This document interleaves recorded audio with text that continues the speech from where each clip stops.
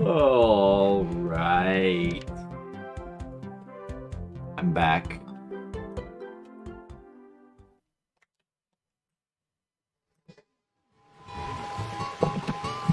I'm back.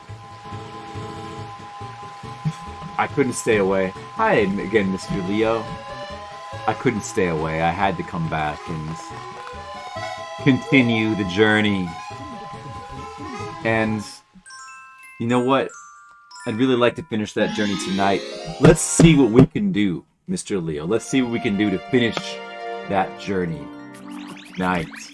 We're gonna finish. I don't care. We're gonna finish it. Who's this guy? Never talked. I just ignored this guy before. I like this guy. Oh yeah, that's right. I did talk to this guy. You weren't sure if I would like this game. Why would you think I wouldn't like this game, Leo? It's extremely good, you know. Honestly, I think I might. So I'm just trying to get to that guy. I might like it more than Galaxy, I think.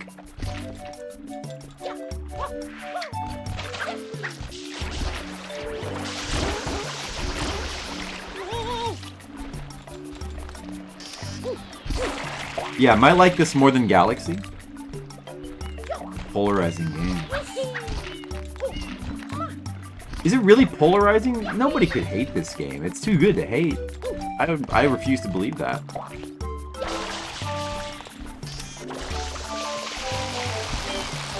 The collectibles are crazed, but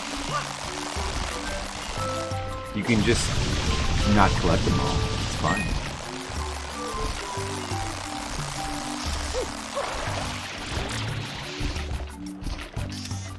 Some people really hate this. Oh, I can't believe it. That can't be true. Unless it's the people that just simply hate, you know, like all 3D platformers, including Mario 64. And we gotta erase all this paint. Let's see. I mean, the game is so good, though, with its 3D platforming. Like, this is one of the most involved 3D platformers that I've played.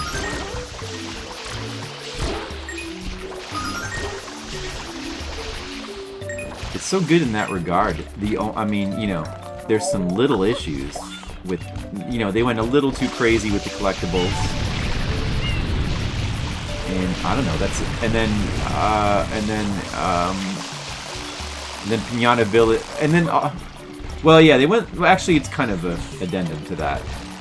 A little too crazy with collectibles, and it's unfortunate that certain levels...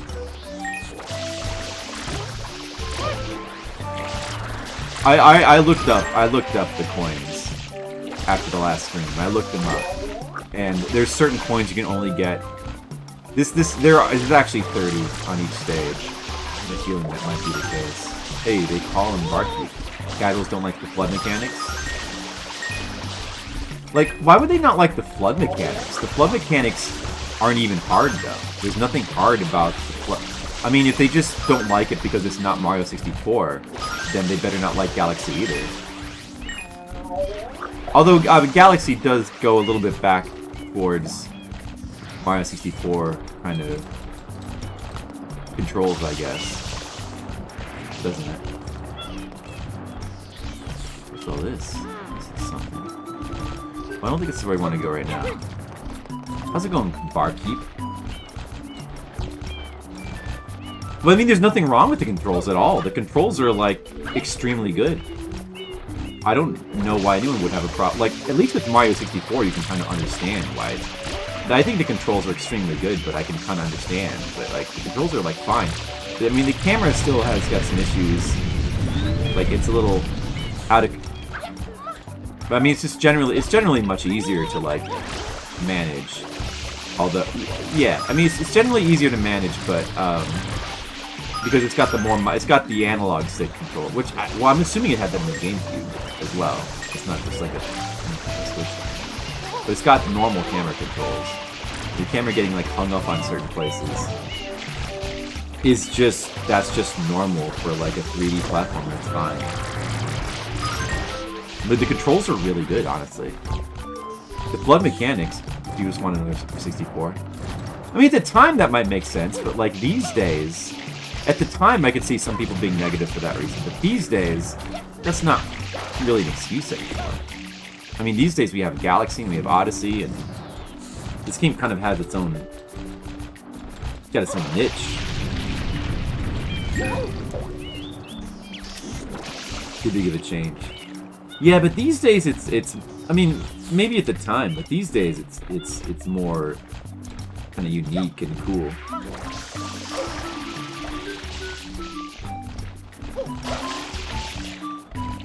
Not launch title. Yeah, I mean, I'm sure there was some people like that when the game came out.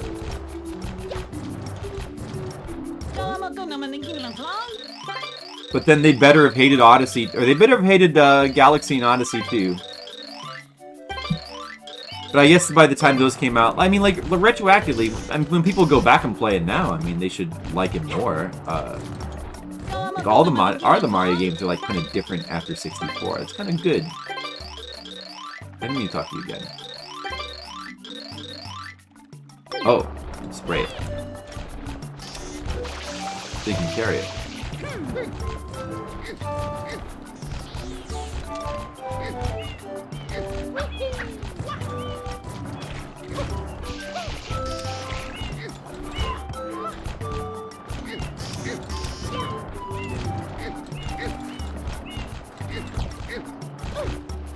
There's just like a spring. I don't even need that though. Or did I need to get that up here? Okay, that didn't really, it wasn't necessary.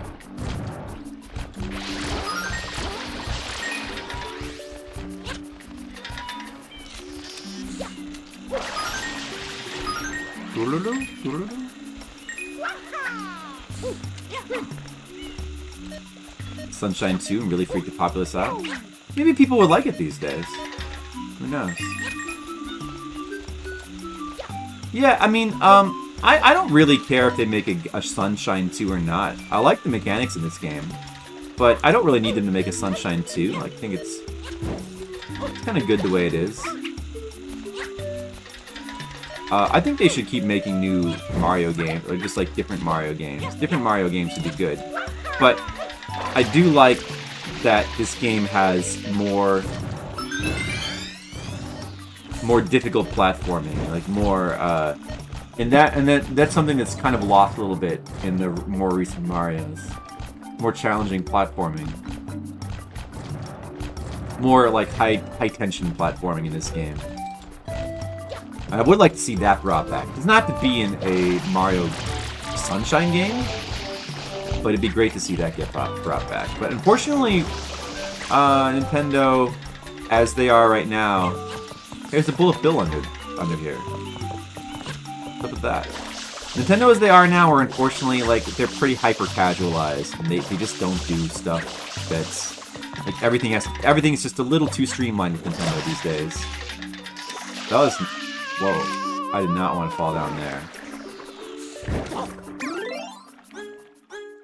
That's not good.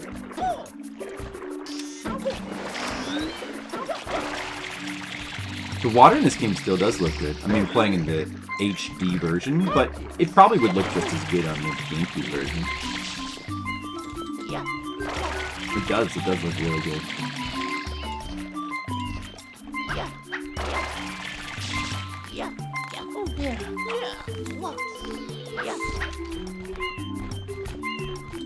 You look fucking good. Happy. You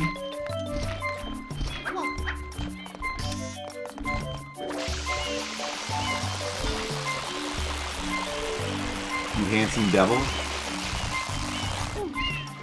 What are you talking about, Happy? I'm confused. You're confusing me. Should I just ignore you? Or do you have something to say? You have something to say that's, you know, Mario friendly.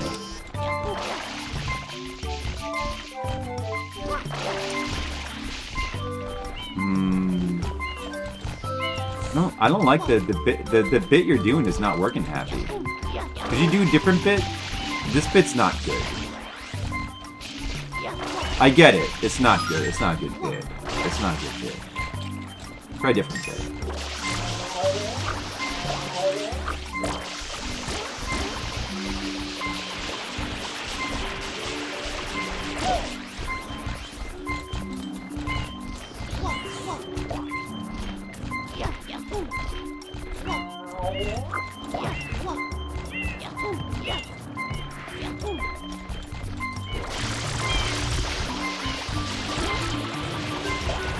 I don't need that. Ignore that. Or, I guess we'll use it. You know what? I don't need it. Watch, I'm going to show you. Wait a second. Maybe there's something in here. Is this a secret? Well, I hope all you guys like Mario Sunshine. I would like to beat it right now. That's what I would like. Hey, dude. Oh, maybe you... Did they make it so you can't wall jump here just to force you to use the spring? I think they did. Wait, you can wall jump in that spot, though. Look, I don't need to... See? I don't need that spring. I don't need it. I bet you like to beat it. Yeah, we're very familiar with jokes like that here. But, yeah, oh, you got blocked by... That, you know... Yeah, when 600 seconds are over, maybe you could try getting some better bits. Or just, like, talk normal, like a human. That might be good. That might be, like, a good idea. You can try that. Like, sometimes that's pretty fun. Have you ever tried that, just talking, like, normal, like a human? Because it's, you know, it's not bad.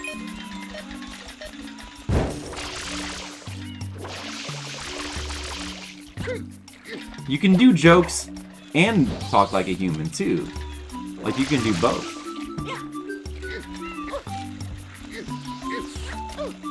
Whoops. Oh, I was pressing the wrong button.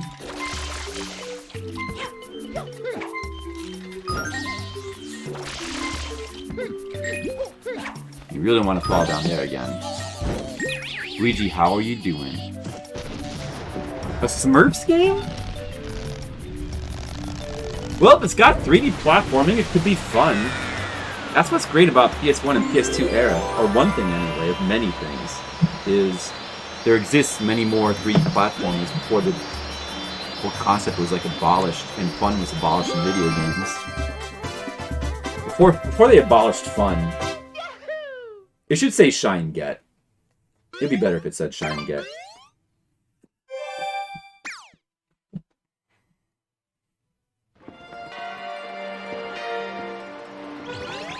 Alright.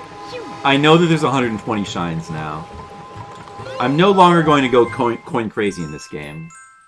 It's just 30 hours, we just have to finish it, and now I already know that there's like shines in World 2 where you have to be in a really specific mission or they don't show up. Or not shines, but blue coins. The blue coins. I got a lot of them. I figured out the bluebird coins. I did not figure it out that blue butterflies can also be coins, but now I know that. I figured out a lot though. I figured out a lot. I feel good about it.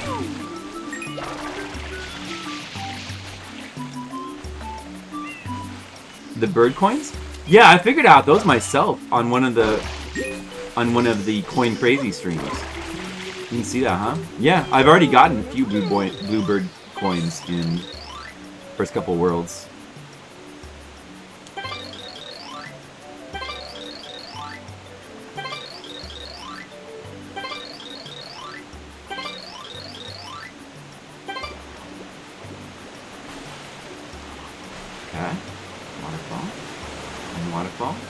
Oh, there's a shine back there. Better go get it. Hey, Monica, how's it going? How are you doing? It's been a little while.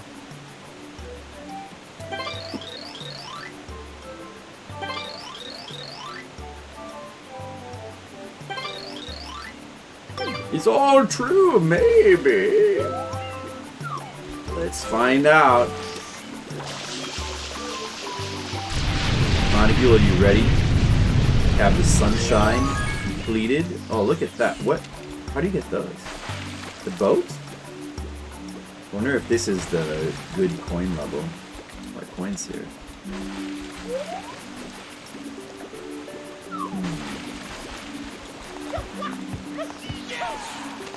Whoa. Asian Waste, thank you. Asian Waste subscribed. Oh hey, look what just kicked in. Hey, look what just kicked in. Thank you. Thank you for kicking it in. So, you're at 41? Alright. Hey, you're even now. You're even, Asian Waste. You made it to the big 41. You're even. Congrats. Yes, you are. You're in the black. Well, actually, you're not officially in the black because you used 41 hours and 10 minutes, and you're at 41 hours now. So you're still actually technically 10 minutes in the red, but basically in the black. Basically in the black. Close enough. The next hour you get is going to give you 15 minutes of time, though. Oh, what is this all about? It closes. Look at this. Look at that. It's timed. It closes. Cool. It's pretty fun.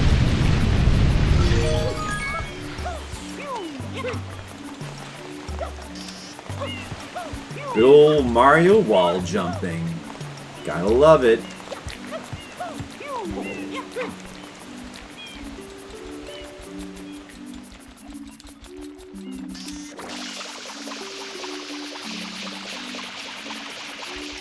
I see blue coin. Oh boy, here we go. Let's get it. We're gonna get this coin.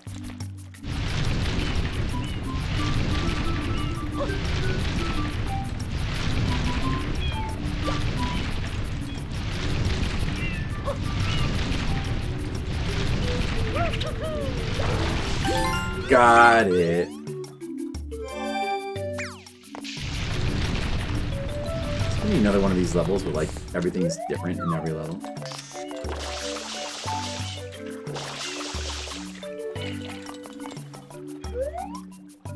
Try to get 100 coins. You deserve that back? But I provided you with so much entertainment though. It was good for you. Maybe you should lose another 10 minutes because it was such an entertaining stream.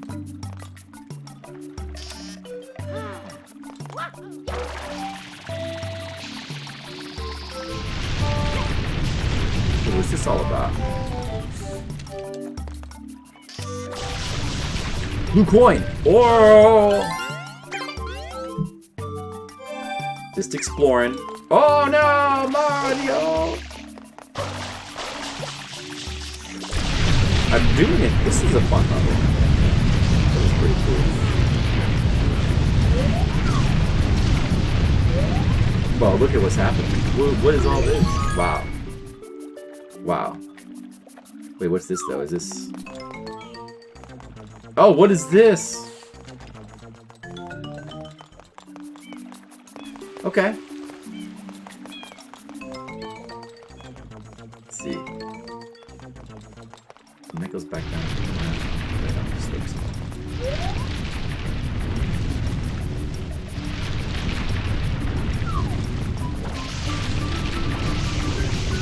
Really fun in Og. I'm getting the really fun part right now. You gotta have, that's good, you gotta have some Og. You gotta have some Og is an important part of the fun. If you don't have Og, you don't really have really fun. You gotta have the Og. Like all these like shadow doors gonna just be nothing, or will one of them lead to like a super secret?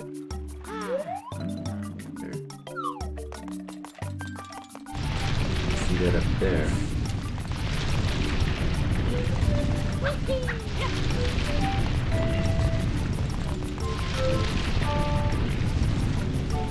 Whoa. Wait, I'm still looking. Look at that little nook there. Look at that. Look at that. Oh, that's gotta be. I have to go to that, like, right now. I have to go to that. Can anybody tell me what the circle appearing around the, like, what does that mean? Because I have no idea. That just happens once in a while, and I have no idea what that means.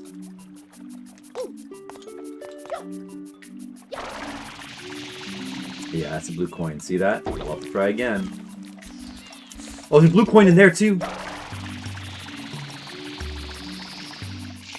I see that. Gotta get it. We're still gonna collect them all, even if we have to guide ourselves. Falling really sucks kind of levels? Oh, good. That's what all Mario's levels should be.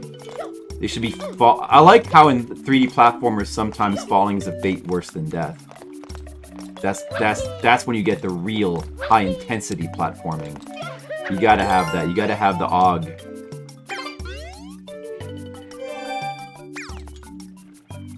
Well, that's good, Monocule. We'll provide you company with high class, high caliber video games. You love this map? Oh, it's fine. It's where I wanted to be. Maybe I want to go down there. Wait, let me take another look.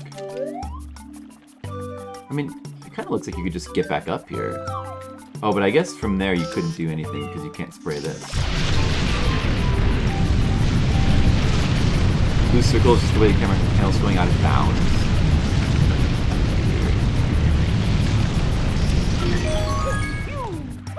I'm gonna need more water soon.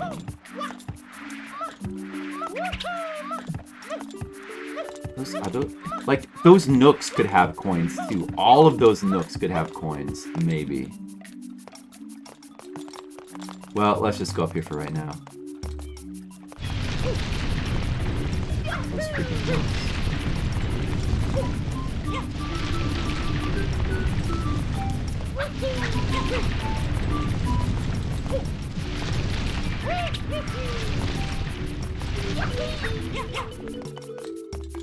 I can still get up anyway. Whoa! Wait a second, I can do it, I can do it.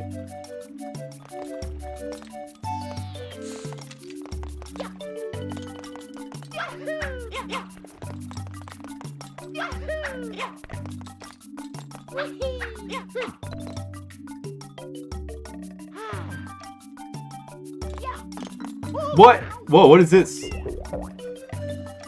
Oh, I wasn't supposed to do that? see what would happen. Whoa! Uh-oh! That's good, I can get more water now. Let's fill up in the poison water.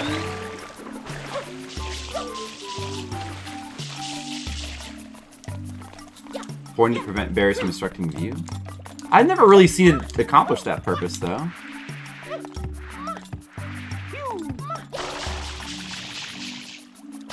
Dude, I gotta check these nooks.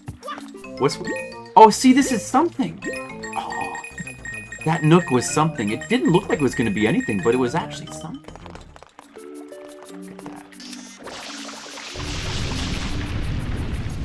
What did that do? What did that do? Oh, man, all these little switches could do something. Whoa. Whoa, look where whoa, I'm up here now. Look what I found. A genius. When things are super cramped? It just seems... It's weird. It just seems to happen at random times. See, that's what I don't understand. It doesn't seem to really have, from what I can tell, anything to do with the camera. It just seems to happen randomly. Hey, this yellow bird. Is the yellow bird like coins? Is the yellow bird like maybe coins? Because it's yellow? Just curious. See, look! Why was it happening there? Just, that was completely random. You see that? The blue circle started to kick in. There, it started to happen again. Why? It's kind of really weird. I don't know. What is this? That's a secret shine? We found our second secret shine? It's gotta be secret. Whoa, what did I just find? Entering inside the mountains. Yeah, maybe it was, but it's weird though because like you move the camera like the camera is like all around like walls and mountains all the time, and that happens really rarely. You would think it would happen more often. I don't know. The camera weirdness Mario 64 had. I mean, Mario 64 honestly doesn't really have that much camera weirdness. It really doesn't. A lot of the camera is like pretty well done in cinematic. I mean, there's a couple spots where it's hard to line up, but it gives you actual reason to walk slowly across like little planks and stuff. But really just the weirdest thing with the only thing that's really weird with the Mario 64 camera is that it's on the C buttons, and you don't have analog control over the camera, which people are used to. I mean, that's really the main thing. Otherwise, there's some spots. Basically, every 3D platformer like this that is going to have any kind of complexity in the level design is going to have camera weirdness. There's no cure for that. The only cure for that... The cure for that modern developers have decided to take is just never do 3D platformers, or if they do, have no complexity. Like, that's their solution. Because that solves that problem. It really is the solution of, like, modern games. Which sucks. But I would rather have, like, complex levels and, like, lots of intricate stuff to explore and deal with camera weirdness.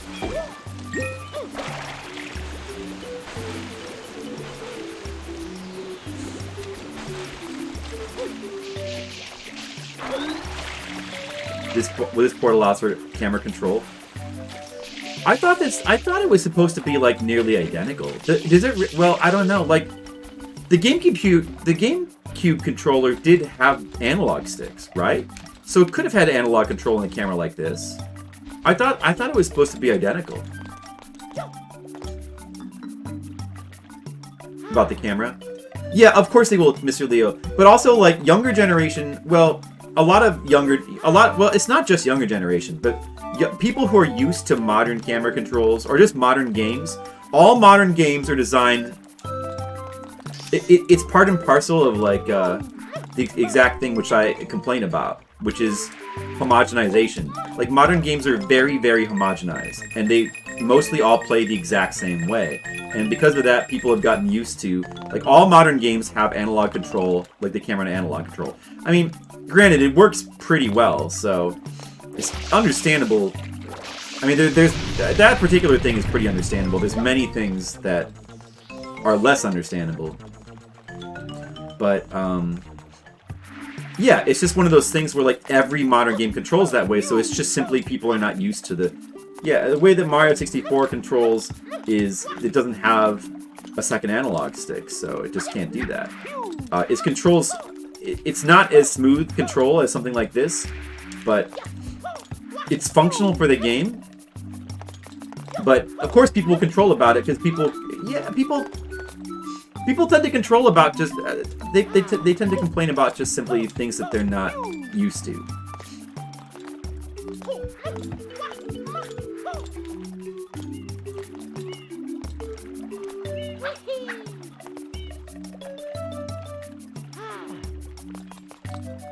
No, I wasn't saying that you can't have free camera control and complexity. That's two unrelated thoughts.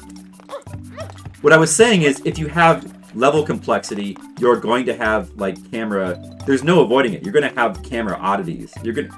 Like, of course, yeah, you can have free camera control, but you're going to have camera oddities if you have any kind of level complexity.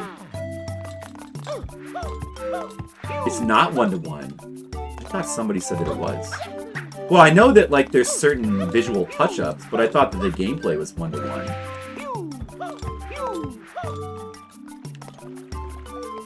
Fat or there are no borders?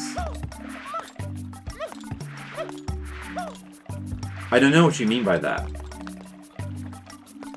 Well, no, I obviously... No, I was just at the beginning of the last stream complaining about how, I don't think you can go up this... Wait a second. Well, I mean, can't I get... I should be able to shortcut through this window here. I was just complaining about how, like, in the intro to this game, you can tell that they've, like, filtered... In order to, like, make it high definition, they've, like, put a filter over the intro graphics. And it all looks like... It's got that really weird, gross filter. Like, yeah, I mean... And obviously, like, these graphics are high definition. I know it's not a absolute one-to-one port, but I thought gameplay-wise, it was a one-to-one port. And graphically, I know it's obviously not. So the gold birds might be shines. Let's see.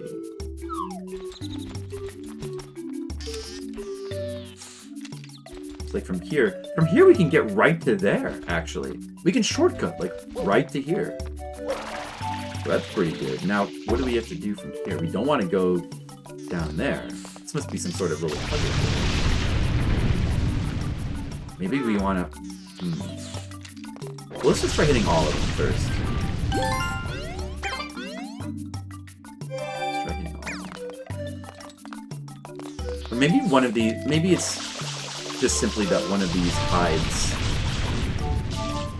a passage.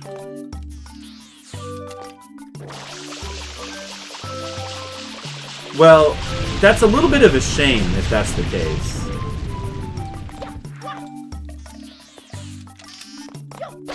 Because I would have preferred to experience, like, the original controls the way so we could experience the original version. But I'll just have to take your word for it then, if the camera controls are a little bit different. Anyway, I mean... Yeah, I mean, the camera is... Well, even with the analog control, there's obviously still some, like, oddities with the control. Hey, what about this one space here that's not... What about this? Maybe this is something. No?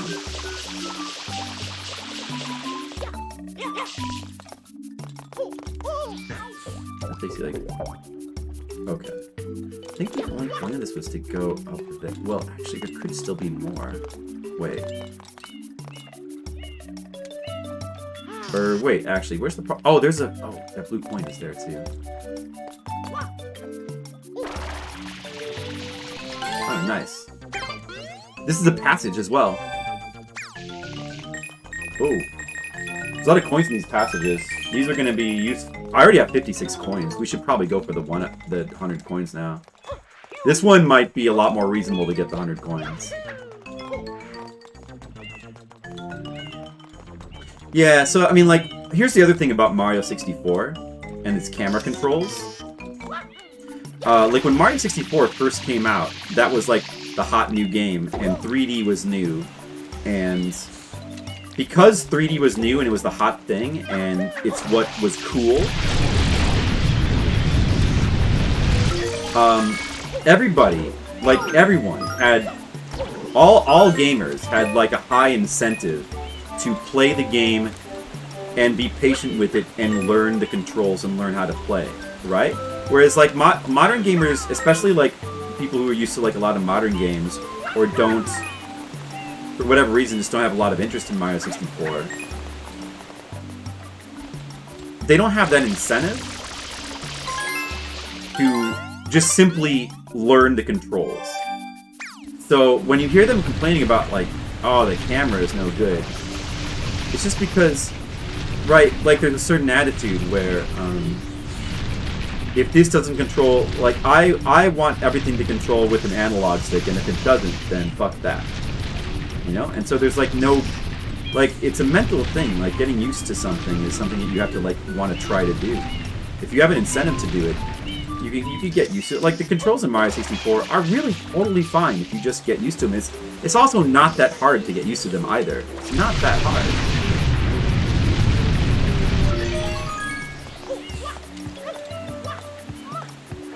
But, I mean, unfortunately, like, it's kind of a thing where modern games kind of teach you that, like, in a lot of aspects, there's, like, one right way to have a video game, you know? There's, like, one right way to do camera controls. So a lot of people are just kind of stuck on doing things, just having things be, like, the one way, I think.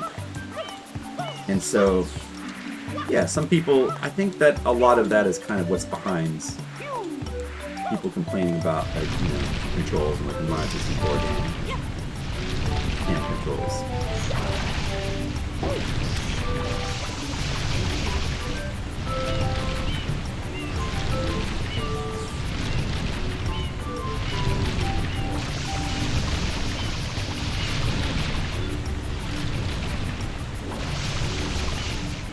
Immersion?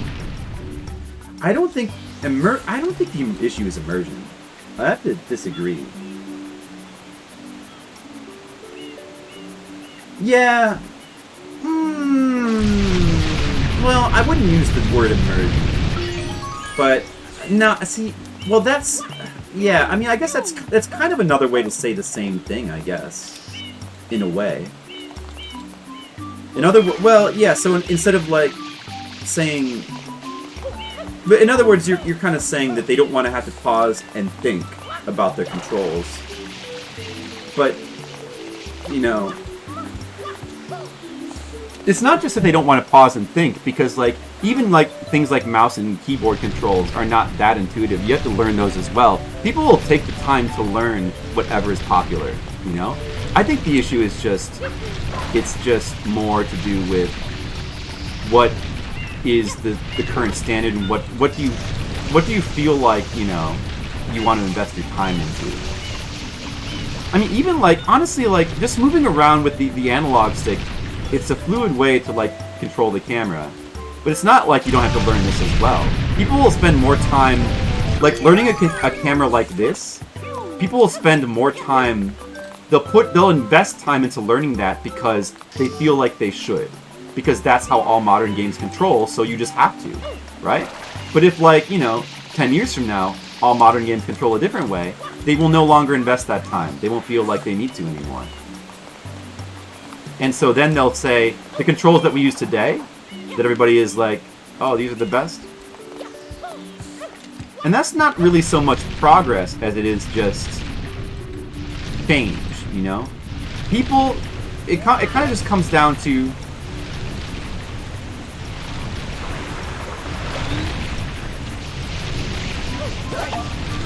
people will follow what the crowd is doing, I think.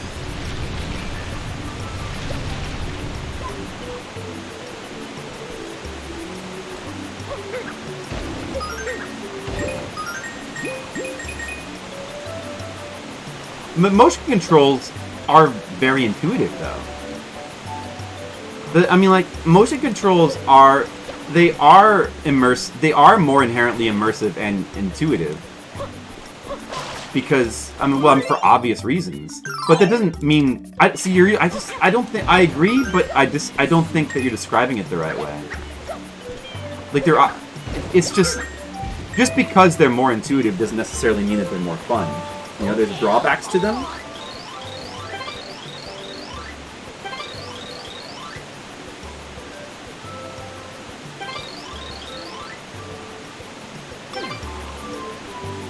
Yeah. I do find that annoying, for sure, Asian Waste. And that is kind of the same thing. That is kind of the same thing. It's the same issue, but in the case of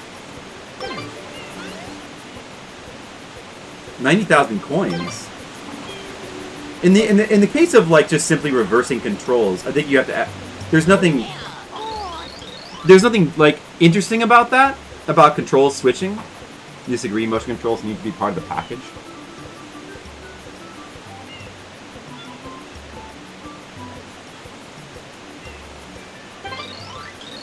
Well, what works and what is intuitive or immersive are two different things. I'm saying they're inherently more immersive, but they don't necessarily work. What's interesting about non-homogenized controls in 3D? Because it's a different experience. It creates a different experience. There's nothing, so like the controls in Mario 64, there's nothing inherently better about those controls. Like, you don't need to have controls like Mario 64 per se. The camera controls, the only thing that's interesting about the camera controls of Mario 64 is the game that's like behind it. It's something to play. I mean, like it's one of the best platformers of all time, so it's worth learning those camera controls for that game. You know? And if there was a platformer that was extremely good, but it had reverse B and A controls, then it would damn well be worth, you know, rewiring your brain to press B to jump and A to shoot. If hiding behind that was like one of the best video games, you know? Because you can do that. You can, yeah. I mean, generally, I would prefer to have like a standard there makes sense.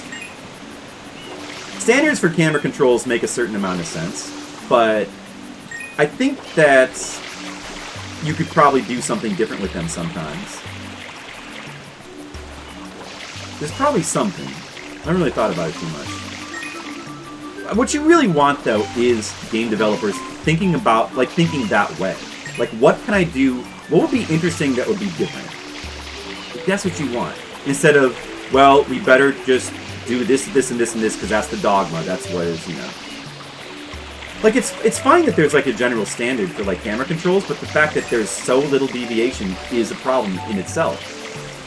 But, I mean, camera is, like, one thing. That's the smaller issue. The bigger issue is, like, game design dogma in terms of homogenization. I would say the camera thing is just, like, one sort of smaller piece of evidence towards that. But it's part of a whole package.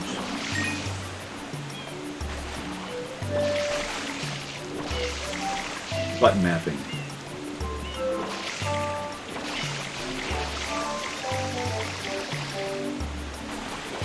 Well, the controls and the mechanics go hand in hand. So, like, when you're designing controls, you're designing them for mechanics. Ideally, you would want to have some sort of, like, interesting or different mechanics. Different mechanics sort of require different controls. Right? Like, for example, here's an example. I like that in the original Katamari Damacy game, which is, like, a really cool and interesting little experimental game. I like that they do that where they do some like unnecessary things with where you have to like kind of wiggle the sticks, and to move you press both the sticks at the same time. That was not strictly necessary. They could have just made it simpler controls. But I like that they did that because it kind of makes the experience of moving the ball around feel more unique to that game, and it's more interesting that way. And I feel like a modern dev probably wouldn't do that. In fact, probably the modern Katamari ports throw that away, I believe, although I haven't tried them. But I think that's cool that they did that. Game developers should be looking for things to do differently. You know? And I think that in, like, the classic eras, NES, like, all the 3rd through 6th generations, a lot of them, at least enough of them were thinking like that. Whoops.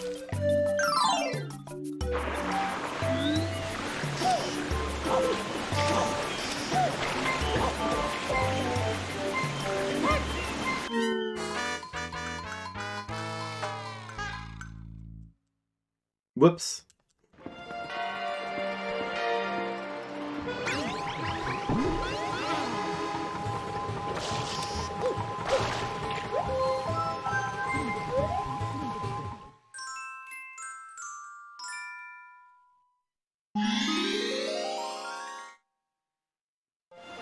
Made no difference in how you enjoy the game. Yeah, I mean, maybe it didn't. Maybe it didn't. Maybe it made you enjoy the game more. If you're predisposed to like, well, you know, the thing about that is that's probably. I don't really think I have a particular argument for why like you should not remap those controls, or you shouldn't like play like, you know, maybe with like that sort of game you want to play it a specific way. That's fine. Or you have a specific set of controls that just makes sense to you. That's fine too. But I mean, just talking in general, it could be that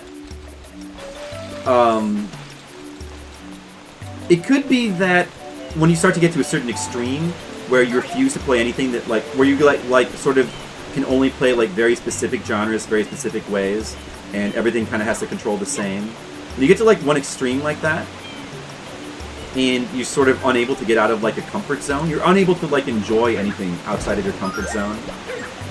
You're kind of stuck. I think that, you know, it's probably affecting your enjoyment of video games in a way, in a negative way that you probably don't realize.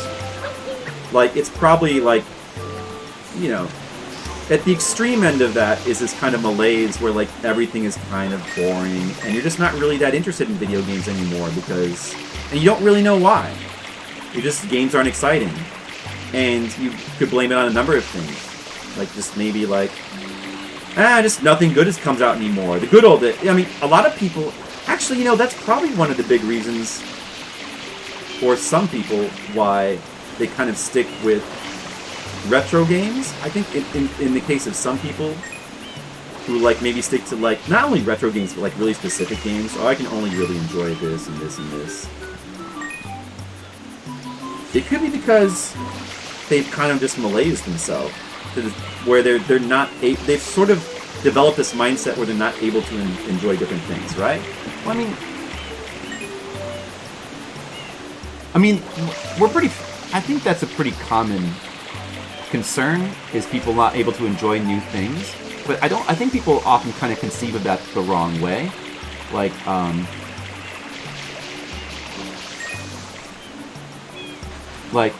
you know, I primarily play retro games, but I do want to play like a variety of retro games, and I want to keep playing stuff I've never played before and different kind of stuff. And I do want to get out of my comfort zone. I just don't want to play anything new because, like, it just, you know, there's a lot of the dogma associated with like current games has just got them to the point where I just, you know, the market is just not good. But in theory, if interesting stuff came out, I think I could enjoy it. I mean, try to. I think modern games can kind of train you to, like, get into this sort of funk where you can only really enjoy... but then there's also, like, the whole thing of, like, games as service, and people, like, games are meant to be played like forever, so like people they spend their whole life just playing Minecraft or Roblox. There's that as well.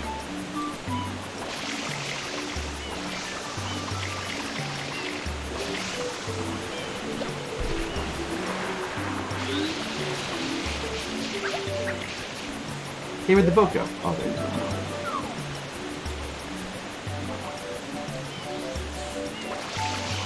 The big problem with shooters and pieces.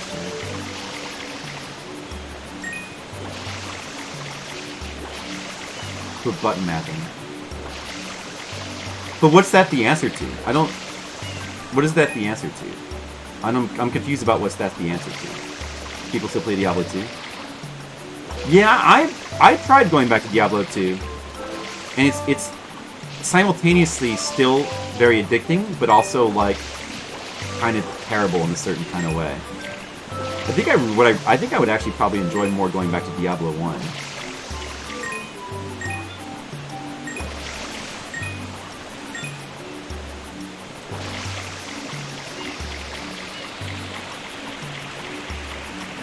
I definitely think that like modern games kind of train people to be less open to experimentation and less open to variety.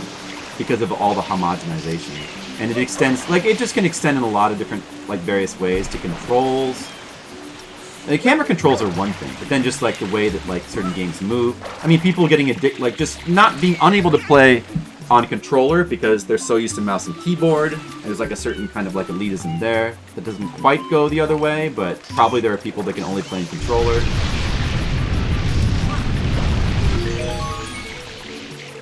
And like all MMORPGs essentially just being the same. They've been the same game for decades. So much so that that decade is. I mean, that genre is dying out because it's fully malaised. 23-year-old game. Yeah. What does that have to do with that? Anything though? Games of Service came out. Games of Service was designed to. Your other option is a half-baked fighter that gets replaced in 2 years. I mean, you can play Final Fantasy VII. Right. What does that? Well, what does that have to do with what I was talking about, then? I mean, well, just to reiterate, I specifically said. Well, maybe I was kind of rambling. I mean, I'm obviously. I mean, well, okay.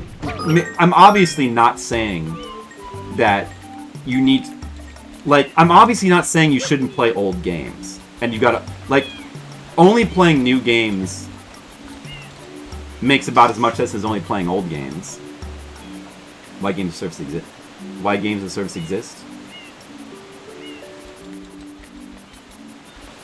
To encourage long-lasting games like that. I know, and it's at once really cool, but also kind of a big problem. Wait, I'm confused about what you're talking about. I'm lost. I'm lost.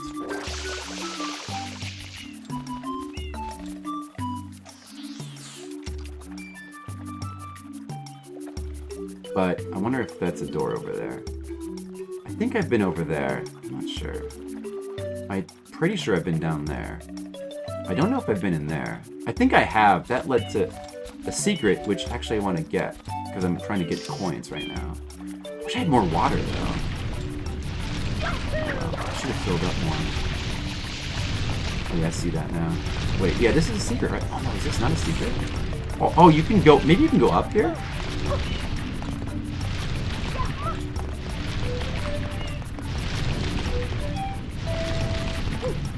The last 50 years, it is perfect. I mean, yeah, but I also don't want to play the same game for 50 years either. I mean, StarCraft is a really good game, and I played it a ton. At a certain point, you kind of just have to move on. I mean, even Final Fantasy XI, like, I'd burn out. The only reason I'm back playing Final Fantasy XI is because it's like, it's a new server that's like recreating like an era of the game that's never really been recreated in this way with like this many people. I know there was a blue coin there. I guess that just doesn't go anywhere. I guess this just doesn't go anywhere. Yeah, that is. Okay.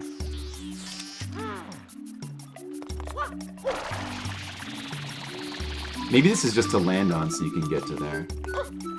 Probably. I think I've been here already, but let's just... There's like a blue coin one of these. And then from here, I don't know exactly.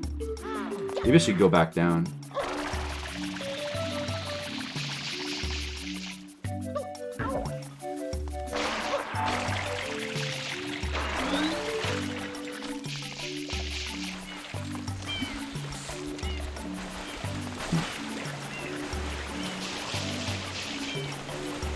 Did I check these boxes?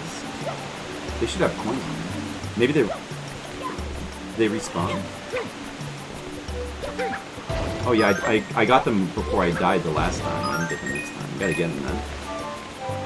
It also looks like there's coins down there, but...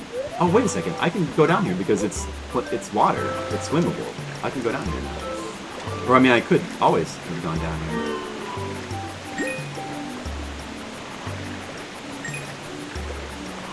Did not negate the instance of direct. This instance of StarCraft did not prevent development of Command & Conquer 4, which is total shit. Right. Diablo 4 is still the apocalypse. Yeah. That's true. Okay.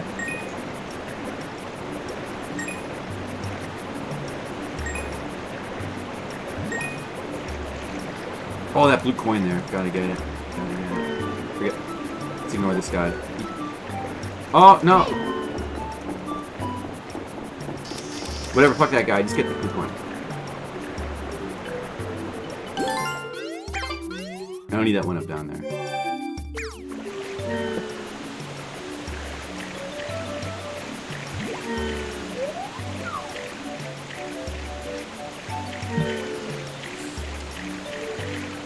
Yeah, Diablo 4 is around the corner. I have no intention of playing it.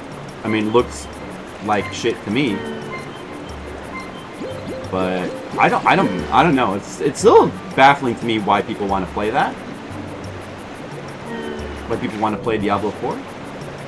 This has got to be a thing.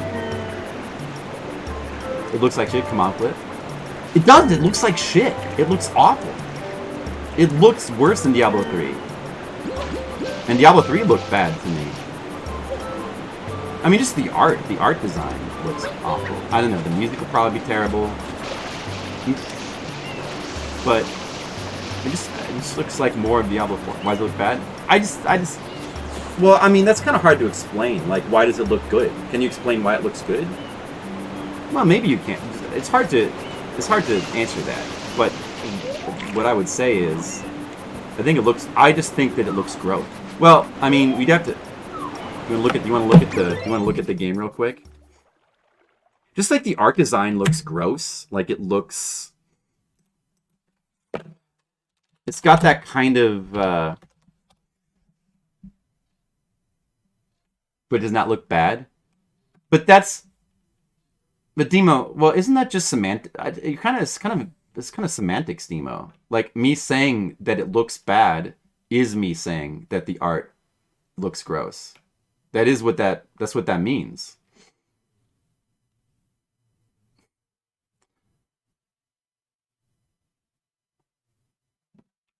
Yeah, I don't know. It just looks kind of like charmless and soulless, and it's not a fact. Well, why?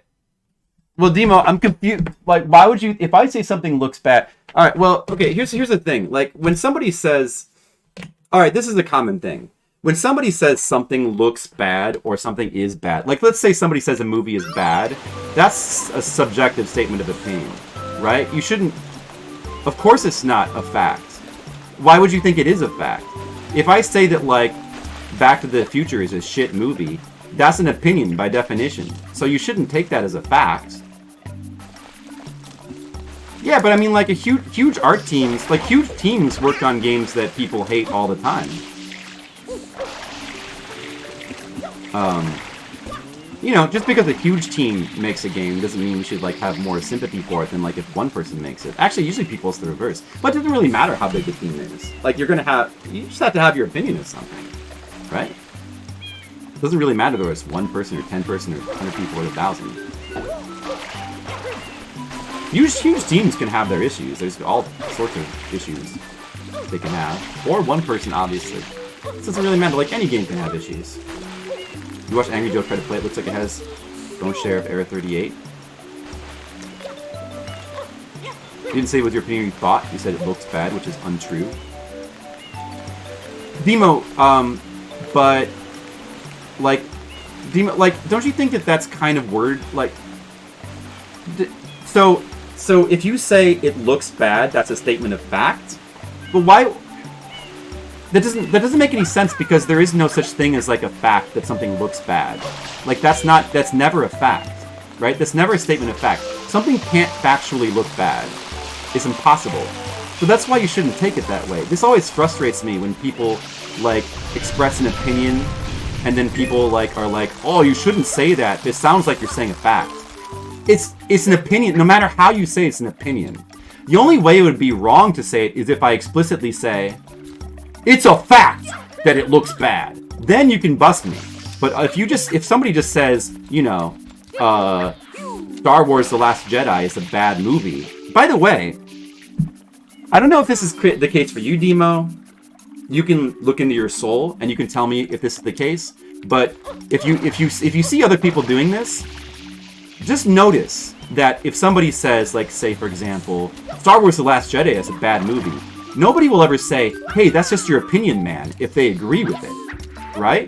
But if they say the original Star Wars with Luke Skywalker, that's a bad movie, then they'll all of a sudden be like, hey, don't say that if it's a fact. See, there's a double standard there. They will? You haven't noticed like a double standard with that, Demo? Like, the same people who will complain about that won't complain when you say, like, in other words, like, movies that are considered to be bad, like, if we all agree that something is bad, what about, like, Picard? Or, I don't know, what's something that we all agree is bad? If I just say that, like, you know, like, what's something that you think is bad, Demo? What's something you think is bad? I'm trying to think of something. I'm trying to think of something that's bad. Help me out. What's bad? What's something that we all think is bad? Picard? Okay. If I just say, man, Picard is really bad. Nobody in this chat, nobody's gonna bust me and say, now wait a second, you shouldn't say that as if that's a fact. Because it's an opinion that they agree with. Just saying, it's a double standard thing that people do. A lot of people. I don't know if you do it, Demo. I'm not putting words in your mouth. But a lot of people do that, and it annoys me. That's one thing. Another thing, I guess more importantly, if you say something is bad, it's automatically opinion. Automatically an opinion. Just don't ever take that as a fact. It's an opinion. There is no way for something to be bad factually. That does not exist. Right? Okay? Like, that doesn't exist. Like, do you understand? You know what I'm talking about, Demo? Like, Demo, is there anything that you think is factually bad?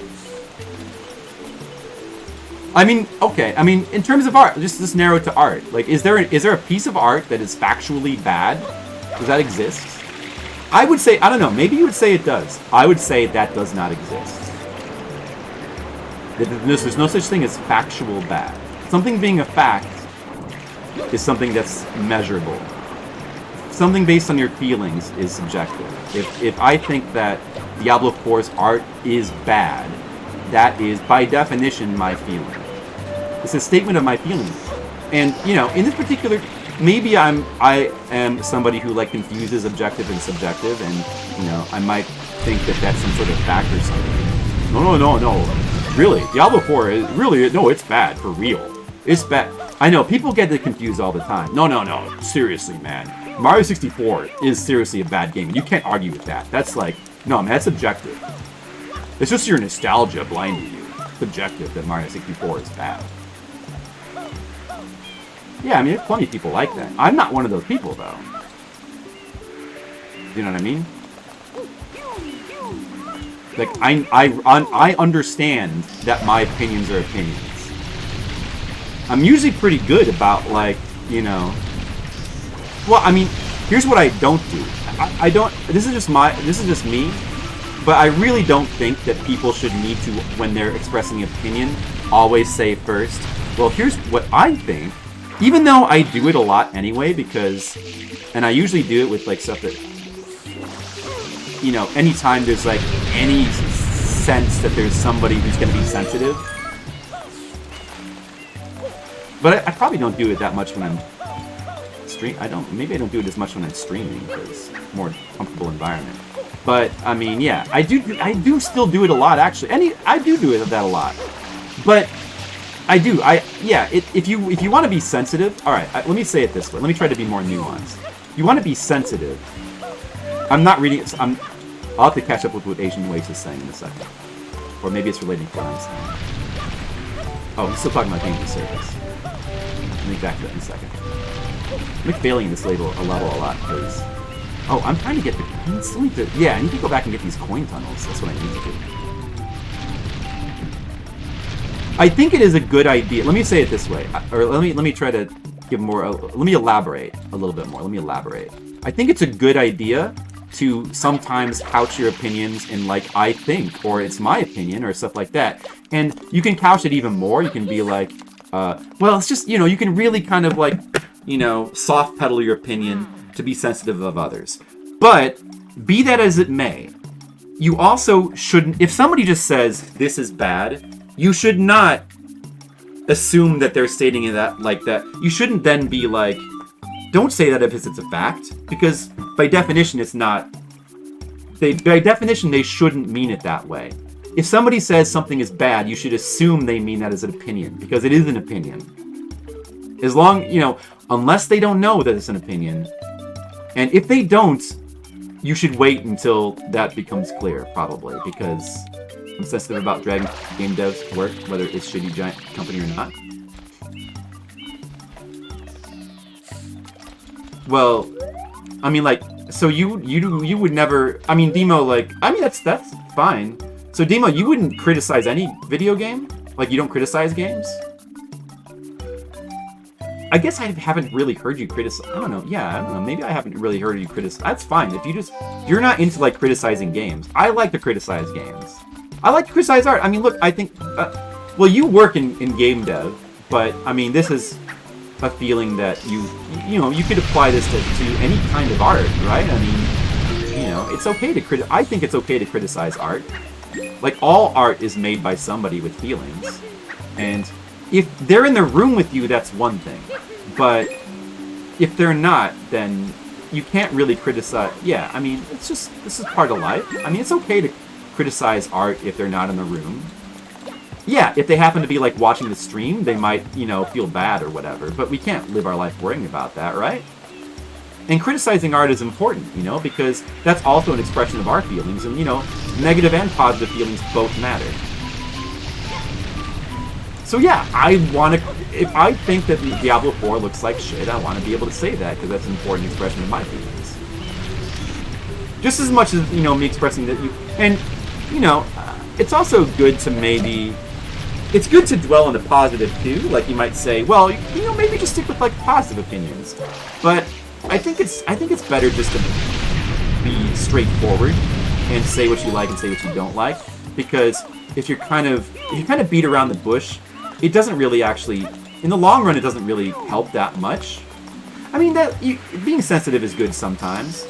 But, you know... If you wanted to, like, seriously try to just, like, be a person who's, like, always positive all the time, you're still gonna end up being negative through, like, silence.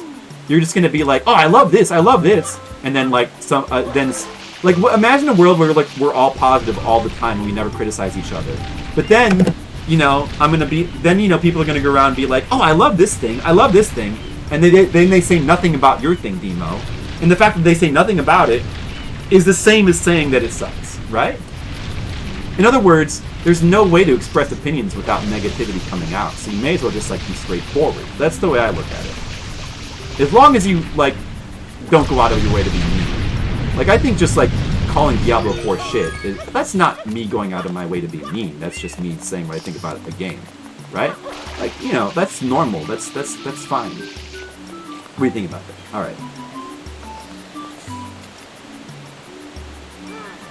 Certain mechanics and annoying using an effort when implying that certain art styles you don't like, other people do, so who cares? You won't call it bad. So you won't call anything bad? Well, I mean that's fine. I mean I will call things bad.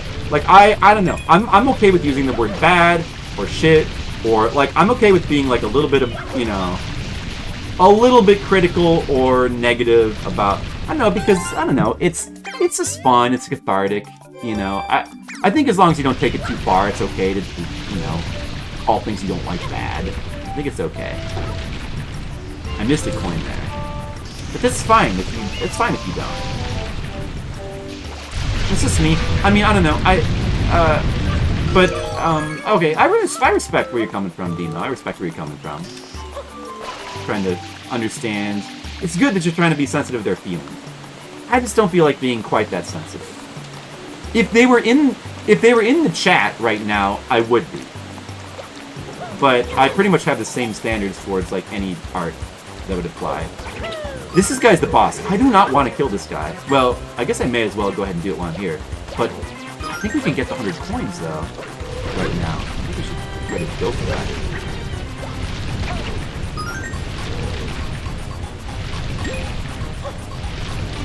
But maybe we should just go ahead and kill him and then spawn the shine just in case, you know, so that we don't die to him later when we have 100 coins.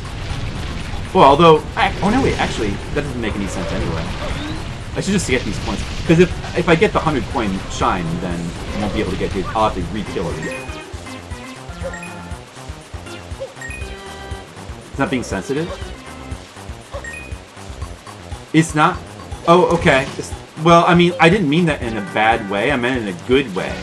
I don't mean that like being oversensitive. It's good to be sensitive of other... I meant like being sensitive of people's feelings. I thought that's what you were getting at. Like...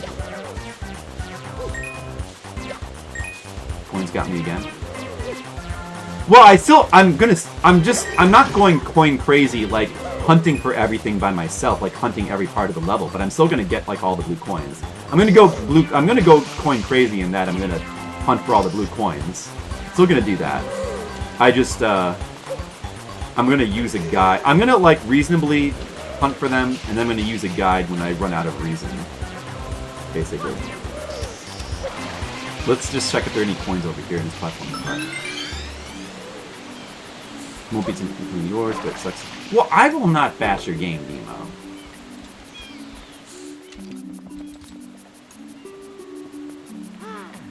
Yeah, I'm sure that does suck, but like they don't have to hear me say it though.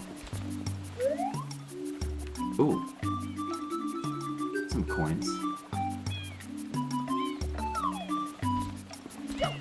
I'm sure that does suck, but I mean, like, you know, I mean, there's people who made Picard that have feelings too.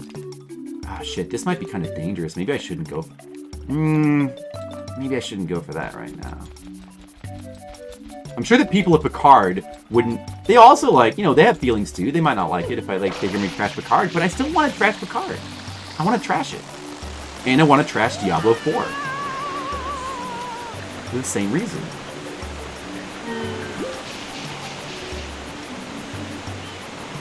Well, no, I mean, what Demo's saying is valid, but here's what I'm trying to say. It's one thing if they're in the stream, but if we start, like, saying, well, we better not trash anything that somebody worked on it because, you know, people worked on it and they have feelings, then we can't say anything is bad. Like, by that logic, we can't say any piece of art is bad ever. Or, well, what you're saying is we shouldn't ever say any piece of art is bad. If we shouldn't say they're bad, then we also shouldn't say, what? That they're not good, or that the art is bad. I mean, saying the art is bad is saying something is bad too, right? So I also shouldn't say that art style is bad. Like, I shouldn't say any aspect of a video game is bad, right? Because, like, that could hurt someone's feelings for the same reasons, right? You know what I'm saying? Like, people worked in Picard. If I don't like the acting Picard, me saying that's bad could hurt somebody's feelings too. If I don't like some food at a restaurant and I say that that's bad, that could hurt somebody's feelings if they knew that I was saying it. And you know what? I'm not even saying that to say that, like, it's trivial to worry about such things. I'm saying that if you, at a certain, like, it's one thing if they're in front of you, but if you start worrying about that all the time, then you basically can't express any opinion. Like, if you are logically consistent and follow that logic to its conclusion. You know what I mean? So you may as well, like, that's what I think. So I choose to just, and if you just don't want to say that video games are, it's fine if you don't want to, like, I'm not saying that you have to follow my way, but I'm okay with crashing art. I'm okay with it. You know, I'm okay with crashing art that I don't like, or food that I don't like, or things that I don't like. You know, if somebody, it's a different. Okay, I guess another thing is if somebody is in the stream, if somebody is like around you and they like something and you don't like something, and then you trashing, you know, that's a different thing too. And you know, you could be sensitive to people that are around you, sure, but also, like, we can just agree to disagree. Like, if you like Picard, you can like Picard, I cannot like Picard, right? And I can still say Picard is bad, and hopefully we have, like, a relationship where, like, I can say Picard is bad, and you can like Picard, and that's what you want. Like, that's the, you know, Asian Waste and we disagree on a lot of things. We disagree on a lot of things.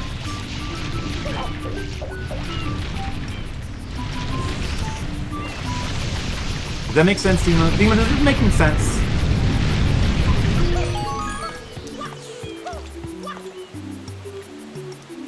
Let's sure if you can grant these people need to stray from their default thought and never explore beyond it. They give card discover your physical roll, just couldn't do it.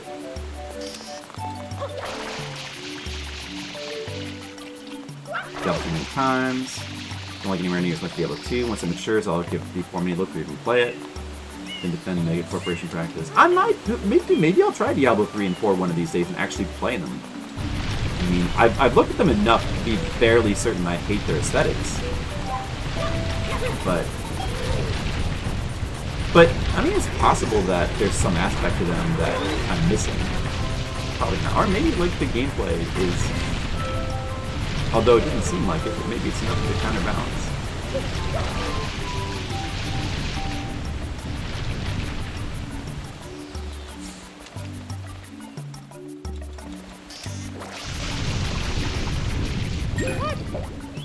This guy.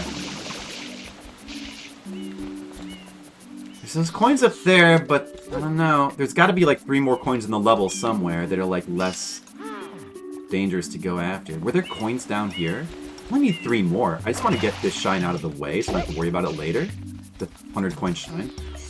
There had to be coins down here. Didn't there? Doesn't there? There has to be. They didn't get over here. I know I got all these in these pedestals. What about... If you ride the... No, I've already been over there. Maybe you go to the top of these things. Although I don't know if that's super safe either.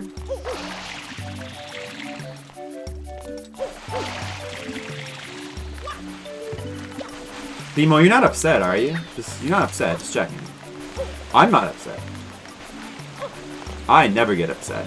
I don't know what that means.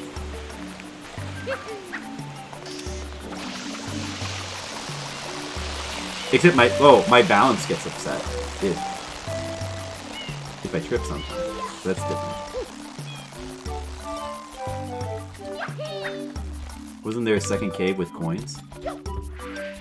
Yeah, I don't remember if I actually got that or not on this particular play. I thought I got that. I thought I got the second cave with coins, but I'm not really too sure. I might not have.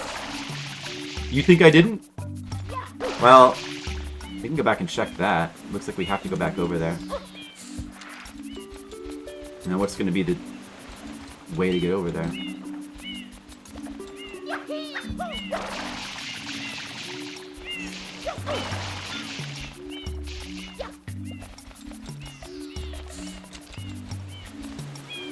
There's this route here. That leads to something. But, I mean, I don't know if I want to... I don't see any coins, though? Could be. Actually, it looks like it leads to the star in question. Hey, that octopus is probably... Wait a second. The octopus is not even the star. The star is like the waterfall thing. It's that little cave there. So is the octopus like a different... I mean, shine. Is the octopus a different shine?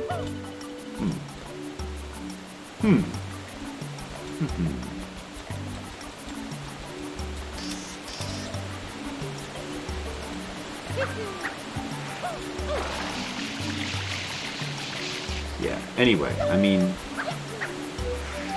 You probably wouldn't really want to see me stream Diablo 4. I'm sure I would be very negative. Very, very negative. Or Diablo 3.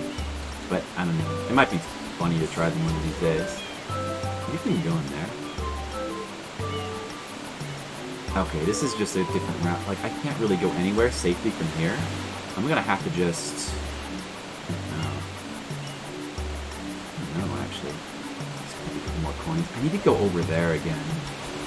Just gonna have to go a long way. Yeah, we could... Let's talk about games that I think are good, that other people think are bad. I'm sure there must be some of those. Some people think Echo, the dolphin, is bad. Can you believe that? That's crazy. So am I supposed to do... like this? Oh, what is...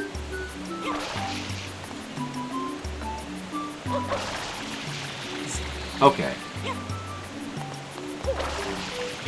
It's hard to grab the ledge.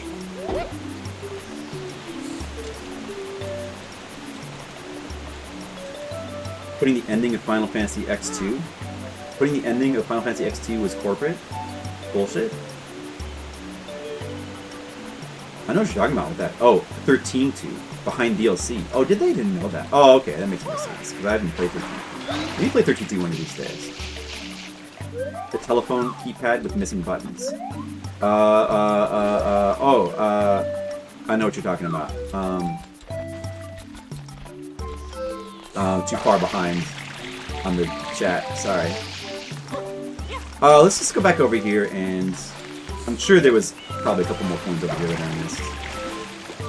This is still not nearly as ridiculous as getting the 100 coins on the Pianta village. Thankfully. Diablo 3 in a LAN? Yeah, too bad we can't stream that though, huh? That sounds like a fun idea. I mean, playing the game doesn't sound like fun at all, but it could be a fun experience maybe.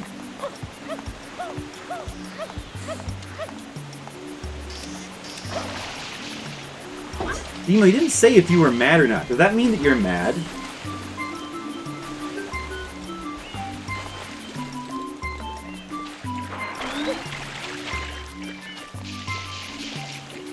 Maybe I can...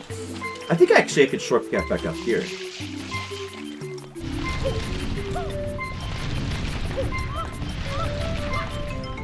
This is the one I went in before. I don't know if this works as a shortcut. Oh, wait, or... Oh, I forget where this goes. Wait, what is... What did this do?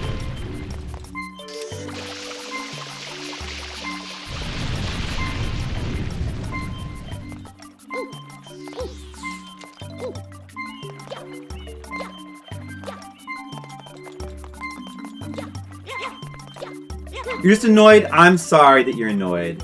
I'm sorry, Demo. Oh! Why would that... Oh, at least I didn't lose any health from that. I'm sorry that you're annoyed, Demo.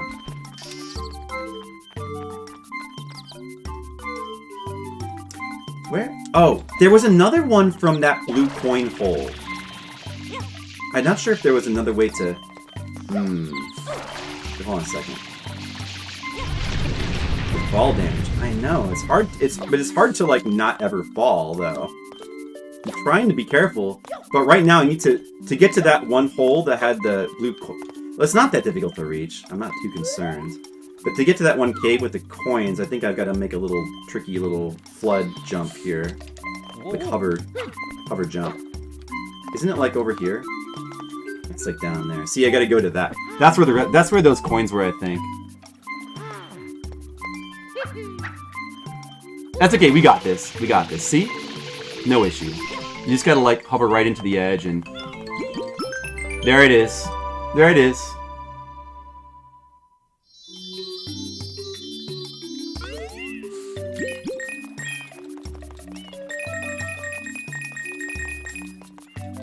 Yeah, because this just leads to a dead end. Wait, can you go up from here? It just leads to it. So you have to get those coins. You have to go in that way. Wait, where did the shine appear? Wait, where did it appear? Oh shoot! I wasn't paying attention. Can I see it from here? It's up there. What the heck? Okay. All right, we gotta figure out how to get to that now.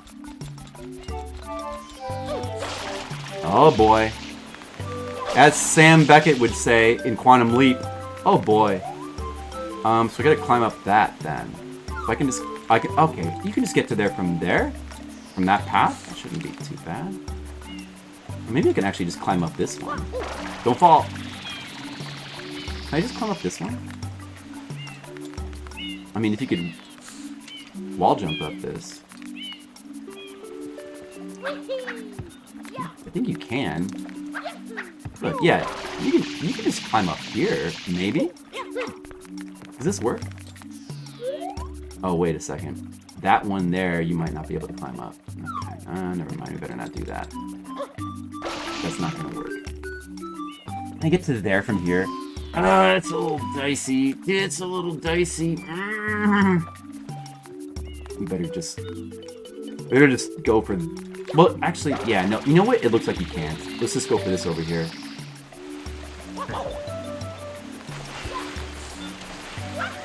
Are you guys arguing about DLC now? I mean, discussing? Extra content, not central story or anything.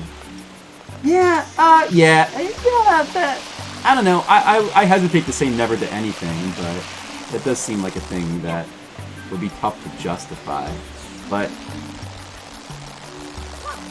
yeah, I don't know. See, I like the way that Yoko Taro thinks, though, because like Yoko Taro said, whenever anybody says you should never do something, I always think about how I could do it. That's how I wish more game developers would think. But that might be a tough one. I mean, if they knew it, if people knew ahead of time that DLC was going to be the main story, it would work.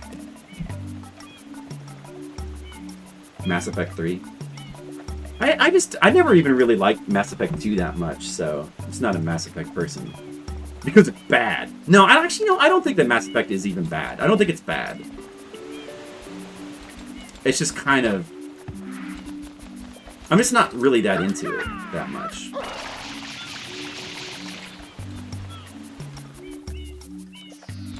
It seems fine for what it is. I'm just not... And apparently they botched the story, but like that's just whatever.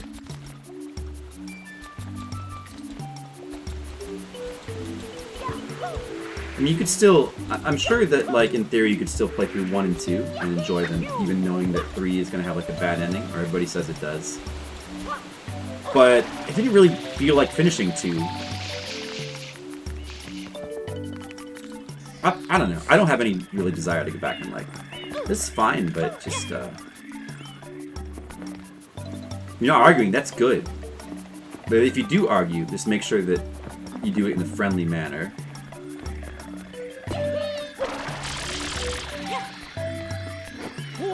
We're fine, we got this.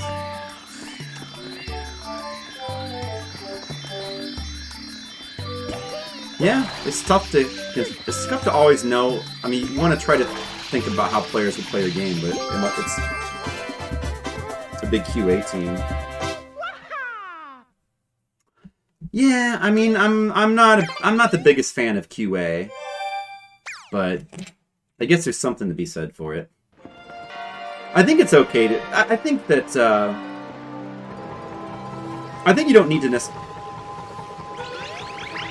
I just said I'm not the biggest fan. I'm not starting. Well, I mean, I know it's necessary. I just think that could not be a fan of a job. Well, what I mean, I just think it can be overdone. That's all. So I know where to go. That's what I mean by that I'm not the biggest fan. I don't mean that I think that it should be, like, gotten rid of.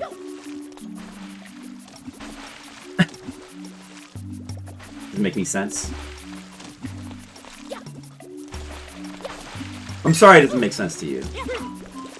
Is all I can say, I guess. How is it overdone? I mean, I don't know, you probably don't... I mean, do you really want me to explain it? Maybe we shouldn't talk about it. You said I shouldn't start, so maybe I shouldn't continue either. Hmm?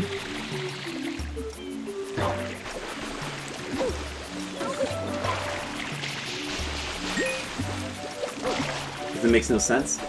But you're mad, aren't you? You seem mad. It didn't want... I mean, you know... I didn't really want to get into it. How can you find too many things broken in the game? I don't want to explain it. Well, I mean, like, okay, I guess I have to explain it. I started it. Yeah, I mean, I didn't mean to start it, though. Alright, I mean, I'll explain it. I'll explain it. I'll try to explain it as much as I can. No, I just think that QA can be overdone in the sense that I think that... Look, I mean, finding bugs is fine, although I think that the attitude that bugs need to be completely eradicated from games is not necessarily what I really want, you know? I used to work as QA. I mean, like, I'm not saying that, like, you should feel bad for working... I'm not saying there shouldn't even be QA. I'm just saying that there's ways in which I think that maybe it can be overdone, over-relied on, and it can have, like, negative side effects. I'm not trying to make it feel bad.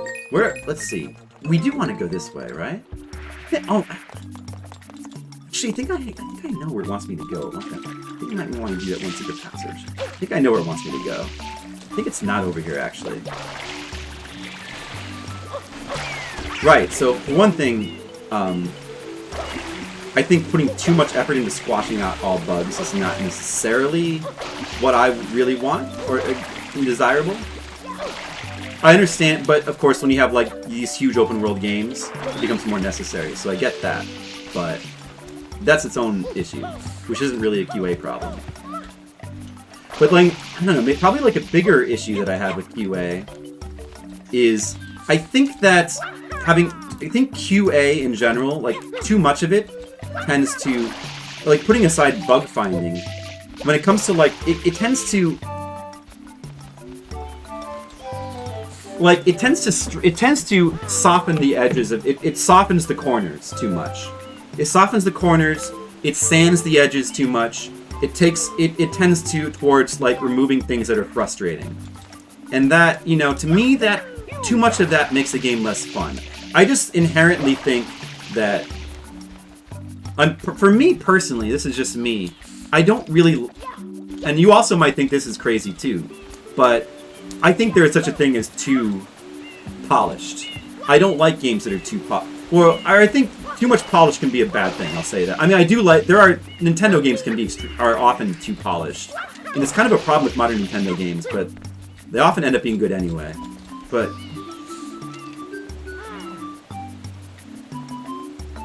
game mechanics?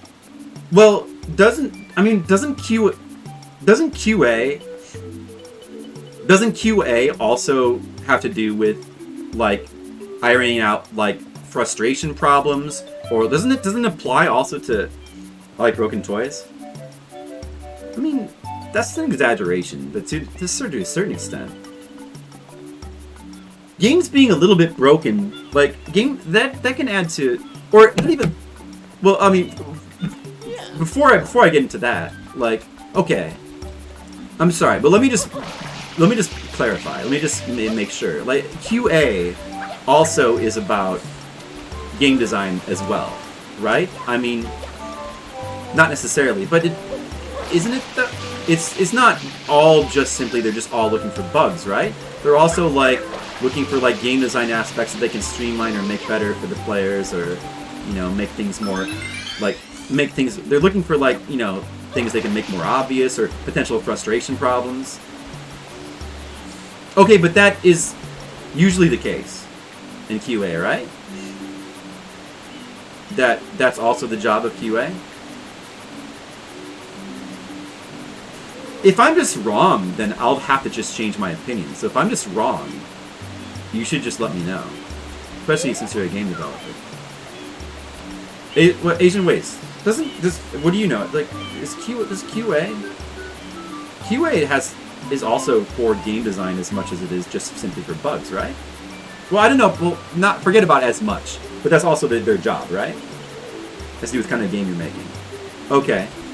Okay, so then let's just say for some games that's the case. Is that right? I mean, are there games where the QA only is bugs? Does a large QA team is there such a thing as a game with a large QA team that only is looking for bugs and is no input, like game design input whatsoever? I wouldn't say usually. It's just their job to make sure the game is working as intended. Is working as intended, so not in any kind of game design sense. So they're never gonna like notice that, because like hold on, like when you talk about like, for example,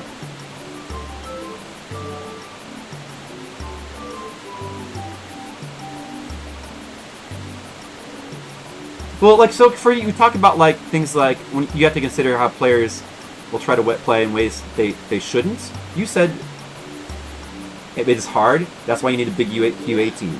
Like, didn't you? I need some clarification.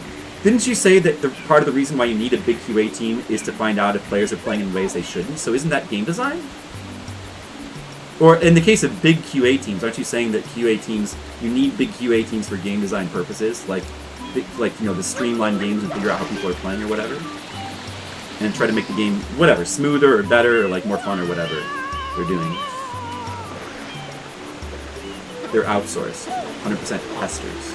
100% bug testers. Whoops. I lost track of what I was doing. Okay, now I know what I'm doing. I know what I'm doing now. I think I was going completely the wrong... I don't even know where I was going there. But that's okay, it doesn't matter. I'm probably not going to finish this game tonight. Like I said, we're probably not going to finish it. That's not going to happen, because doing the rest of the 100% is going to take... Oh, that's okay. We're getting good progress, though. It's probably only going to be one more stream after this. Yeah, I think we need to go this way again. Yeah, okay. I know.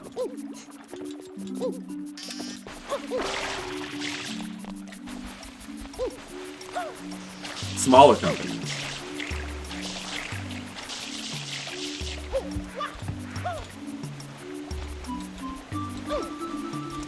If they try to jump out of bounds in a spot you didn't think of and it breaks a bunch of shit, that's not game design?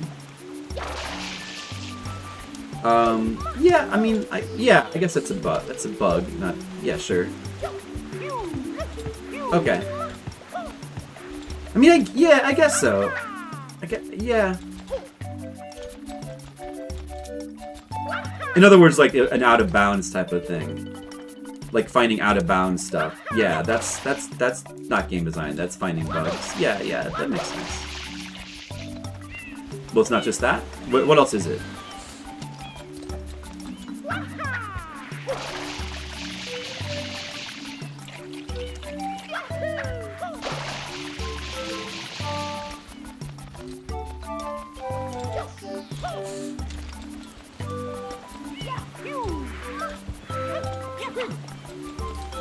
Okay, so I think they want me to go... I think it's there. I think that's the nook that is tied with the waterfall. That's what it looks like. So I think they want me to go down there. Are you supposed to actually... I want to explore all these nooks, though. What is the good way to do this? A little bit lower and then kind of... You know what probably the good way is the way that I always kind of like end up grabbing the ledge is get lower than it and then flood up into it. And then really carefully not press up. And then there's nothing in here. Oh, what?! Now that's an out-of-control fun game design.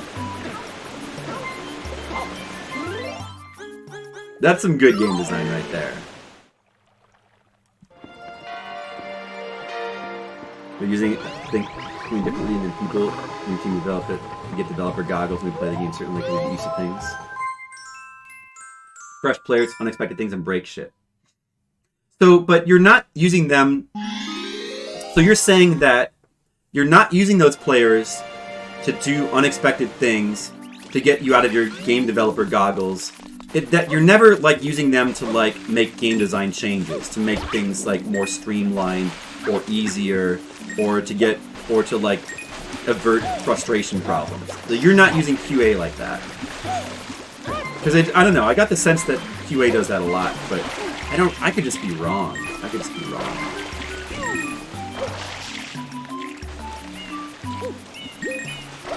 And it's mostly for bugs. No, not really, that would be user testing. User testing. Is user testing part of QA? You get the public and get their opinions on things. People who don't know anything about development. Well, for what use are you getting their opinions, though? Like, what is the point of getting their opinions?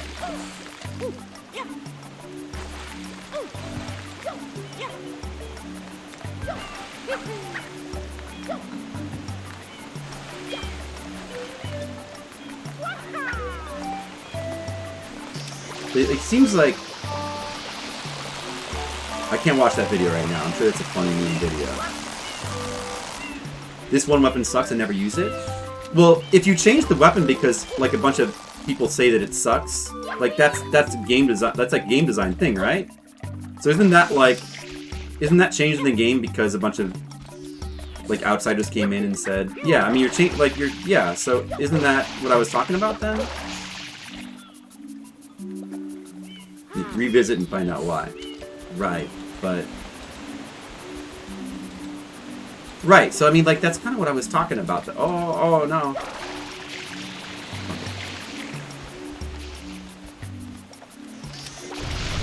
Oh, there was a coin in there. There was a coin there. Right, so, like, yeah, so my feeling is like that... Okay, so that's my issue with game design, is if there's a lot of that going on, again, like, I feel like that's not QA.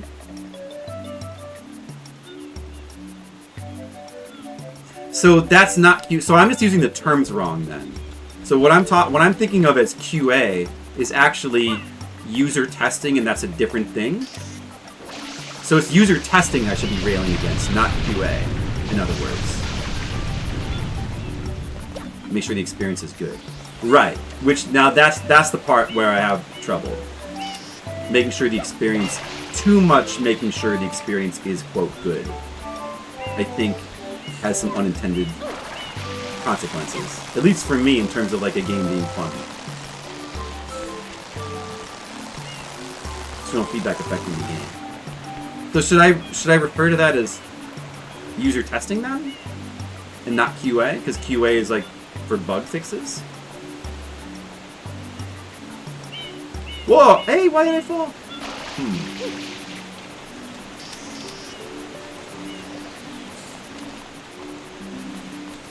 Okay, so I just feel like then that there's too much. I think that modern developers are too susceptible to outside feedback, and they're too concerned with, like, streamlining and making sure, basically streamlining all the frustration out. Okay, so then it's maybe it's my fault then for just using terms incorrectly by calling that QA. Maybe I shouldn't say that, like, I think QA is overrated then.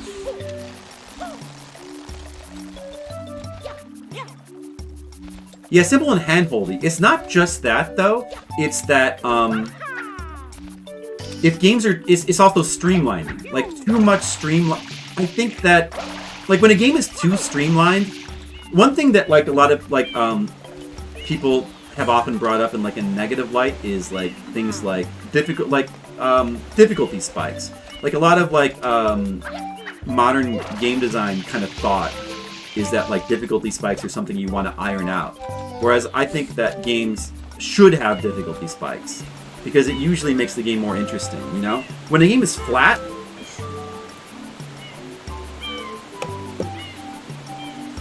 Exactly. Well, yeah, that too. I mean, I don't know what the QA testing situation is with Dark Souls, but I mean, like, Dark Souls is also considered to be, like, one of the best games ever made, so it's not like it's just me. It's not an issue. I mean, there is, like, a healthy... Yeah. You know what I mean. Right. I mean, we probably have some... I mean, if we look at how that game is made, and how it's, like... That game is more made from, like, an art... I guess it's also kind of... It's also kind of like a difference of, like, between, like, sort of a commercial way of looking at video games versus, like, artistic. Where I prefer artistic over commercial. Like, which is not to say that, like, there should be no commercial... But the ideal is that, you know, something like a good piece of art is successful because it's a good piece of art, and not because it was, like, designed to be commercially successful. And, like, you know, the old saying that, like, you know, well, it's not really a saying, but the old, like, line of thinking that stuff that's too commercialized is kind of soulless. You know, I think that that's true. So yeah, that's. Part of it too is that, like, stuff is very streamlined and very concerned with, like, being accessible and taking frustration out because they want it to be. It's sort of like an overabundance of commercial. And then part of that is just, like, a huge amount of money put in games. But there's a lot of reasons. I mean, there's that, but there's also just, like, there's also kind of just, like, the dogma surrounding game design thought as well. There's kind of a lot of reasons why that might be the case, but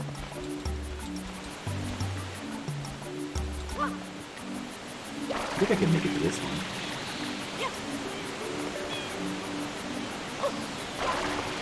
Nice. Except I didn't hit... Do I need to hit those? Yeah, you can only hang for, like, a certain amount of time, I think. Like, how would I even hit those? Oh, I'm up. Maybe I'm doing this wrong. If I just hit those panels, then this would be easier. There should be an easy mode convenience and normal mode. Yeah. Oh, this is just a blue coin. Well, I'll still love it. Yeah, and I definitely disagree with that. Like, to me, like, one of the reasons why Dark Souls... I think it's... People just don't grasp this. But I really think that one of the reasons why Dark Souls is so successful and good is because it doesn't... Because it's one mode. Because everybody's playing in one mode. And, you know, it's the Wordle effect. Like, we have like, a high-profile example of it's the Wordle effect. Like, when everybody's on the same difficulty, when everybody's on the same experience... You get a shared community feeling to it that you do not get if there's multiple difficulty levels. And not every games need to have the Wordle effect, but definitely some should, and it can be a very powerful thing. But that's a whole different thing.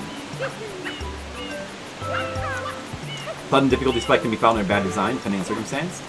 Well, depending on circumstance, hedges that so much that... I mean, like, I agree, too. There's probably... I probably just have much... I probably agree, but to me, the circumstances where that's the case are much more rare. Like, usually, a sudden difficulty spike just makes a game more memorable and interesting. And it's almost always good, I think.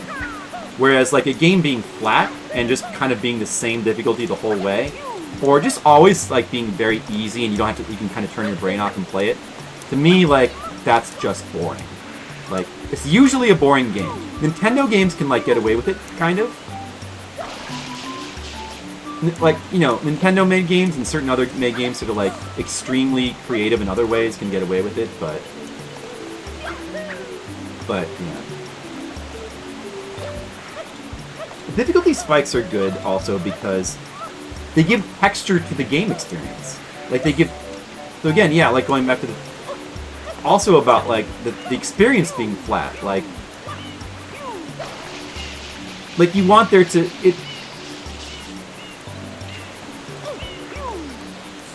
it's the same reason why, like, a movie, you want there to be memorable things in a movie, you know? Memorable things in a movie makes the experience more, it's memorable, exciting. The whole definition of exciting, you know, it comes from, like, in a, you know, very basic way. It just kind of comes from, like, you know, things jumping out at you or whatever, or, like, characters in danger. But also, like, excitement in, like, media products is, like, about, like, a texture of an experience, like a roller coaster.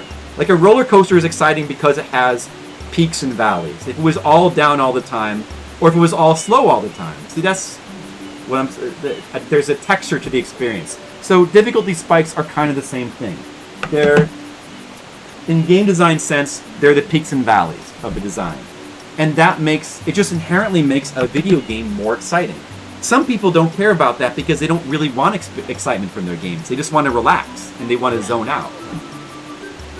But I don't want... I want excitement, you know? We might be a rare breed. But, I mean, I think there's a certain percentage... At least, you know, there's some people that are the same way. People that like Dark Souls, to a certain extent. Yeah, Mr. Leo's really enjoying it. That's good. I don't know where I'm... Now am I really... maybe I'm just supposed to go kill that octopus? I thought it was going to be that... Because the octopus just might simply open up the thing, even though he's kind of on the opposite side of the map. He might just kind of open up that thing anyway. Maybe I'm just supposed to float down into... Can't I... The guy was saying that I should look for a wall... Well, actually, maybe I should go back there and try to hit those, like, gray panels in the wall. From, like, where... Just find a place to stand where I can hit them. Because he said I needed to do that. It should be that.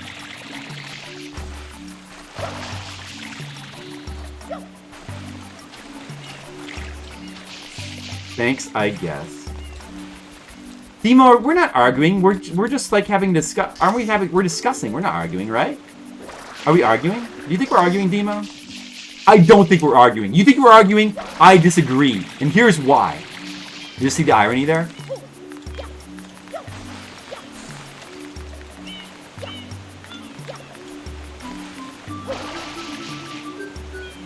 You have your zone out games. Yeah, I don't know. I guess maybe... No, I don't know. I don't think I really play games to zone out. Like, if I want to zone out, I watch an anime. I don't really play video games to zone out. I just don't do that.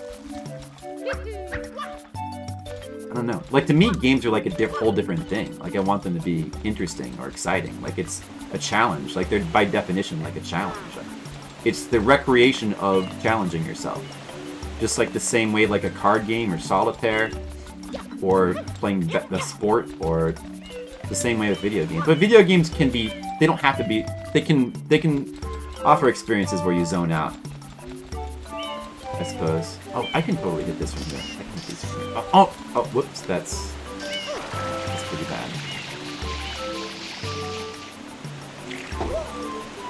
But yeah, I mean, they can offer that experience for sure, but I just don't tend to find much value in it.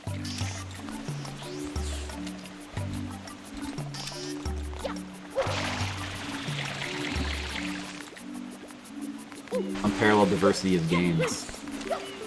I agree, Asian Waste, but the reason why we live in an age of unparalleled diversity of games is because there's so many good old games too. It's because of the sheer number of games available from old and new. It's not because there's an unparalleled diversity in modern games. It's because we have access to so many games from like various decades. That's why we have unparalleled diversity.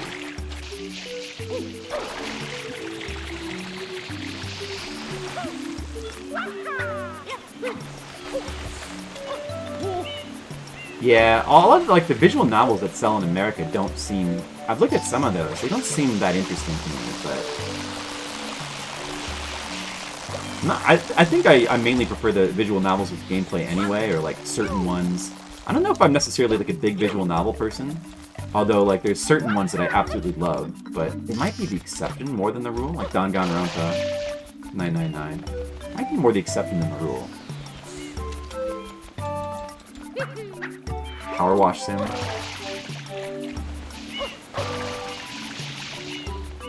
Wanna write a visual novel game? Maybe you should. Sorry, so you're gonna amend your statement? But with Flip Syncs, we live in the age of unparalleled diversity of games being released lately.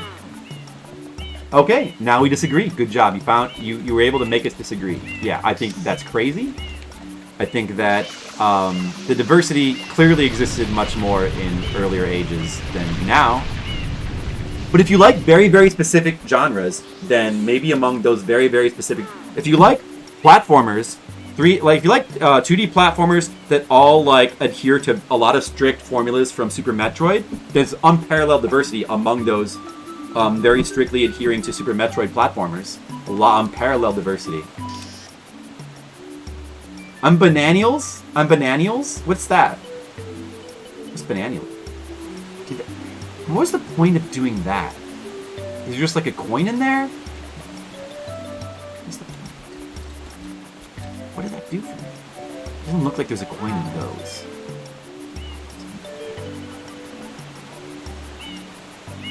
You reckon that these are just... like little silly side... Dude, the waterfall path is right there. Maybe you can just simply float into there.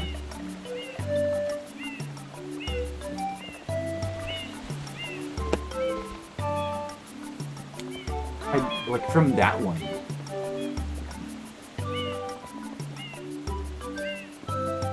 Wait a second. There was that one switch all the way over there. Did that open up this? Dude, maybe I should just go kill that octopus on the top and see what happens.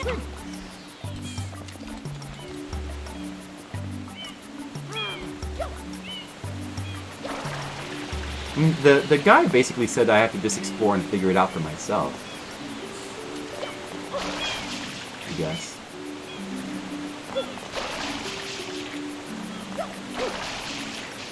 Sewer for bananas? I never heard that before, Demo. Thank you. Bananials. That's interesting.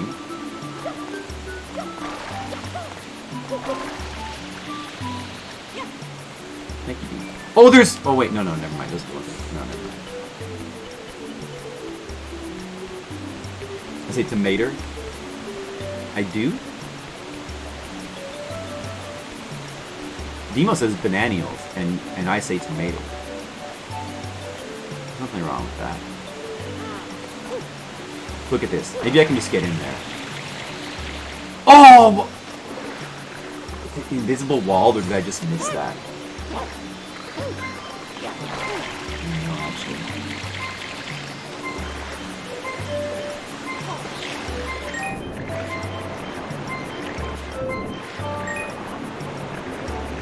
Well, I said I'm going to use a guide for the blue coins, but I will not resort to a guide to find just like a normal shine.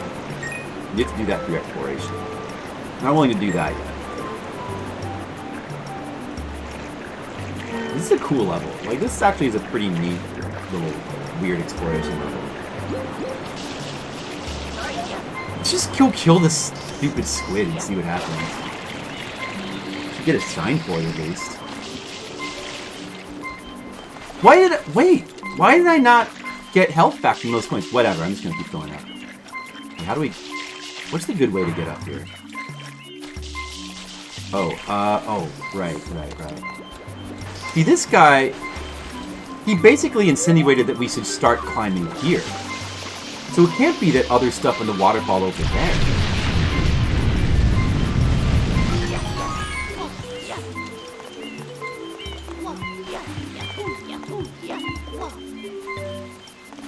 Yeah. I don't like modern games that much. And it is definitely... Part of it is homogenization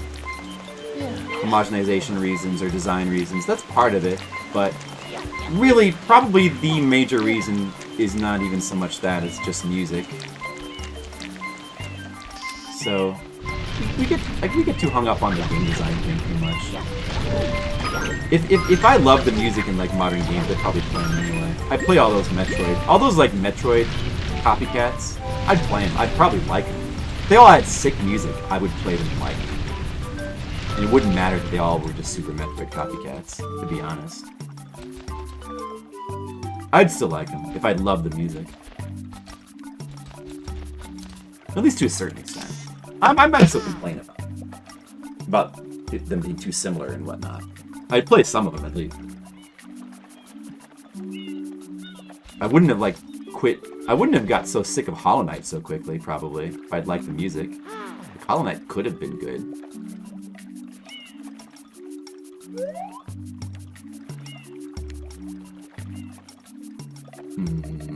Yeah, I really want to get to there.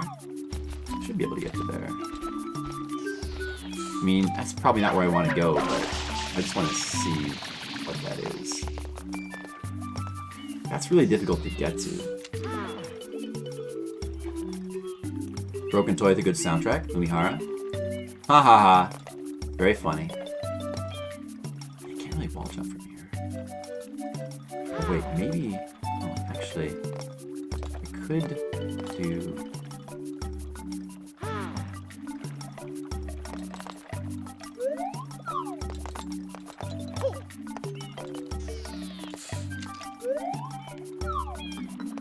I could do like that. Aha! Aha! Aha! Aha! What is this? I've never been here before. What is this? Is it just like nothing? Is it just decoration? Oh, good. Alright, well, we explored it. Yes, that's nothing. Let me just try spread. I mean, it could... am I sure there's not a blue coin that spawns here, though? Oh, what?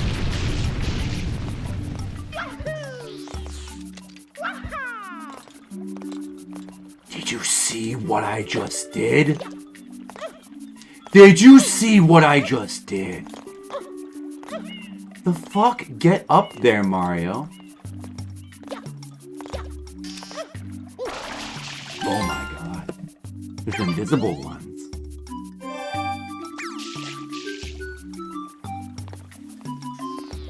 Game is designed to be broken. I think you're reaching. I don't think it's designed to be, quote, broken, per se. I don't know about that. If you, I mean, maybe if you're using the word broken very loosely, just simply to mean, like, to, like, essentially like break the levels by shortcutting the hell out of them. But that's... If you're using broken that broadly, then like any game with like depth in its mechanics is just like you're breaking it. What did I just... What was that? What did I just do? What?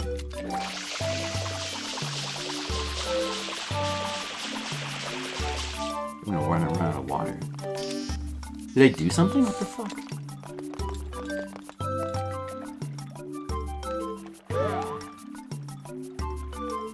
Did I hit one of those down there? No. Alright, let me see if I can get to this one.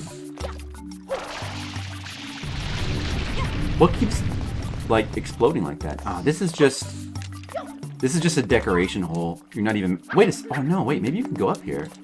Oh, no, wait. You can go up. Or not?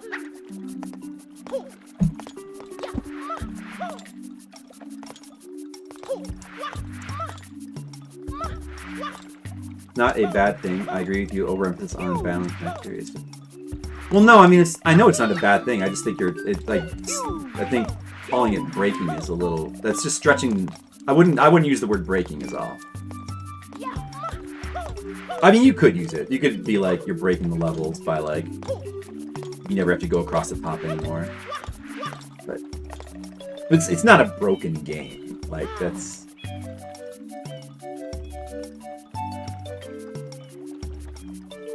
On the oh, you agree with the overemphasis on balance. I think too many people think that streamlining and polish are like universally good things, and too many people like kind of just don't see the drawbacks of them. I think it's probably not just me. I think there's probably drawbacks for a lot of people and they just don't realize it, you know? And when I see people that just seem to be like bored of, like they don't want to play games anymore because they're just bored of them. Because like, everything, you know, they'll have their reasons as to why. You know, everything is kind of the same. Well, maybe those reasons are kind of the same reasons, but just kind of disguised a little bit. But I don't know. To me, it seems... I feel like...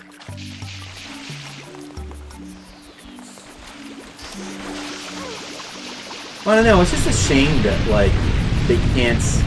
Like, when somebody seems like really bored of like video games, it's just a shame they can't like try some of the more interesting stuff. And you have to be able to like play a game. You have to be able to like get out of your comfort zone, I guess.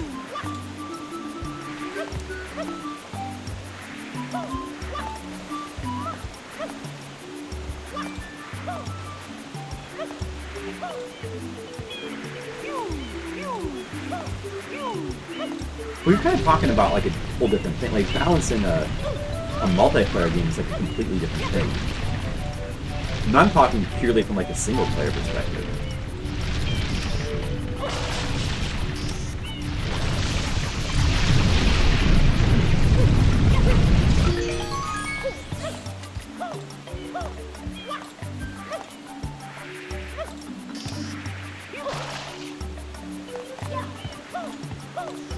Play some PvP, but it's less fun than PvE. Oh, okay, so yeah, I see what you're saying. Yeah.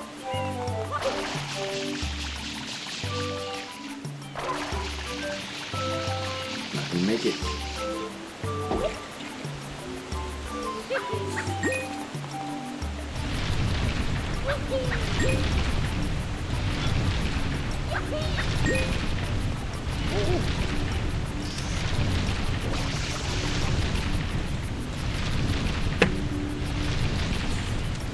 I guess balance is kind of another way to say it. Games that are too balanced. Yeah, I mean, it's just like, I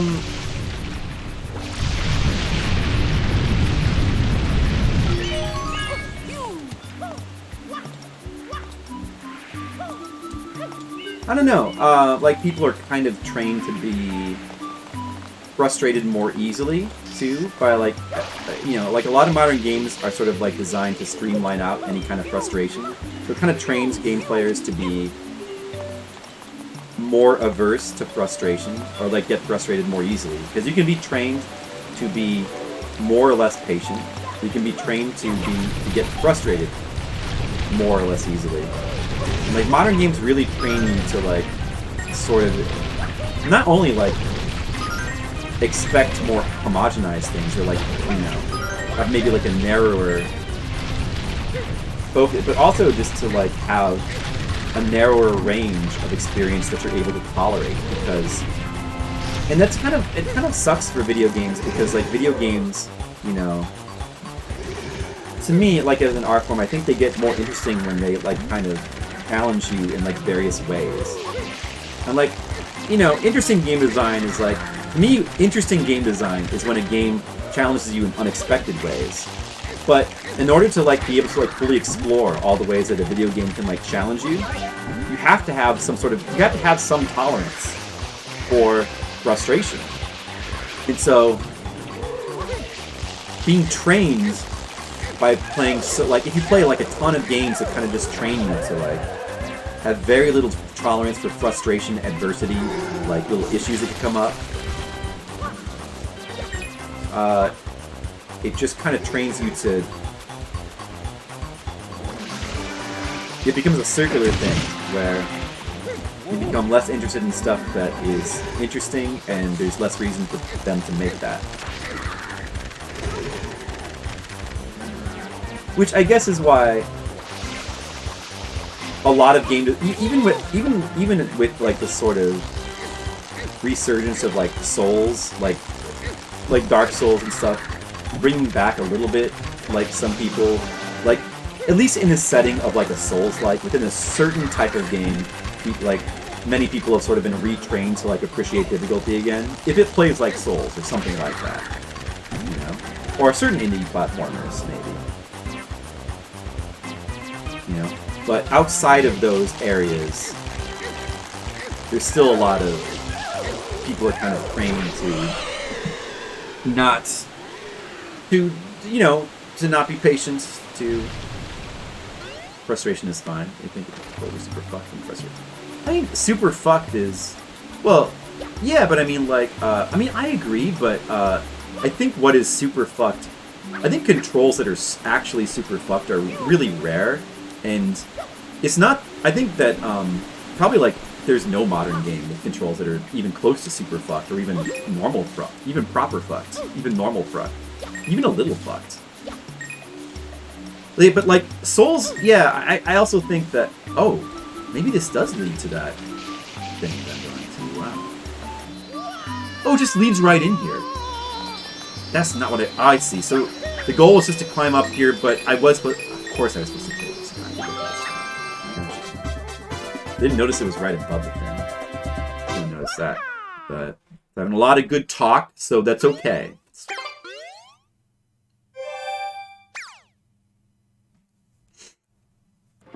I mean, I would say that the thing is, like,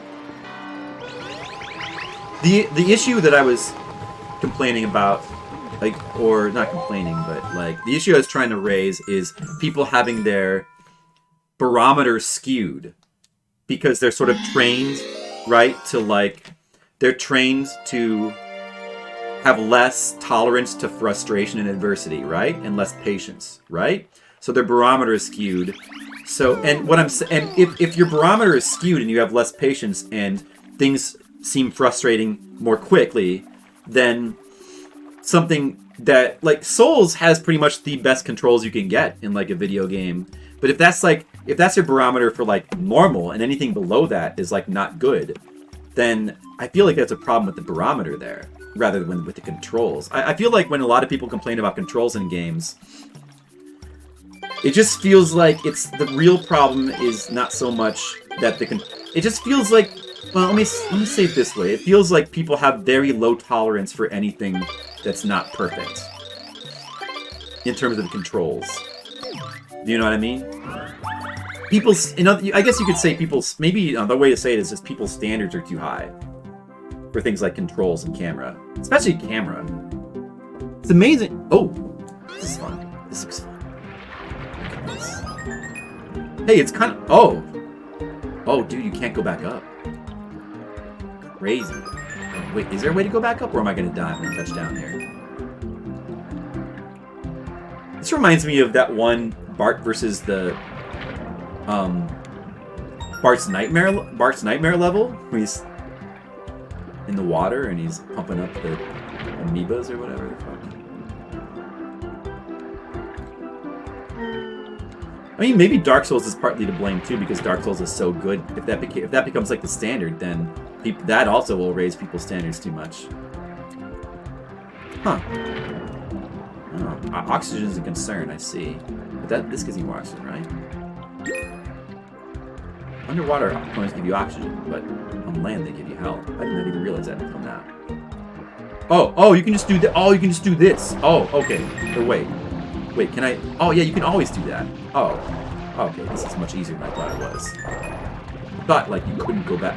At first, I thought maybe you couldn't go back up, and you had to get all the coins on the way down in one go or something. What the fuck is this? Okay, this seems like it's gonna be pretty easy compared to some of these other ones.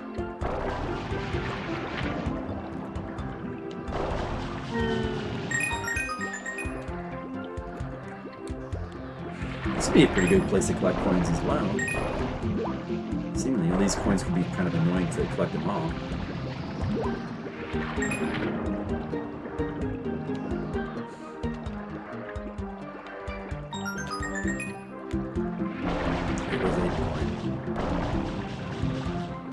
Yeah, I mean, fair is also the thing about the problem with fair. That word fair is that, you know, that also is subjective. Fair is subjective, and that's subject to your barometer of like being able to measure what is fair, and that can be skewed as well. Like, you know, it's possible. I mean, you know, put aside what I think, what my opinion is. Like, surely we can agree it is possible to have a skewed barometer of what is fair. And then maybe you'll say, well, obviously you do, Flip. But at least we can agree it is possible to have a skewed barometer of what is fair. So, I mean, I personally feel like the majority of people are the ones with the skewed barometer. Because I think this is like, if you look at all of gaming, if anything, like, it's hard to find a modern game that isn't incredibly streamlined, like relatively, like in the overall field of gaming, isn't relatively incredibly streamlined and incredibly like tested and incredibly frustration free, like relatively. Even like Souls games on like the high end of frustration are not really that. Well, as you said, people consider them to be fair. But I mean, and honestly, like Souls games do have. I always think it's funny when people...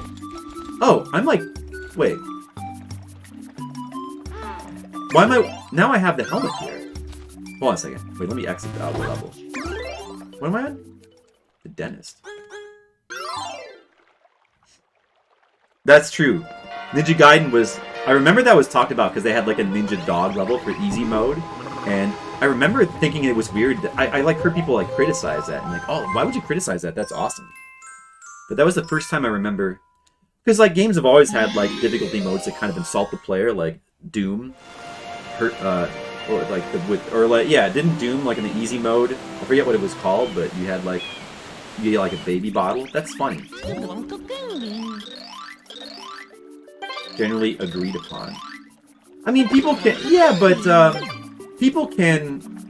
Just because it's agreed upon doesn't mean that it's like necessarily good. People can agree upon, like, people generally agree that McDonald's is the most you know, people generally agree upon going to McDonald's to eat McDonald's, but it doesn't mean it's good for them, right? Actually, I don't know. I mean, there's sort of like pockets of disagreement. Wait, where am I going again here? Mario 64 is generally agreed to be a good game. I know, like, I think a sizable... It kind of depends on...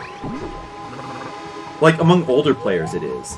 But, I don't know. I bet among, like, if you just look at, like, a younger subset of players, it's probably generally agreed upon to be, like, overrated or whatever. It probably... I don't know. I think it's hard to say what's generally agreed upon to be good. Like, yeah, I don't even think you can say that about Mario 64. Like, if you really want to say that something is generally agreed upon... And I don't think this applies to...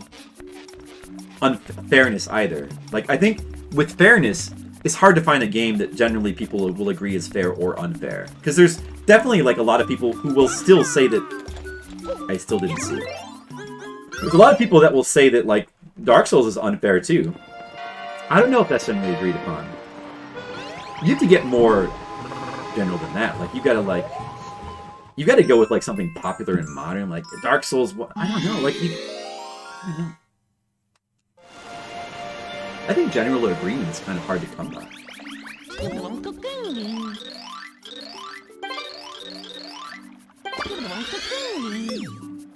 You love it to death, but you'll tell me of its shortcomings. But those shortcomings are subjective too. So it's still just what I mean, yeah, that's good that you can love something and still point to shortcomings. But just because you love something doesn't mean it has to have shortcomings for you to point to. Like, it's okay to love something and like not be able to really see any shortcomings, because like not every game is going to have pronounced shortcomings. You know, although yeah, there's probably like some minor. I think there's only a few really minor things about this game that are really shortcomings.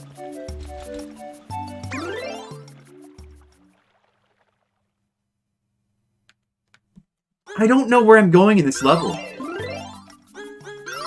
This is not good. I don't know where I'm going at all. Common complaint.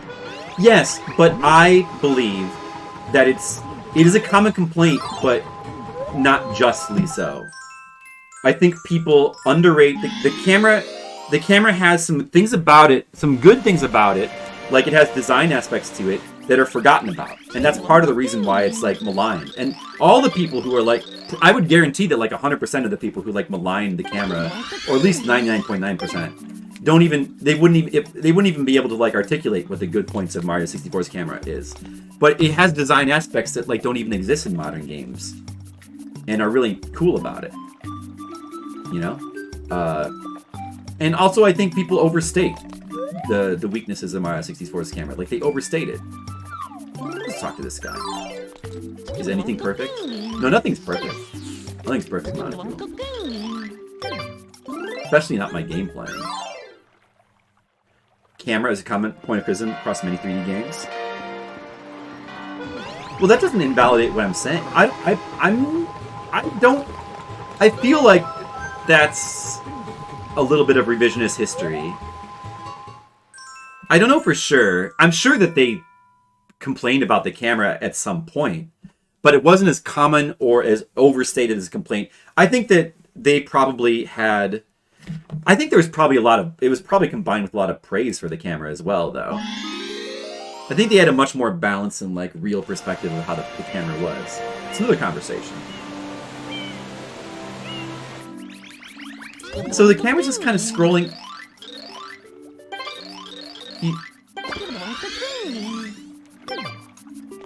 He's just at the top. Grandpa's at the top. I finally know where I'm going! Wow. Good, now we can make a little bit of progress. Maybe.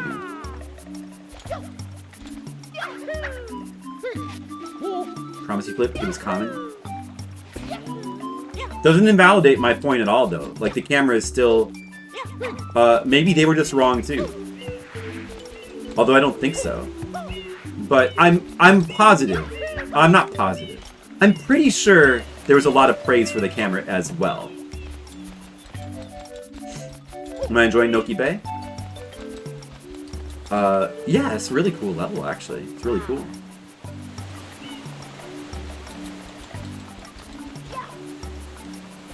You're figuring that shit out.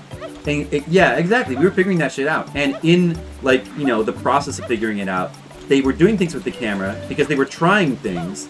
They were doing things that were really cool that have just been forgotten about. Like, there's things that, like, it's very, very rare to find a modern game that does anything cinematic with the camera. Mario 64 does a lot of cinematic stuff with the camera. In that way, Mario 64 camera is better than, like, universally, almost any modern game. In that specific way. Maybe a lot of people don't care about that. But I care about that a lot. You know? And that's one of the things that, like, sucks about modern games, is, like, how bland cameras are in them. I mean, not in terms of controls, but in terms of, like, just cinematography. I mean, it's also, like, a thing that's, like, very prominent very prominent problem with like, or very prominent thing with like horror games as well. Like, like in terms of cinematics, like cameras in the PS1 and the PS2 era, like way more interesting than. It was ahead of its time. That's that's one reason why it might have gotten it. But it's in some ways it's ahead of this time now. My point is, in some ways, Mario 64, not in terms of usability, but usability isn't everything. In terms of cinematics, Mario 64's camera is ahead of 99.9% of like all modern cameras in video games. And you know why nobody ever says that? Because people don't think about it. They don't think about it that way. A lot of people don't care about cinematics, but some people do. I think a lot of people just forgot that Mario 64 has that stuff in it.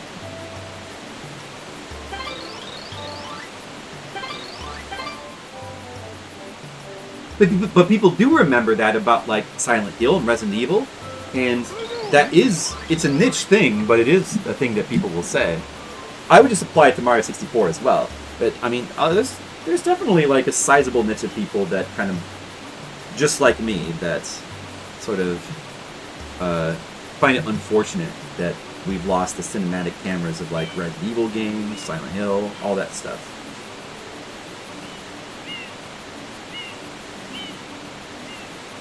A self-insert first. I wouldn't argue that a game is a self-insert first. I would not argue that. It's not a self-insert first. And it's not a cinematic second. The game is like it's a challenge. It's a thing to conquest. It's a challenge to conquest and overcome. From the developers to the player. That's what it is first. As far as what I would say. And then it's not a cinematic, like a game is not a cinematic, but cinematics can still be like really cool and a good part of the experience. Challenging. Who the player? The players. Yeah. Who's a player? Anybody who plays the game?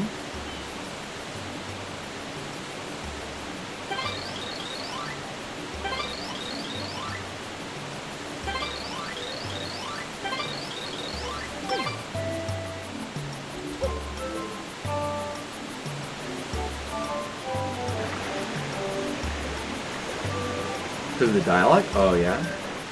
Is it Luigi? Are we supposed to go down here?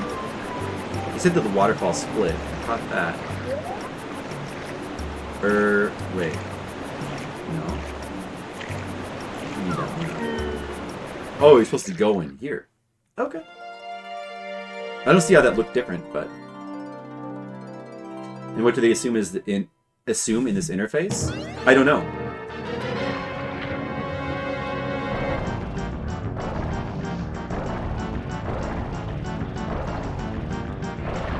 Oh, this is kind of like a boss battle, I see. Mario. Uh-oh. Mario.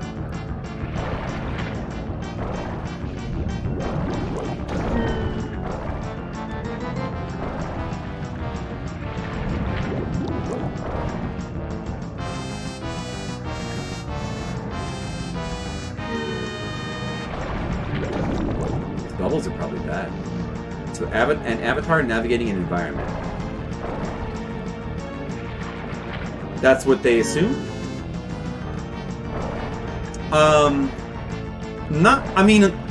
Usually, unless they're playing like Tetris or a game without an explicit avatar, yeah. Which not all games have avatars.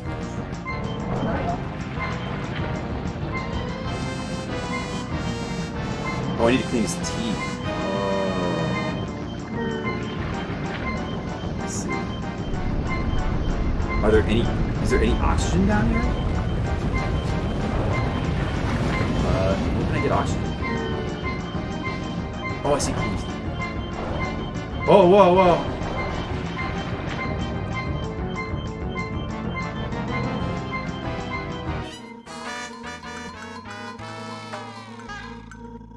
Takes kind of a while to go down there.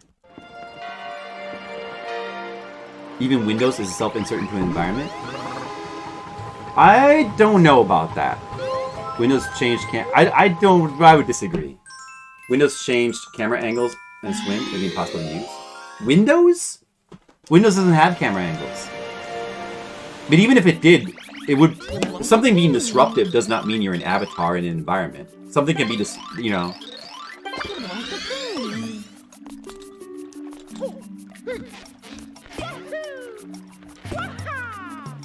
Do I need to go back up and talk to him again, or can I just dive down in that spot?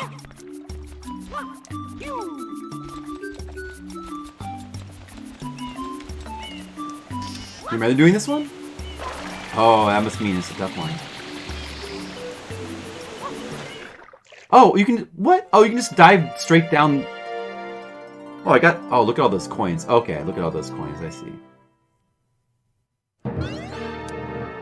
There's one considered on Windows. You mean the computer program Windows? You're not an avatar in Windows, though. Like, not everything is you being an avatar. You're not an avatar in Windows. You don't have an avatar. You don't have an avatar in Tetris. Only if you... I mean... No, that just doesn't make any sense. Yeah, that's true, but that doesn't mean that you have an avatar. Like, you can just simply be confused by things. Like, in real life, are you ever disoriented? That doesn't mean automatically that you're playing as an avatar in real life. Like, being disoriented doesn't mean you're... No, an avatar means there's, like, something in the game you're controlling, I think, by definition. I feel like...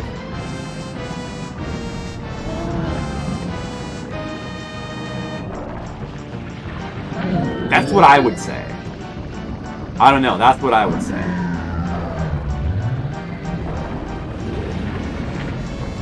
A self-insert. I just don't see how it's a self-insert if there's nothing to if there's no insert. Like if there's not like an insert, there has to be like an avatar. The whole idea of a self-insert is there's an avatar to insert into. So if there's no avatar, how can it be a self-insert? Like I don't get that.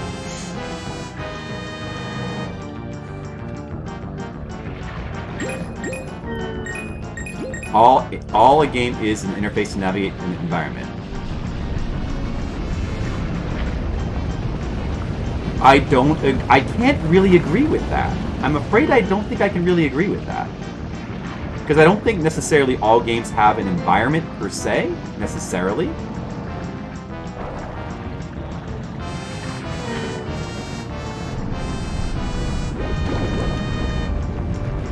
I mean, if you're playing Solitaire, a card game, does that have an environment? Is there if you're playing Solitaire... Let me ask you this, Asian Waste. If you're playing Solitaire with real cards, what's the avatar there? Are you self-inserting? Is that a self-insert? For Solitaire, for a real card game. Yes, Solitaire has the table the cards lay on. Okay. Right. But what's the avatar, though? That you're in... what's the insert part? It doesn't have an environment. Well, the environment is wherever you play the game, but it doesn't even have to be. It doesn't have to be a table. It could be wherever. The environment is just an X, but and not really inherent to the game. But aside from that, the cards you move are the avatars. So Solitaire is a self-insert into the cards. You're saying that Solitaire is a self-insert into cards. I'm just gonna disagree with that. I don't know. That just seems silly to me. Like it sounds like taking these words to like extremes, where it just seems silly. I don't know. I wouldn't want to say that. I'm gonna disagree with that. I think. I mean, I have to disagree with it. I'm sorry. I apologize. I apologize for disagreeing.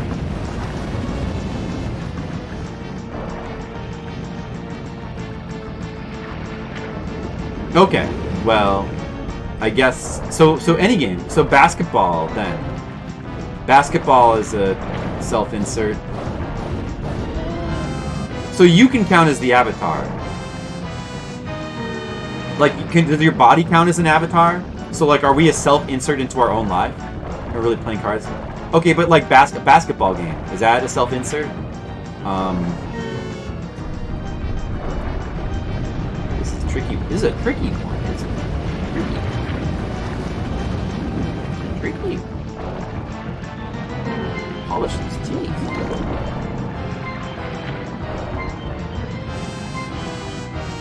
You aren't really playing with cards, but yet you are. Well, no, you really are playing with cards. You actually really are playing with them, because it's real life.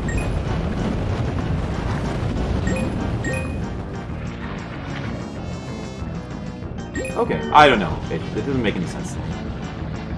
Video games are just interface. I wouldn't really agree with that either. I don't think that they're just interface. Quite. The word "just" there throws it off for me.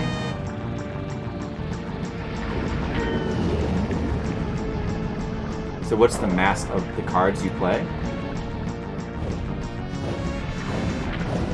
Cards?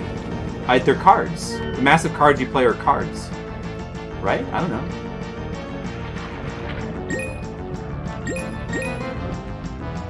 What's the physical dimension of the cards you play on MS Soul? What's MS Soul? Is that, you mean like solitaire in a game? I don't know what MS Soul is. Microsoft? Solitaire? What's the physical dimension that you play them on? You play them in, like, wherever your desk is, your computer, you play them. That's the physical dimension. Like, there's no, like, game space. I don't think that... you wouldn't really think of that as, like, a game space. Like, it's not an environment. It's just cards on the screen. I just think that, I mean, you could define that as an environment, but I think that that's just too loose of a definition of environment. I wouldn't define it so loosely, personally.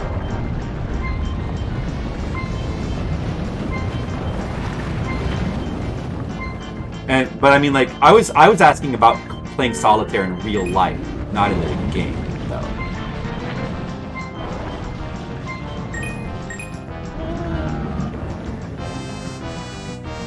Why not? Wait, why not what?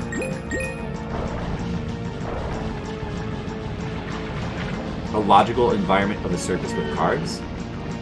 No, not necessarily, because there's not necessarily a surface there. I mean, there might be like a background or something, or there might not. It probably depends on the solitaire game. But I just don't think that here's why not. That let's say that there's, I don't know, there's like a wallpaper background behind the cards. That's not enough to be an environment. That's not an environment. Just like a GIF of like some sort of like, you know, some backdrop like a sky or something. It's not an environment. Oh, we did it. I did it. I think I did it. Sure it is? Okay, I disagree.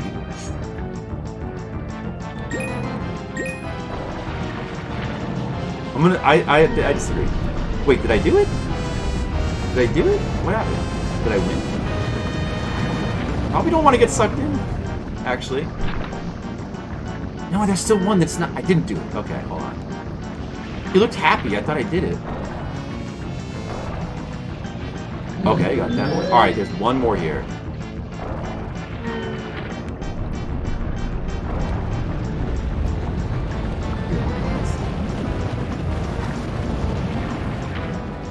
Enough environment to perform the task within defined parameters. When you're out in the snow or air is cold, such as the parameter of the environment. Okay.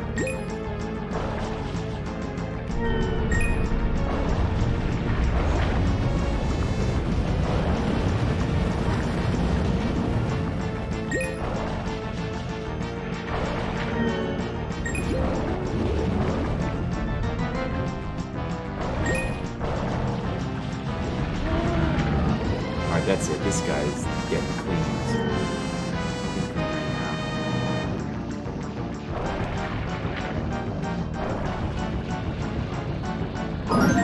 Remember to take proper care of your teeth. Did it!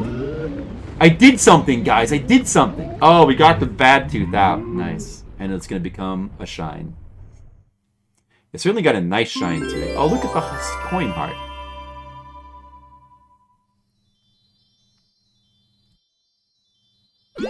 If green pixels is all you need to feel like a card table, that's all there needs to be.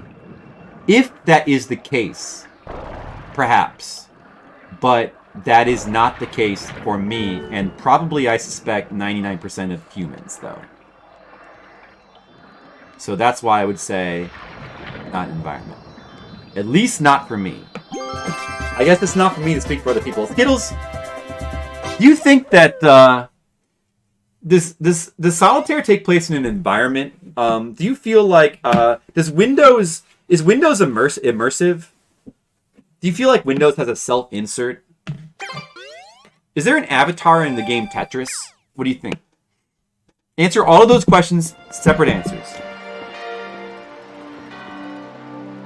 Luigi Marlin, you have to answer too. Never mind, don't answer. Those are dumb questions. Never mind. Well, I mean, not to say that I'm dumb. I'm dumb. Don't answer my questions. Okay. All right. Just ask. All right. All right. No, you know what? No, forget it. Forget it. Being stupid. Forget it, Skittles. I'm being stupid. This has never happened before. Molecules here. Oh, another race? Okay. Let's gonna do this one real quick. This is gonna be very fast. Is that really paper? No, it's not. It's not really paper. Have you no strong opinions one way or the other? All right, Luigi.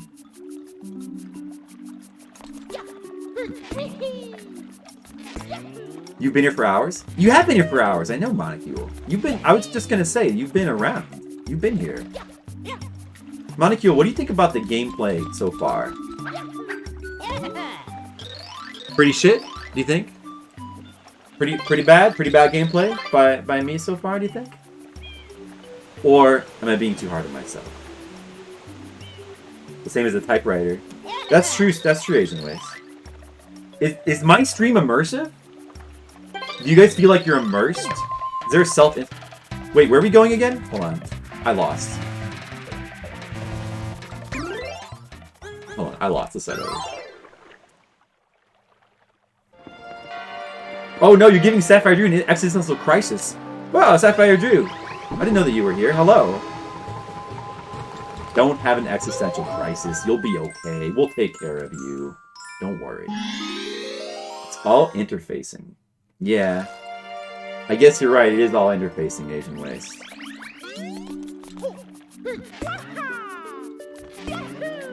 You're mostly listening, but I'm sure you're doing just fine. Yeah, you know what? Maybe you're right. Maybe you're right. I think I'm doing just fine. Well, there might have been some things I screwed up for way longer than I should have because I was too busy arguing with either Asian Waste and or Demo. Is Demo still here? Demo, we love you. Demo was annoyed earlier. I might have annoyed her. She's lurking, but she forgive Demo. You forgive me for annoying you, right?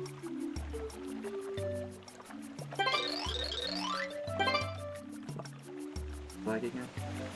Down there. Oh, okay. Let's see what route he takes. Is he gonna go over the top? Oh, okay.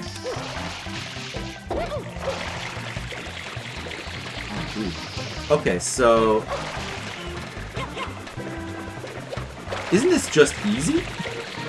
Isn't this actually just extremely simple? This is just super simple, barely an inconvenience. I knew that was gonna be super easy. It was the easiest race in the game. The other two were harder. Why do we call them folders or files? Because to simulate the environment of a workspace, right? No, but that's not why we call them that, though. No, it's not. That's not why we call them that. We call them folder or files. It's just to attach some sort of meaning that people can like understand and process. It's not to create an environment. It's not that reason. No, never mind. Never mind. Never mind. Yeah, it's not to make you feel like you're in an office in the Windows program.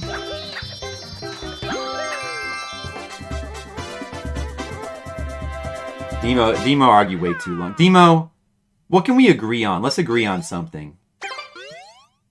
Demo, I think that you're awesome. Do we agree?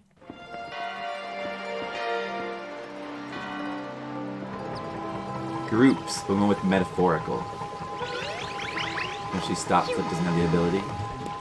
I'm streaming those Skittles. I'm supposed to engage the audience. And also I like, but I probably would. But that's not really the real reason. I mean, that's my excuse. I am supposed to engage the audience. Well, I mean, I should as much as I can. But I do just like to, I like to argue with Asian, I like to argue with anybody. But I really like to argue, I like to discuss. I actually don't like to argue. I actually don't like arguing. I dislike arguing. I like to have, what do you call it? Like, boisterous discussions.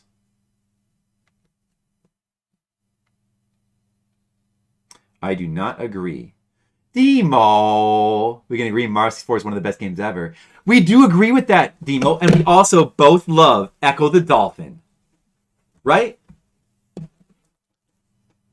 Just engage not so loudly. Oh, dude, a circle showed up now. Alright, alright. Yeah, that's right. These freaking... That's something I found out, is that... Oh, these patterns, they do only appear in like certain... Well, there's some that appear... Actually, the majority of the blue coins appear in all of them. But there are certain ones that only appear for like certain very specific shines, which sucks. That's something... Okay, now that's something I will say, and I've said it before, that's a criticism I'm making of this game.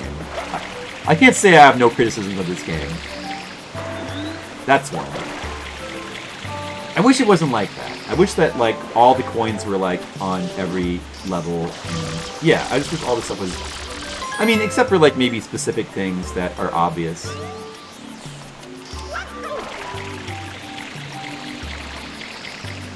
Mario 64 is one of the best games ever. It is.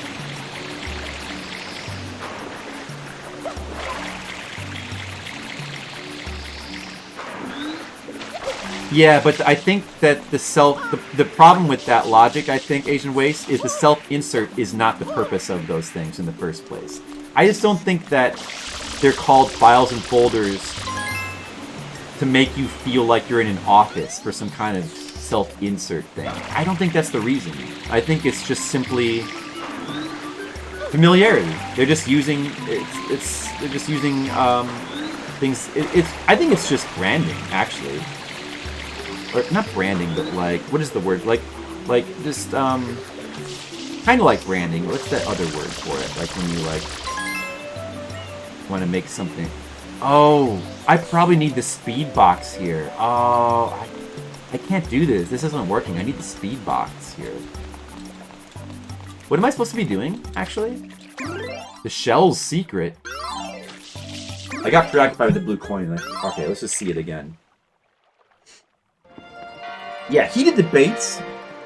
Yeah, I mean, I don't really like debates either. I actually don't like debate. Like, formal debates I don't like. Like, friendly this kind of like friendly debate kind of thing I like. The formal debates, I think, are just theater and are annoying. But I don't like when these kind of discussions get... Wait. Shit, I missed it. I wasn't paying attention again. Let's see how many times I'm going to do this before I pay attention. Metaphoring. Yeah, that's what metaphoring. Yeah, sure. I agree with that. Asian Waste is working so hard to get me to agree that, like, everything has an environment, and then going back to, like, all video games are a self-insert. Even if I agree that, like, everything has an environment in some kind of generalized way, I'm still not going to agree that, like, all video games are a self-insert. I'm sorry, Tetris does not have a self-insert. You are not the blocks. Case closed. Does anybody disagree with me on that? Let's take a poll. Who thinks that Tetris is a self-insert? Or be honest. Be honest. Who thinks that Tetris is a self-insert game? Or there's a self... I don't know. I guess is it the blocks? You were some force controlling them. Some force is not a self-insert. That doesn't count. Some force. There's no force in the game. There's nothing. That's just completely just... It's first person. No! It's not first person! Tetris is not a first... You're the entity. That's not a self-insert. No. There's no space in which it's communicated in any way whatsoever that the game is first person. There's no 3D aspect to it. The game does nothing to communicate in any way that there is something controlling the blocks. You are controlling the blocks. The whole point of a self-insert is that there's something in the game that you're inserting to. There is no self-insert in Tetris. It's you with the controller controlling the blocks. The designers of the game thought that way. Every single human being except for you who's played it thinks that way. There's no self-insert. No, you're not inserting into the controller. The controller is not you. The blocks are not you. And there's no mystical force. Period. End of story. Are you sure you're not trolling me, Asian Waste? I mean, maybe I'm being a little bit mean, but... Really, Asian Waste? Come on. This is not... You can't... Are you troll... Like, are you just trying to, like, just see how long I'll, like, debate ridiculous things? You're precisely the controller. No, you're not the controller! No, but no! No! Asian Waste, come on now. You're not the controller.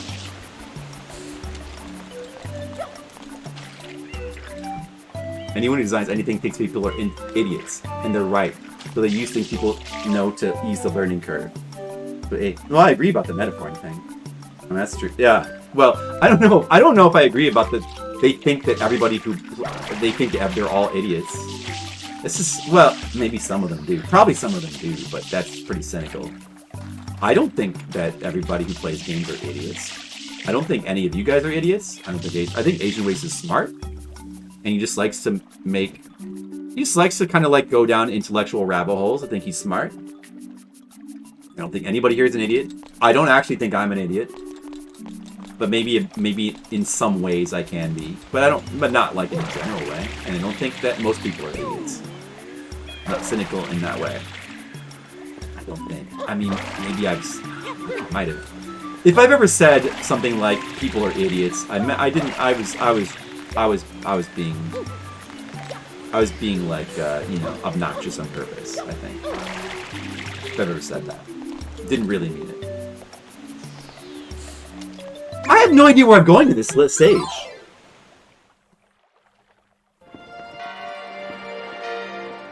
Yes, redirect the conversation to Octopath 2. Have a side conversation. You can do that. Like a flip is defending airwation. Flip. I don't know. You didn't take... Nobody took a side, Skittles. I don't know. Do I have a... Does that mean I have a question mark star down there? Or shine? Oh, the bird. Yeah, that's right. The bird. Let's see. What is the shell on this stage? What? What is the shell? Oh, that thing. I'm such an idiot. I'm an idiot. I'm not really an idiot, but like...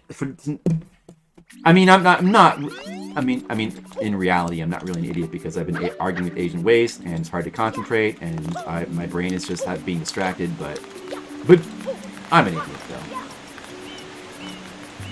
Oh, here I go to this shell.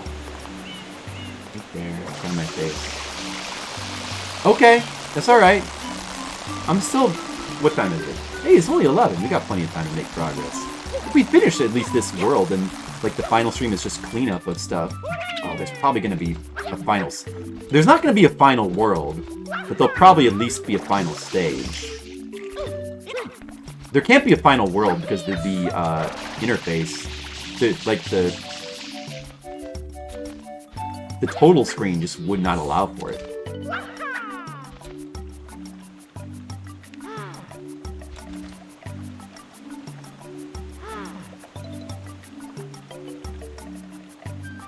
Wait, what game? Puzzle platformer.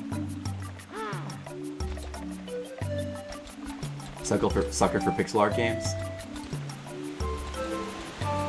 Well, I mean, kind of me too. I guess you want to go this way, probably. Yeah, I mean, I actually really like. I like pixel art. I like good pixel art as much as anyone else. Obviously, I like a lot of retro games. Appreciate the pixel art, but I also really like a lot of like early 3D games as well. I like that graphical style, and some modern stuff looks cool too. I mean, this game looks awesome. So.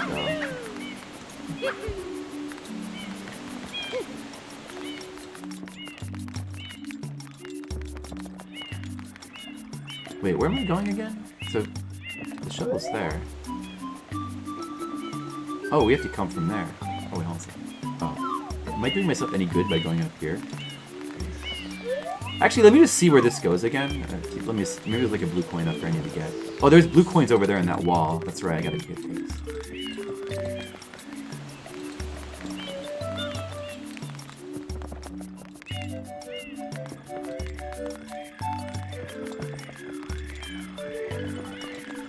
Nothing wrong with convention that provides means to interface the game properly. Yeah, there's. I mean, yeah, I agree with that in an individual case. However, I would counter by saying if a lot of games are kind of controlling the same way, then at a certain point there kind of does start to be something wrong with it. Just from the sake, because homogeneity is not the fault of any one thing. It's a concern about like the overall field of things.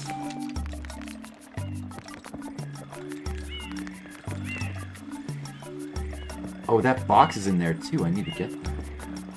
Well, maybe I should just go over there and... Oh, wait a second. Well, I wonder if that just appeared there for this shine. This will actually get me where I need to go. So I should probably just go ahead and just do this. And if I fall, then I'll go over there. Maybe.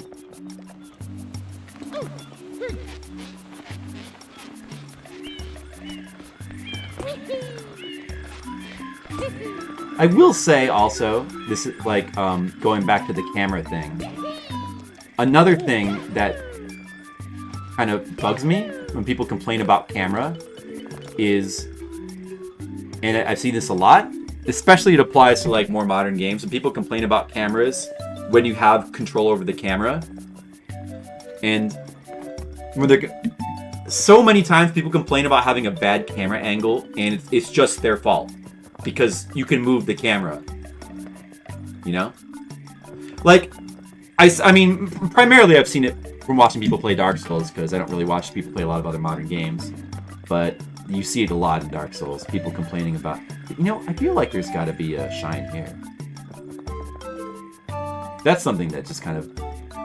But it would apply to this game as well, in many cases. I bet there... And even Mario 64. If there's any game where you can control the camera, it's partially your responsibility to provide a good camera angle for yourself. And that's... What? These guys are like seeking me out, huh? I want to try spraying the top of this building.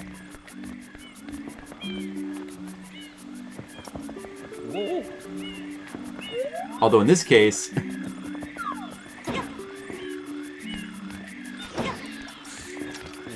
Now, in that particular case, the game was not giving me a head-on camera, but I mean, we still can deal with it. Okay. Fine. I just want to try spraying up here. Oh, you can't really. Oh, okay. I should have just done this from the beginning, like this. But yeah, it seems like there's nothing. And then flag. Let's spray that. There's probably nothing there. Okay. At least I didn't die trying to figure that out. Oh! Okay, we can... It's a little bit dangerous, but we can definitely get down there safely. Just make sure we land on the rope. No! Oh, I was... Oh! Okay, that's alright. We can still get back up there. Wait, can I get it? Wait a second. I don't think you can get up there from that way either. Or can you?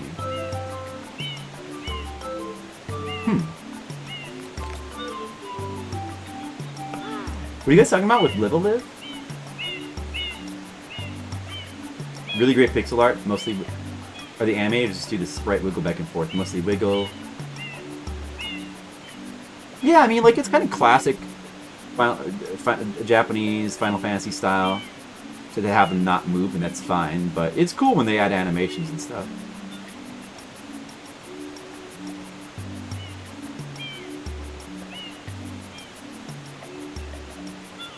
The Half-Life thing. The cool thing should be something you seek out yourself.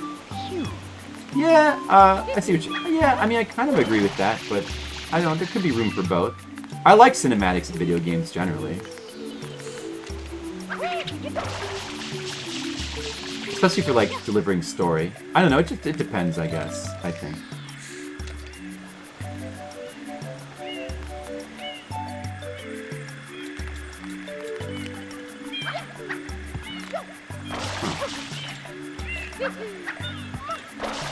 Alright, this should work. Oh, there we go. Right up there. Right, there we go. Yeah, it's gonna be another one of these 3D platformer things. Good.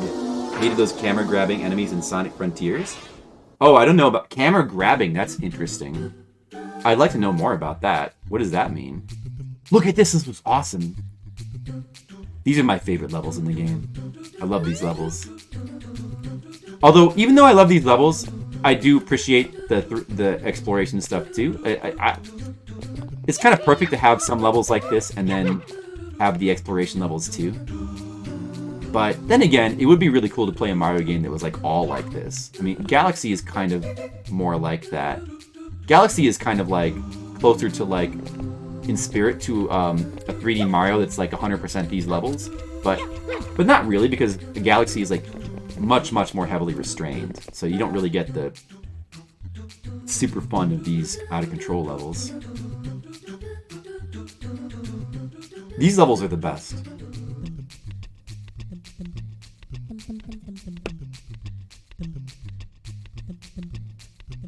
The rope segments. They're pretty generous. Oh yeah, I really like the ropes. The ropes in these games are really fun. In this game, the rope mechanics are really fun. It's like a little minor thing that like some of the levels have, and none of these other 3D Marios have that. Really specific to this game, but the rope stuff is really fun.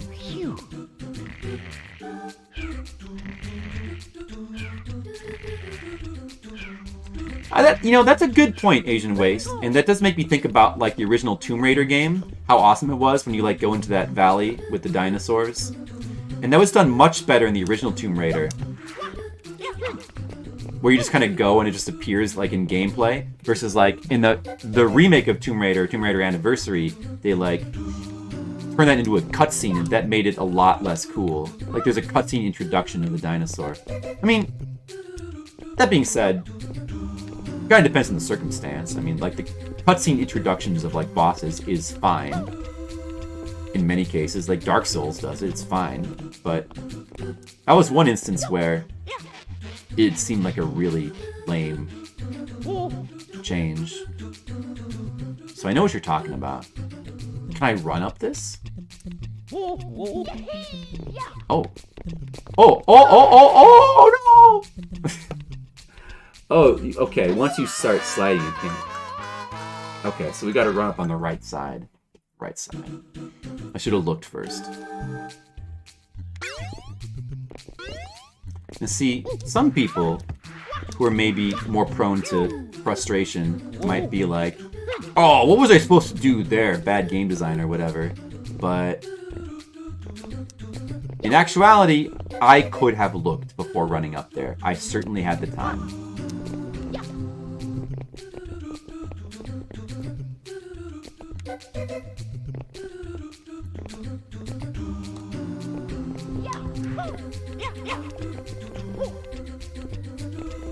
Agency?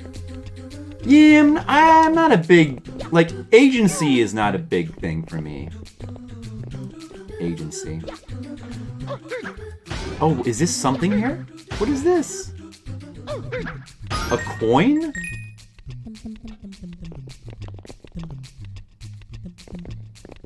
Is one of these... I didn't think that blue coins could be in these. Is one of these going to be a blue coin? Or else, like, what is the point with these? Can't really... Are you just going to hide a single coins that don't matter?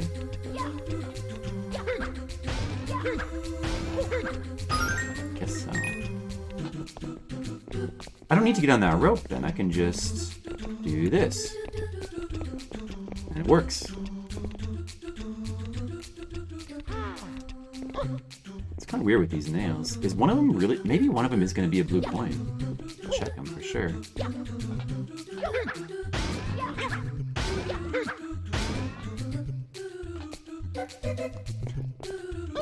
Yeah, I don't know. I think agency is like one of those kind of like gaming buzzwords that I don't really connect with that much, but I think it's just like anything else. It's one of those things where maybe people overrate it, but I think it kind of just depends. Like, I think there are times when agency isn't always preferable. Like, for example, oh, there was nails down there at the beginning too. Like, for example, there are many times in story-based games when cutscenes are just a better way to tell the stories. They're just better. Even though cutscenes kind of by definition give you less agency. But yet, I still prefer cutscenes in many cases. But not all cases. I think that sometimes it's cooler to do them without cutscenes. You know, it kind of just depends on the circumstance. So, agency in that way is like anything else. It's like, it can be bad and good. I think.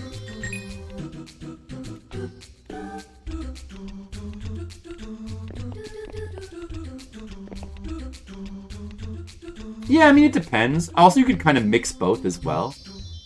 Like, boss introductions is one thing, but, like, if you're talking about, like, cutscenes of, like, story... If you're trying to have, like, characters and writing and, like, character development, stuff like that, you kind of... That tends to really need cutscenes to be effective, I think. Stuff like boss introductions... It would just tend to depend more on the situation. It works in Dark Souls just fine. But it probably depends on the situation. Oh, this is a little tricky spot here. This is a little tricky spot. Look at this. I guess we need to... Well, actually, wait. Maybe I can just backflip up this. No. I don't have flood, though. I don't think I can get enough... It's too much. It's too high. Wait, if I press the flood button, then press B, does he still backflip? No. The wall jump doesn't look like it would work.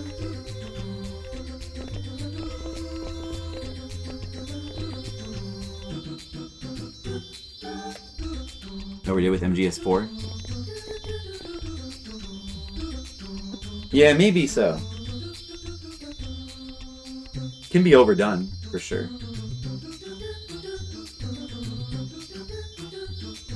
They didn't overdo it with MGS3, though. MGS3 is like as far as I'm concerned, is one of the best stories in a video game. The problem with Metal Gear Solid 4 is that Kojima allowed himself to overindulge because that was supposed to be the final Metal Gear game. And it is the final game of the story, like it wraps up the story. But the problem, I think, is that Metal Gear Solid 5, coming out afterwards, kind of really dilutes the whole effectiveness of Metal Gear Solid 4, because it's, like, not the final Metal Gear game.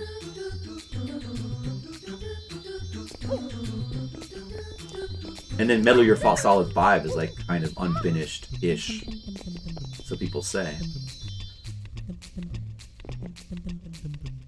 Huh. Should I just try to do... I don't think a wall jump is going to work, but I guess I'll just try it.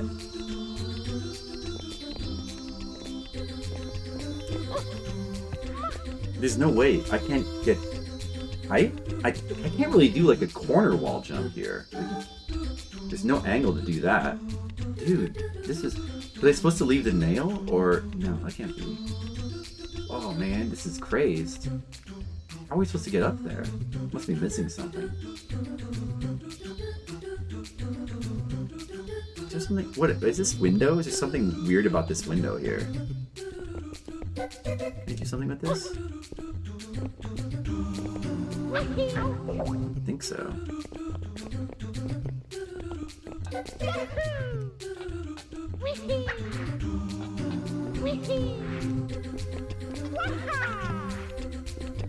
I can't even get back up here now. What happened? Oh, wait. Oh, wait a second.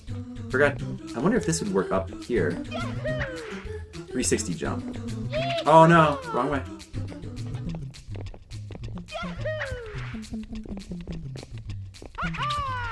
Why can't I even get up here now? I can't even get back up here. Oh, you could wall jump here, but still. Is that what I did before? Yeah, I wall jumped off this piece of wall. Oh, that's what I did. That's what I did before. Wow. Crazy. But that wouldn't work here. You remember this area, huh, Mr. Leo? It's a tough one, huh? Would that work here? Maybe if I can double jump into a wall jump? Or can I backflip into a wall jump, maybe? Yeah, I should be able to. That should work. Oh, yeah, alright, that's gonna work. I don't know if that's what's intended, but that should work.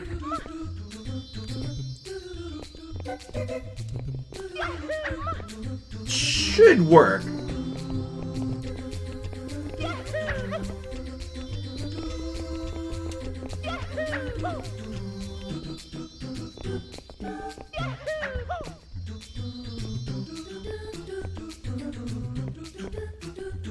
I'm trying to do it at an angle.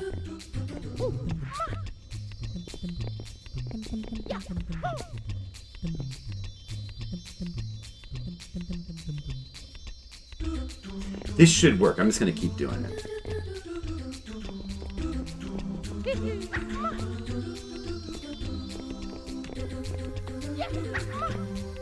You just grab the ledge. He's not grabbing the ledge. I can't turn him enough.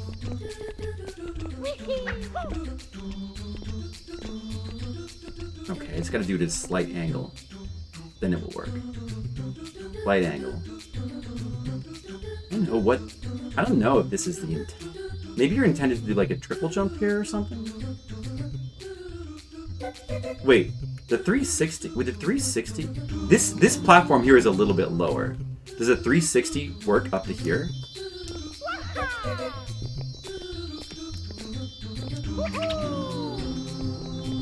Might.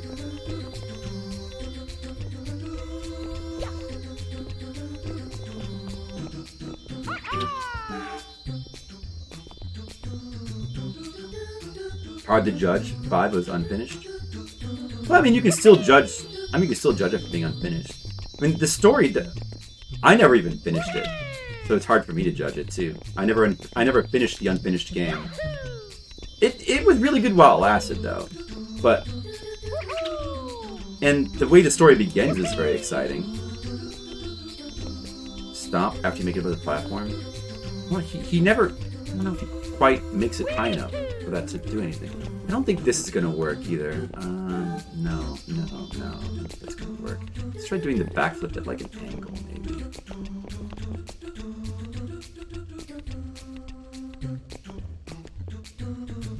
I think that is gonna work.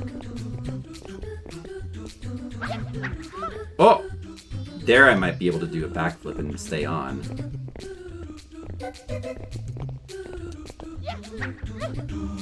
Oh. Oh. Now you don't want to die. What do you think what about the tip of that ledge there? Do you think anything is there? I think absolutely nothing is there. This from Mario 64, I'd expect like a 1-up to just generate. But in this game, I don't think they really do that, so probably there's... I mean, there could be blue coins you can flood, but we don't have flood. Probably... It's kind of weird for nothing to be on the tip of this edge there, but I think nothing's going to be there. What? There's a fire here too. Wait, what's... Wait a second. Oh, there's also a platform below me too. What is that? What's that all about? Why is there a platform below me? Is there something down there? Have you gone through Peace Walker? No, I never played Peace Walker. That one I never got to. I heard it was very similar to, well, it's basically kind of a prototype for MGS5. A lot of similar things in it.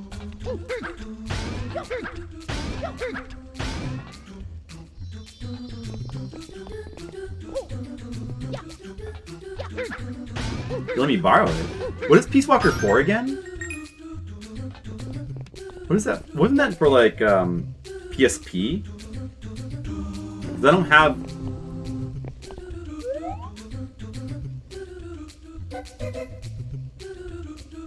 I lost my Vita, unfortunately. Look at this stuff. This looks exciting. Now, see, this is high excitement platforming. Because if I die now, I've got to do all that over again. And it won't be... I mean, it's not even as bad a penalty as it seems like, because I retain the knowledge, which is the most important thing. But still, you don't want it. You don't want it. You don't want to die and you have to go all the way back down. That's where the excitement comes in. If they put like a checkpoint here, which they probably would in like Super Mario Galaxy, all the excitement just gone, and it's just like normal platforming. But this is high intensity, high excitement platforming. That's what we like. That's what we like.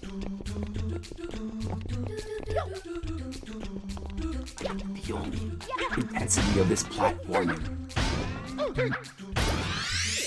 Oh, so there's a 1-up in one of them. Okay.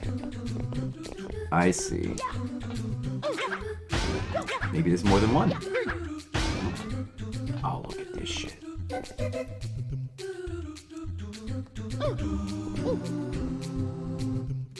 at this shit. I'm getting dizzy. Oh!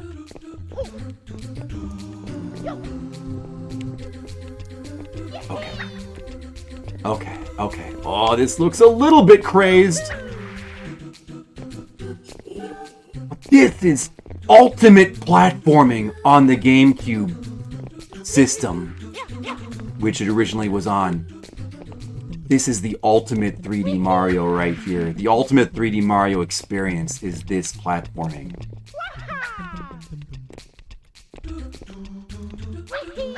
We're all so lucky to get to experience this together.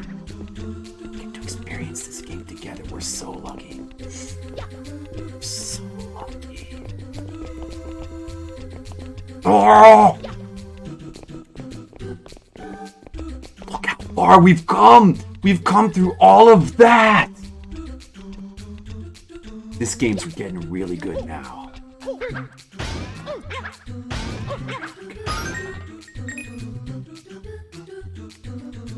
Oh, okay. No problem, we got this. I will definitely not fall here. There's no way. It's absolutely, thoroughly... No! Get up there, Mario! Oh! I told you I wouldn't fall! But you guys didn't believe me, did you? I did it. First try. First try Mario! Was that first try? I don't know. Oh no, I died in the arrows. But that doesn't count, so first try. Thank you, Luigi. Ooh, I saved you. That was exciting! I did that on purpose, Luigi, just to give you a little flutter in your heart. Did it feel good?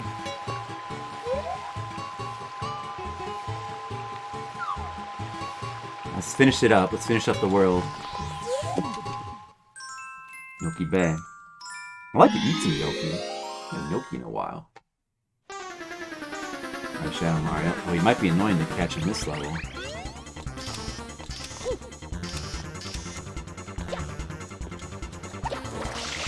He's gonna swim, huh?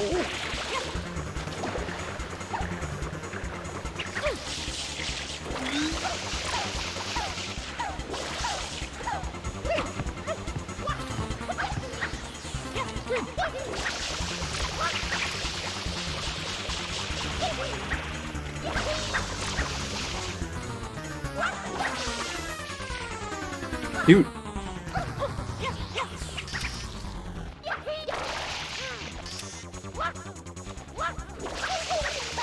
You son of a bitch. Ah.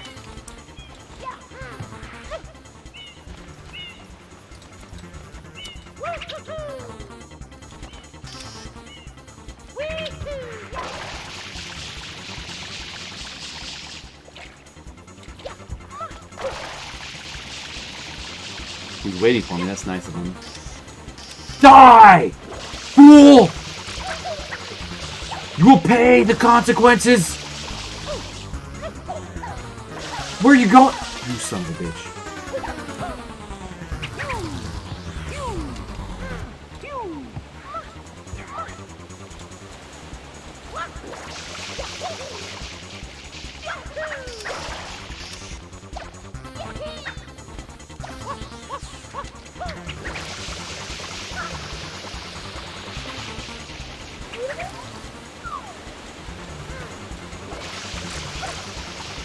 Oh my god.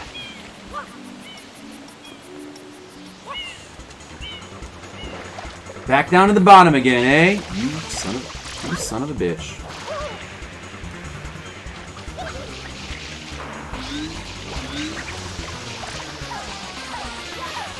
Same pattern again, huh?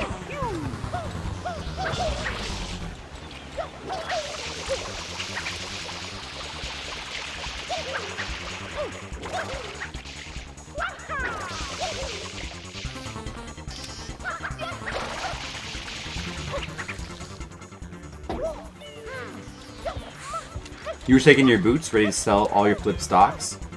That was close! Whoa, Luigi. That was a close one. At least a standalone game where it's just sunshine, non-flood levels like this, you wouldn't be mad? I wouldn't be mad either. I would actually, if it had the same like intensity as the sunshine levels, because you know Mario Galaxy actually does have levels like that, and I did enjoy them, but I feel like I didn't enjoy them as much as these sunshine ones.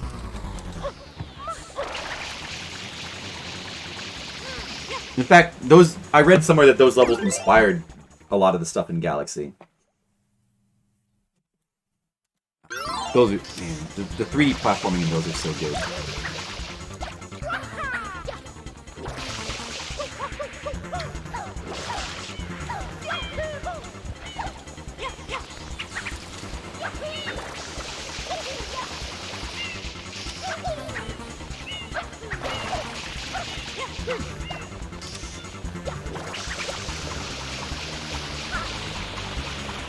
Well, what? Oh, I thought he was going down. Oh.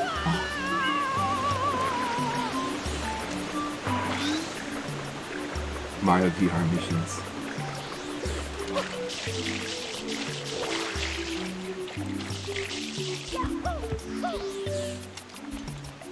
He's gonna fucking wait up there for me.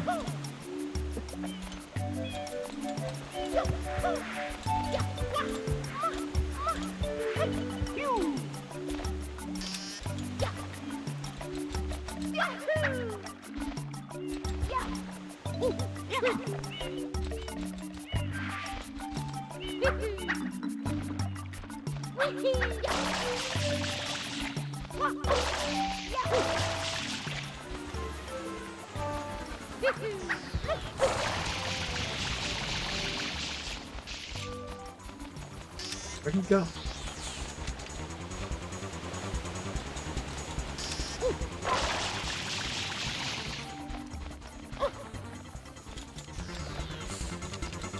Up here.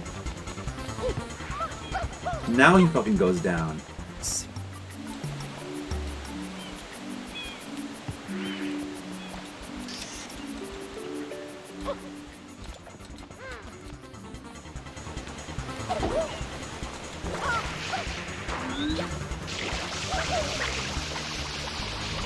Oh, got him, thank goodness.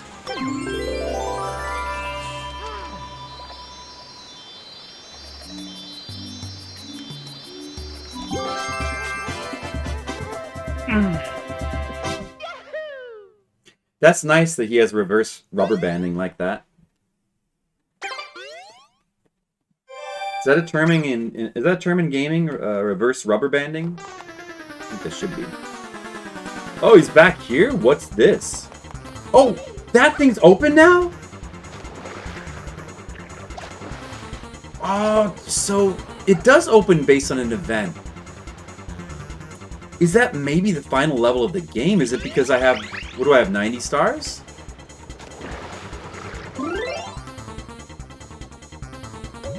$92.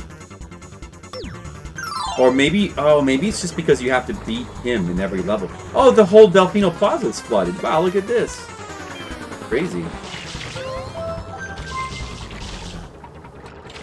Uh-oh. The world is flooded. That sucks. Everybody's up here. If this triggers any, like, new coins or anything to appear. Still check these boxes. Oh, no, wait, you can't stop those. It probably... Well, if it does, I'm sure there's a way to cause an instance of it to happen again or something. I'm not gonna worry about that.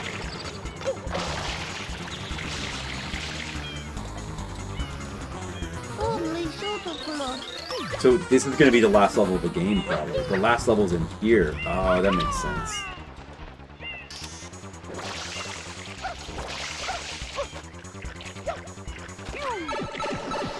So proud of their water. Corona Mountain. This is the last level? There's no way this is going to have 12 shines, or any shine. Maybe it'll have one shine. Like a Bowser level. This looks fun, though. Oh, this looks really fun. I died. They had good reason to be proud of their water. They had good reason. Oh, there's blue coins, though. There is blue coins.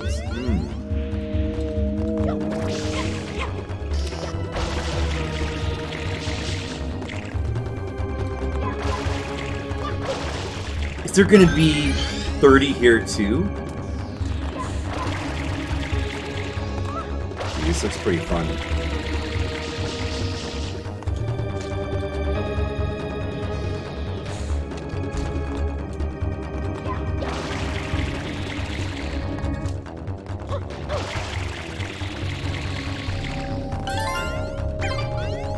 Oh, does that count for Delfino Plaza? I think that said that counts for Delfino Plaza.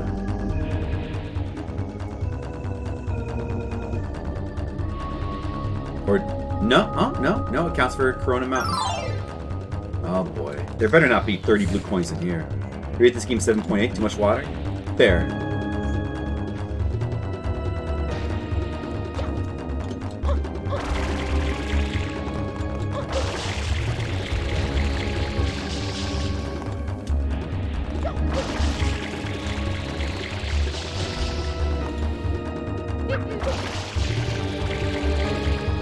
Oh! I didn't know those would come back. Should we play through this now? We could probably beat the whole game right now. Oops. Maybe we should like fully 100% the game first before playing through this level, but it has blue coins as well. So we'll have to play through it more than once for sure.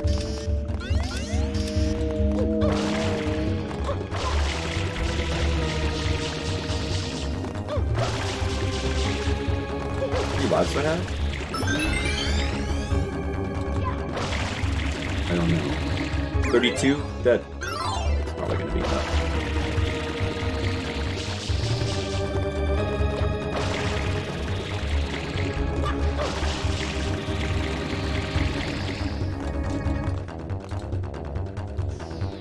Minecraft for Wii U?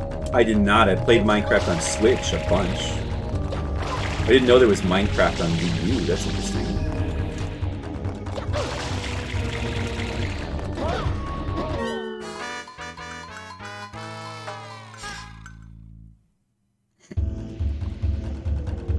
That was sure something on 3DS? I'll bet it was.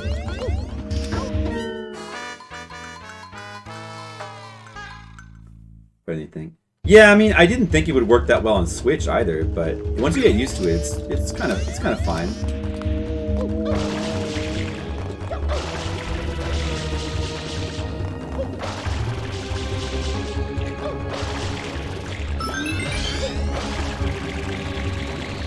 Wait, what if this bullet bill is a blue coin? It could be a blue coin. Oh, is that a fish? Okay, he's not. Let's check. Check everything.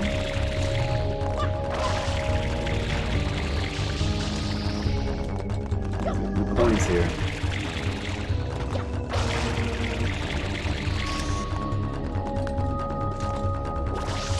Got him. Is there more than one of these guys? Can't tell if they're respawning or not. I think they are. Okay. Blue coins there.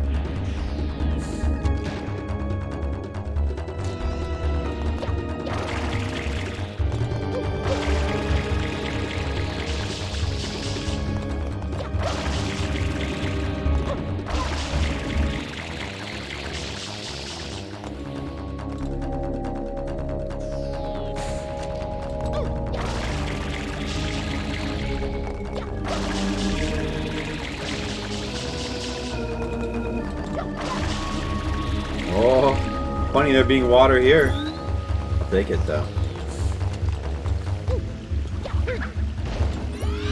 Extra 1-ups now. Lava boat.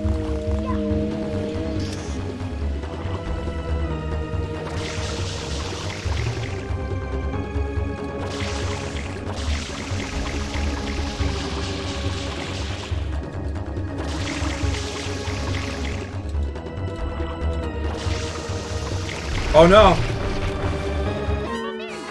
Oops, I should not have crashed my boat. That is sort of an important life lesson about boats.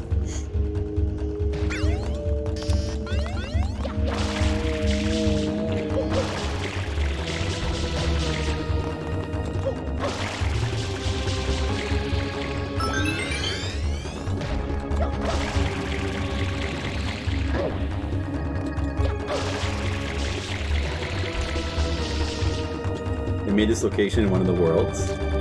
Oh, in Minecraft?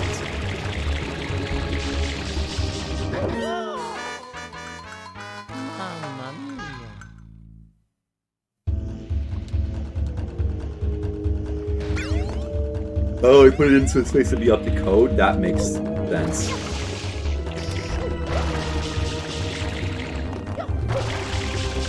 That tricky Bowser. It's funny, this place doesn't look like it's up to code.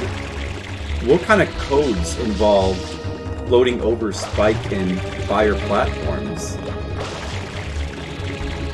With, like, on top of death-defying lava? I don't think those building codes would be legitimate.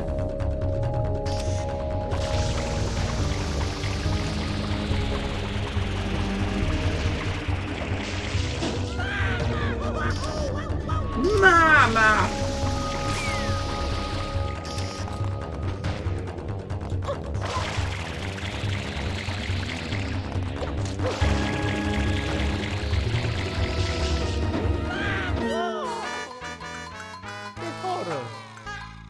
Thimbleweed Park. That's the one that looks like Maniac Mansion. I haven't played it. I haven't played it myself.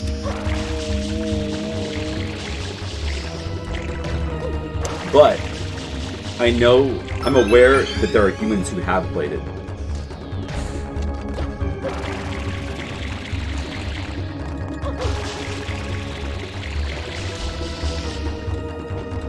Is it X-Files-esque? Didn't know that.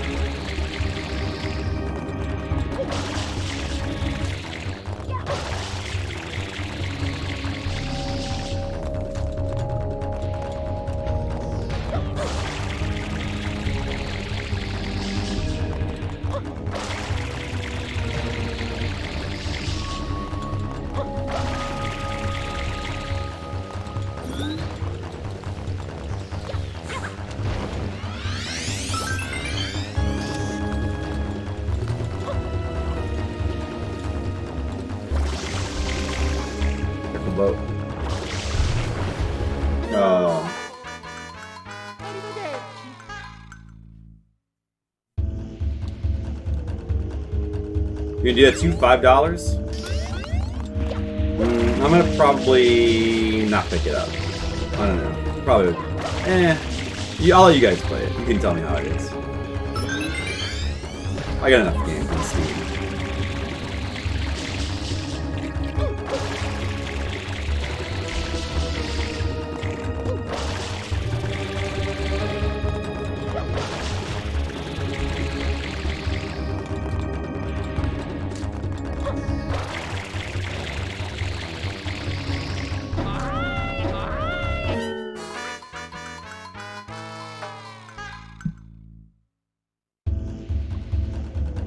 Oh, lava fist preservation. Luigi, that makes a lot of sense.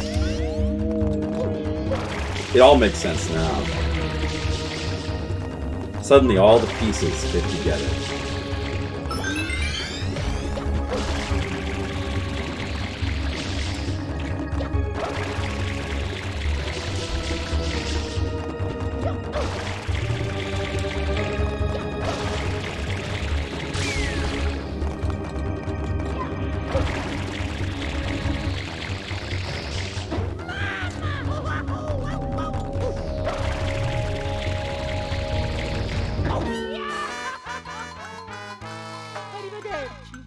Arrivederci.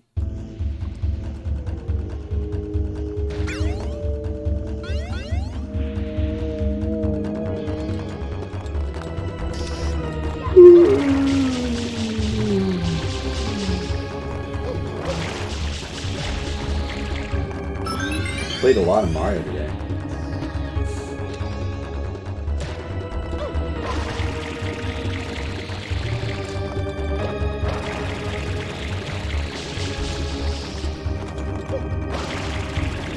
I need to play the old Monkey Islands one of these days.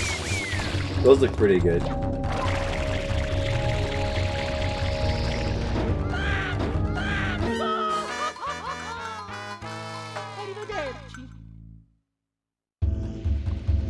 X-Files 5. I never really watched the X-Files. I think I saw little pieces of episodes here and there. Yeah, I should go watch it one of these days. It's probably good. I probably like it.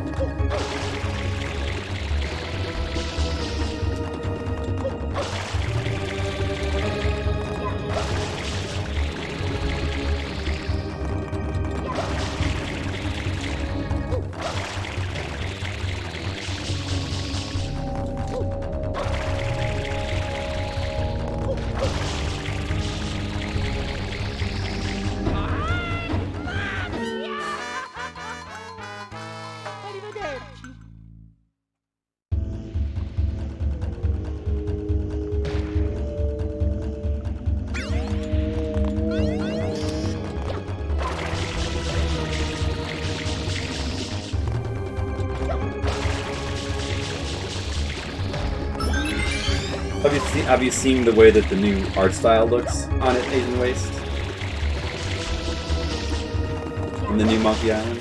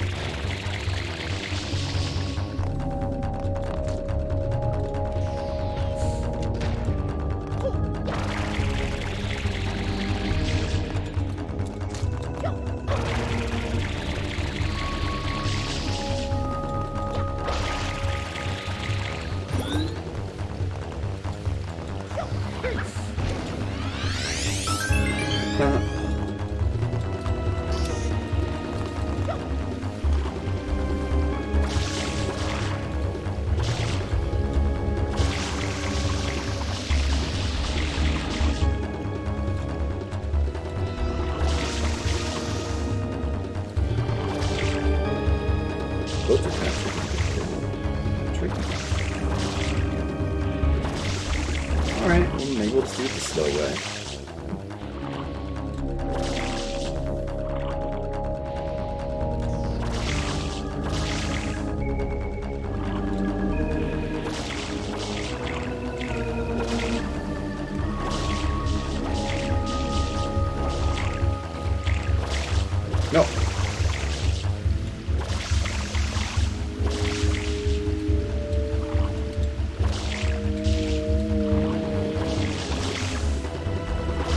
fully understand the controls here.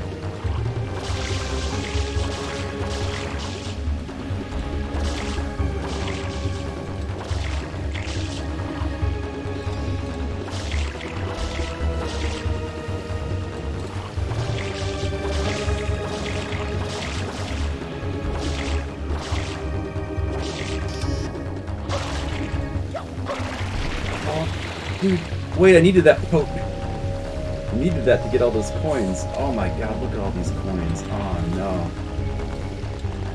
Oh no. Oh, it's gone.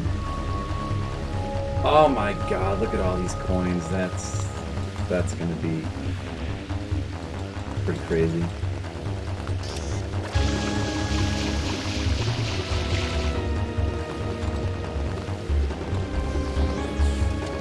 You don't mind it? It's different than the Samurai Jack feel. You never liked that paper marionette art style. I never liked Beater Skittles. I'm still not really a big fan of it. I was never a super big... Like, honestly, the Samurai Jack art style, I was never really that into, to be honest. It seemed like a cool show, but it never... Yeah, I don't know. The art style is...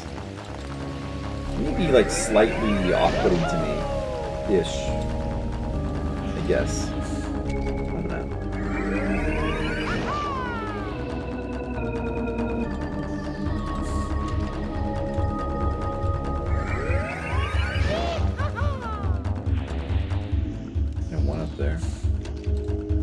Okay, just go for the one-up button.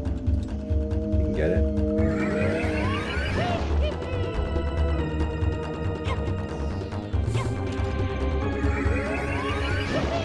You move backwards.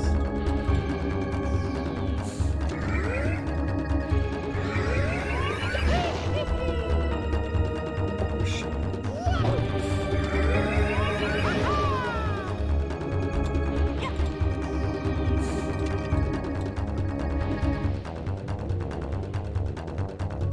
The animated stuff from Monkey Island 3? Yeah, I haven't seen that. I forget that one up. That's not anyway. That I can't really say.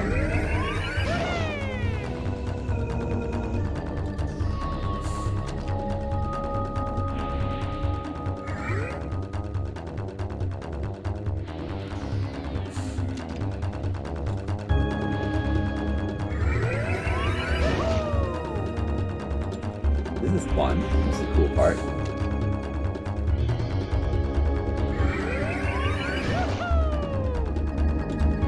Evil Cloud. The water's great, hey, Junior? Sure is, Papa. Come on in, Mama Peach. I think not. Mario! They're having a bath together. Don't you ever give up? Mario! How dare you disturb my family vacation? Family vacation. Ha. That's pretty good. Nice twist. They're split on the HD style. I don't know if I saw it. I usually don't like HD styles. I hated the HD style look for what was it? The Maniac Mansion sequel. No style works for them. Yeah, I don't know how I feel about those styles. I haven't seen them. You know, print of the counter shape, so I realized Gendy is a matter of visual storytelling. There's a man that can capture. I mean, I'm not going to argue that. I'm not going to argue that. A Metroid anime series? I don't know about that, though. I don't know about that. I would rather just see an anime type look. Or 3D animated, maybe.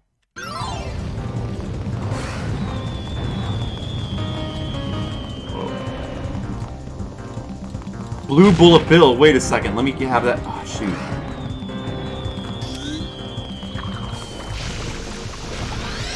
It's not a blue coin.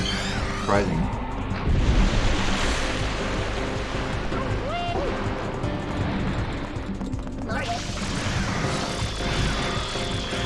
Blue Bullet Bill, though.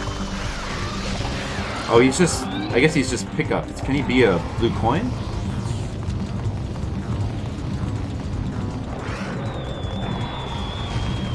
And Peach is in there, like.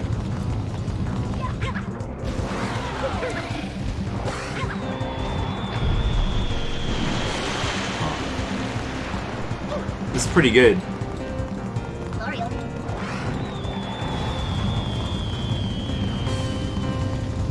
I packed a few more items.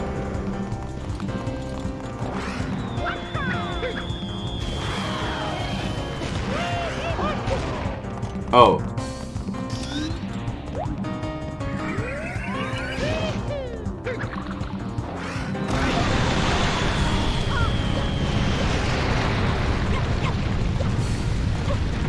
We don't really want to win the game right now. You don't want to win the game. Should probably just... We want to get 100% completion, then come back. Oh no, wait, I'm stuck here. Oh, I can exit. We'll just exit. Let's exit. We don't want to win the game. Now we know how to do that. How do you feel about the fight? Pretty easy. I like the way it's designed. I like the premise behind it. I like that you get there and you're having a family vacation. I love all of that. Okay, let's see.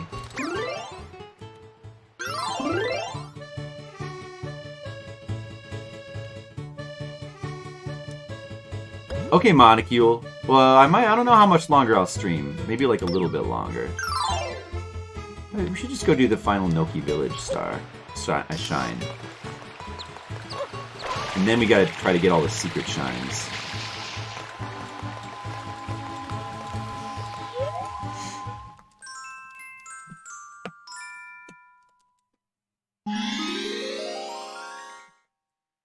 Well, I mean, in that way, yeah, I agree, Asian Waste.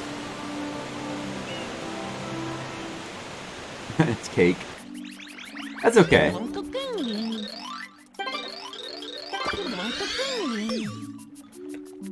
It's a cool idea, though. So it's red coin fish. And in the water.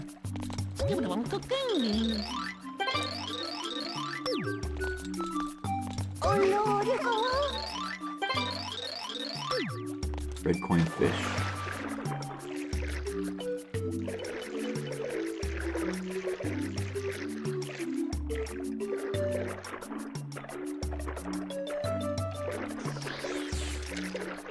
Where's my red coin fish?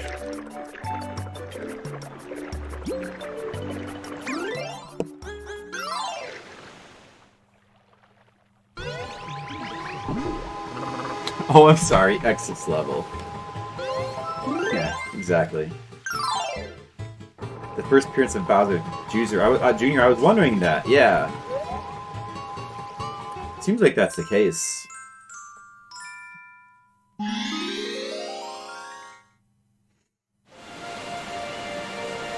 Do I need to go talk to him?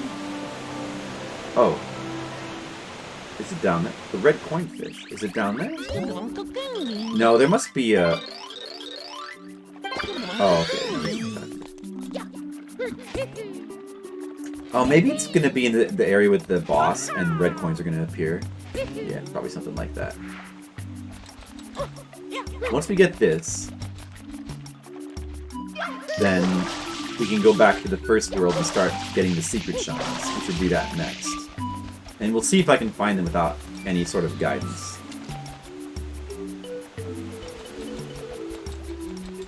I do really like this level. I like Piñata Village a lot too. Pianta Village. I liked it.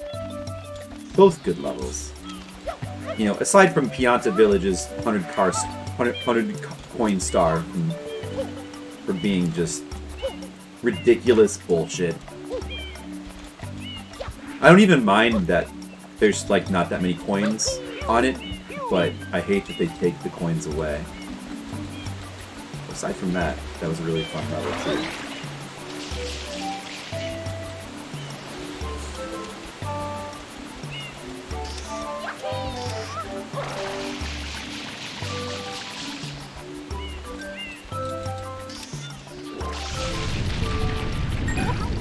I love that guy.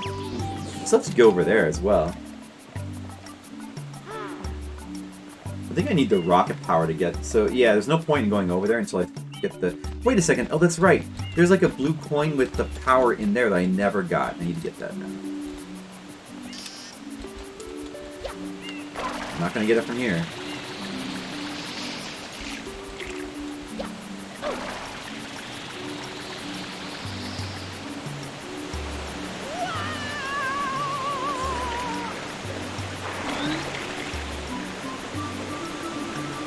You learn to like Bowser Jr. more?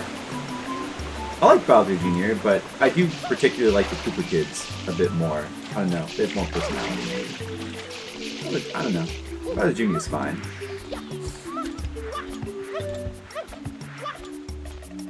Now they have both. You can Mario Maker 2 you can have both. You've got kids and a junior.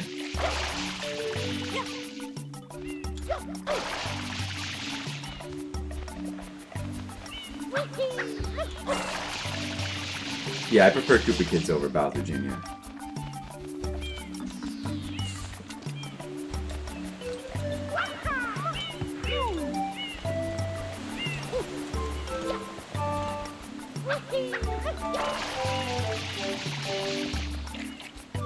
Let's just talk to this guy first.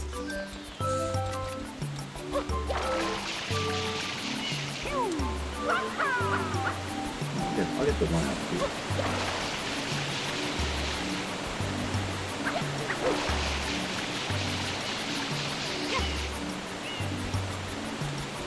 Oh, and Smash? Yeah.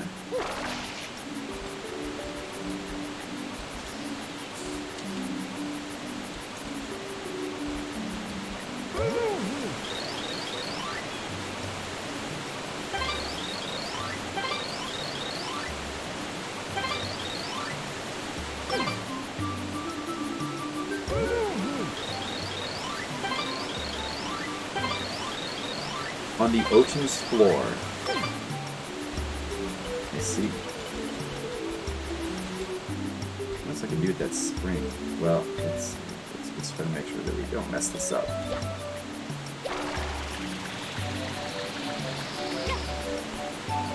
What is this? An ice block? Aside from that one weird level where underneath, I've never seen an ice block in anywhere. Do I hit it with water? Oh, that's how you do it, huh? The first ice block I've seen in the game is like in that one level where they were under a bunch of blocks and I couldn't reach them. Wait, wasn't there also... There was one of the... Where's the power-up? Or is that in a different version of this stage? Is that in a different version? Or maybe I mistook it? I don't think so. I think it was in that nook. Is it because I'm not in the right shine? Oh shit. Should be in there, I think.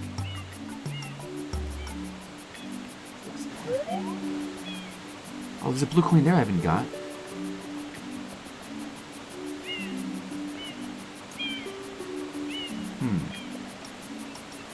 I haven't been up there, I don't think. Look at that area. I wonder if you can go in those little holes there. Huh.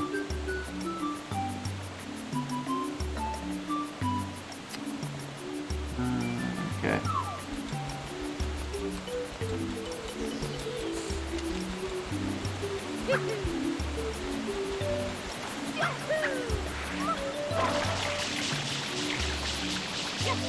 They can always just do like a Minish Cap thing and give Bowser a power that makes him small. Problem solved.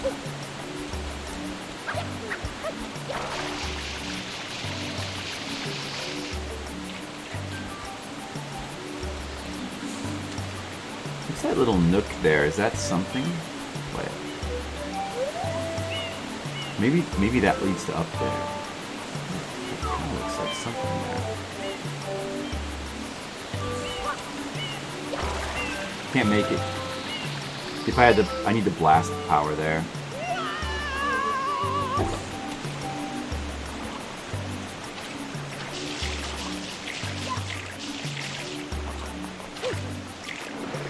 Ocean floor.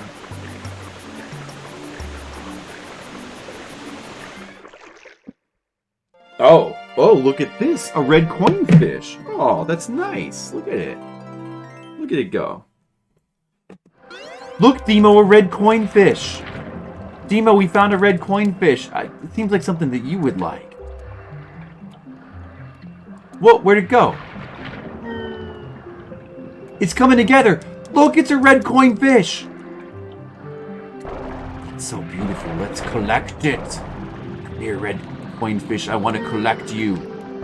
Oh, I'm collecting the fish. Yes, let me put this fish in my pocket.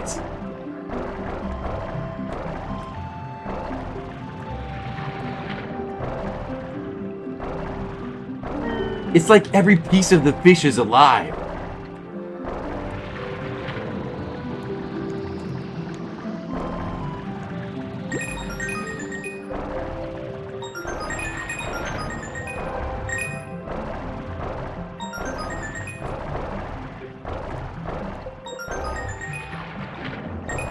Let me get your last red chunk, fish. I need that for my collection of stuff. Fish. This fish has almost been fully harvested. With its organs. Maybe Dima wouldn't like this level, after all.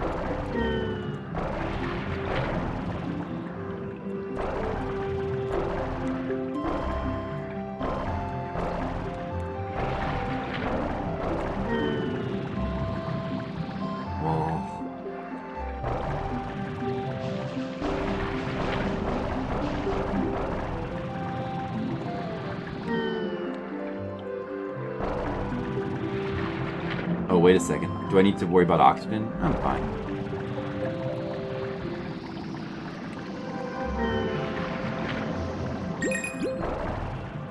The fish replenishes me. Oh, those guys down here. There's probably a blue coin down here somewhere. Alright, that was fun fish collecting. Good level.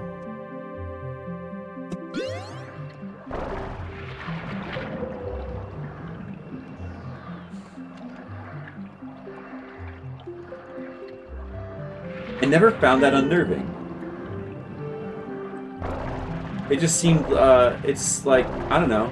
When I turn people into coins by shooting them with fireballs, I expect those fireballs, I expect those coins to move before I pick them up.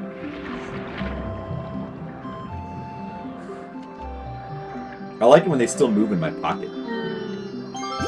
And then when I'm going into, like, a grocery store to buy some bread, and I hand them the jiggling coins, I'm like, don't ask. And they never do. Ah, the true dream of a capitalist. Beautiful. Mr. Leo, don't worry. I won't turn you into coins as long as you agree with me about video games.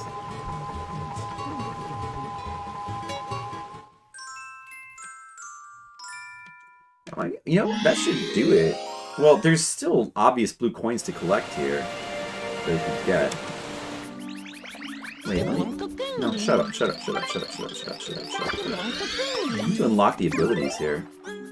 Well, let's work on it a little bit more. Let's get some of these obvious blue coins before I start using a guide. I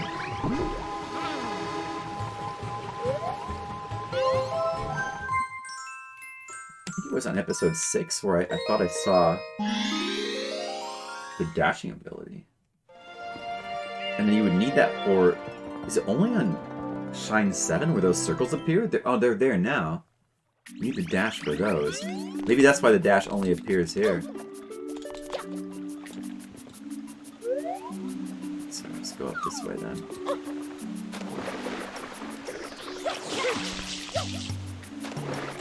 Huh. I've been kind of wanting to rewatch the Friday the 13th movies. It's been a little while.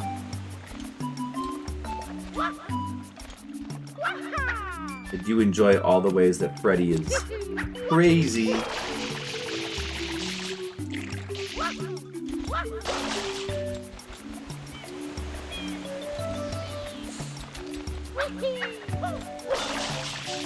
That's what happens to the fish coins. Also, dragon coins in Super Mario World. Someone fireballed Yoshi and turned them into coins. You said something that might offend me if I catch it? Oh, let me see. In one of the Friday the 13th movies. Oh, I didn't even catch that. Wait, were you joking or were you serious? It does not offend me, even if you don't, even if it's an honest mistake, or if you're joking. But it's funny. It's funny that you. I wonder if he made the mistake on purpose. That would not.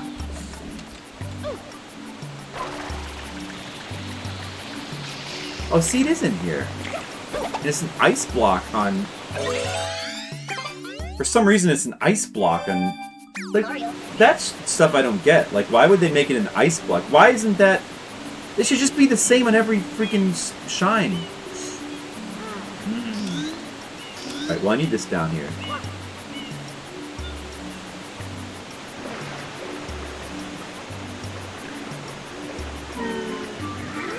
We can dash underwater as well. Look at that. Oh, the water's like all pure here. I just realized that now. The water's all pure. When did they get purified? Well, that's good. Is there anything over here? Wait, isn't there also like a lot more coins too than this one?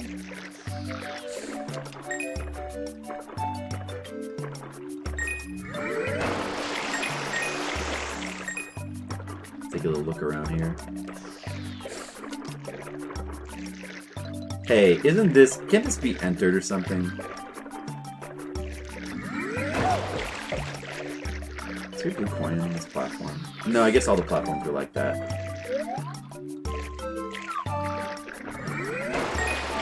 I guess this is just so you can have fun doing this.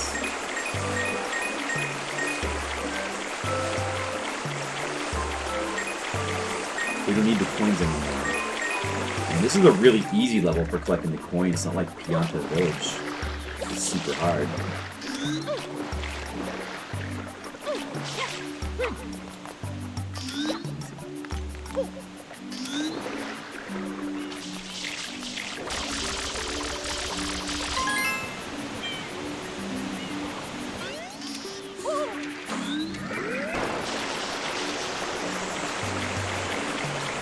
Whoa, got it.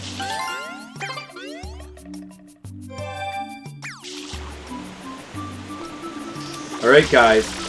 Okay everyone, here's a quick question for ya.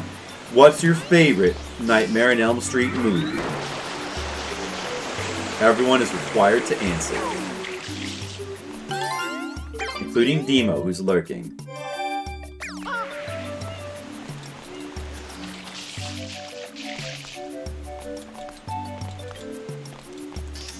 There's more coins up there. Should we... Maybe I should put... Oh, wait a second. I wonder if they put anything different in the waterfall cave on different shines. That kind of shit is like not worth it for me. I think this needs to die.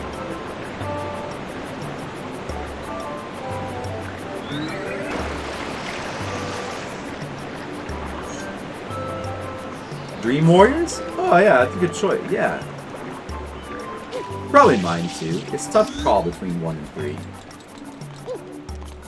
The Dream Warriors is awesome.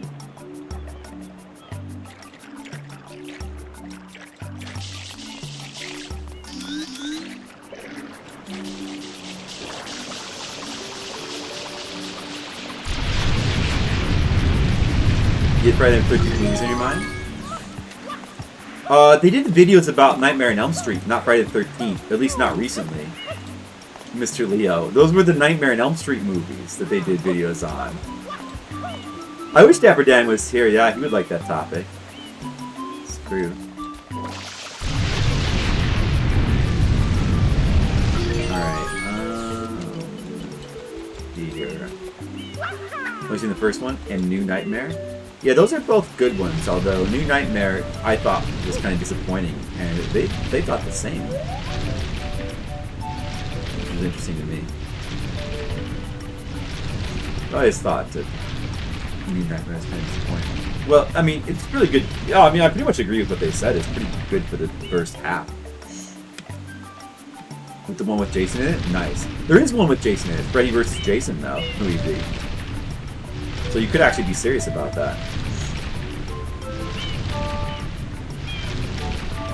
That's true, Agent Wade. The dog kissing fire.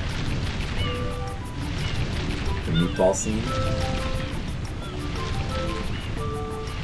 Oh, Dream Master, that's 4, right? Hold on a second. Yeah, cause no. Oh, what? When did that get there? Or no, Dream. Yeah, Dream Master, and then 5 is Dream Child. Right. And 6 is Freddy's Dead. Barda. I don't need to go over there. Well, actually, maybe going over here is a good idea.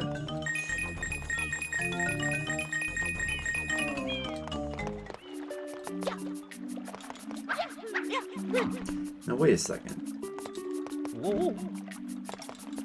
Shoot, I should have went back to normal flood. What does that do? What is that doing? Is that doing something somewhere? What is that doing? That's what I need to know.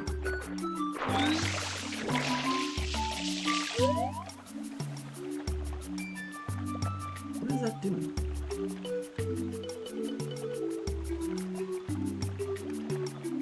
Jason X. Oh, the pizza. Yeah, the pizza's. Yeah, I remember that. They get really creative when you start to get into like 3 through 5. You did get them mixed up, Mr. Leo. It's okay. I know, Agent Waste. That's a funny thing about 4.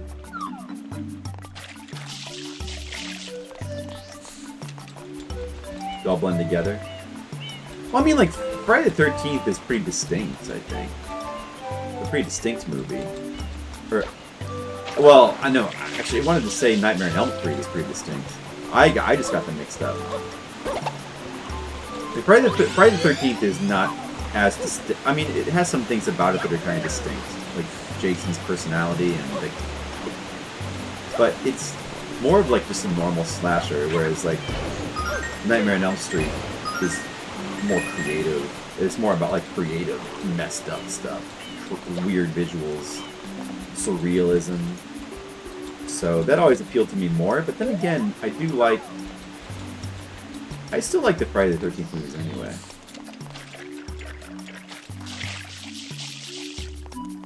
They're very creative, Skittles. Dream Warriors? Oh, to Dream Master? You can change it if you want. I wouldn't go with Dream Master because... The acting in Dream Master is just... is too... Like Dream Master... Like, the 4th and 5th one, they're both Renly Harlan movies, they both just have this kind of cheap quality. Like, the acting is... Like, the acting is, like... is not bad in the first 3... Well, the second movie it is. But the first and third one doesn't have, like, it has fine acting, but, like, some of the characters and actors in 4 and 5 are kind of really just not good. No, it kind of gives the movie, like, more of a cheap feeling. They're still entertaining, though. They still have a lot of entertaining content, but, like, as movies, they feel more cheaply done, I think. Let me just check something here. What about this little area here? Have I been here? Oh yeah, that had to have something. That had to have something. Okay, there's something that we found. Campier. It's campier because the acting is kind of worse. But I mean, like, not in like a... Just like, you know, kind of just like a... It's just more silly. Yeah, it's more campy. Dream Warriors is like... just a really cool horror movie.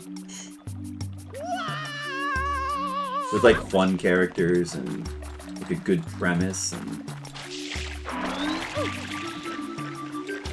I didn't really remember this, but from watching the Red Letter Media video, I had forgotten that like Freddy kind of dies in the coolest way in 4. Or is it 4 or 5? Well, maybe it was 5. One of them is really stupid. I think he dies in a really cool way in 4. And then in 5, he dies kind of in a weird... Yeah, it's 5 with the Dream Child. That one, he kind of dies in a really strange inexplicable way.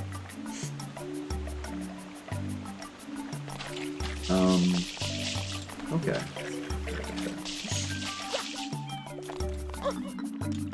Well, 4 and 5 are still fun movies because of, yeah, the kills. Well, like just the various weird dream stuff that Freddy does. That's the appeal of those movies. All the crazed dream stuff. Like 4 and 5, even though they don't have very good plots or like characters, like character development is kind of bad in 4 and 5, and not very good acting. They probably have some of the most robust, like crazed special effects and just like insane, weird, surreal stuff with the dreams. It's just like, it's really interesting. It's much more interesting than the normal slasher movie where like the slasher just kills. Like in slasher movies, they try to make it interesting by having the killer kill people in creative ways, but you can kind of only do that so much, and it's not as over the top and cool as like the Freddy dream stuff. Nothing really compares to that.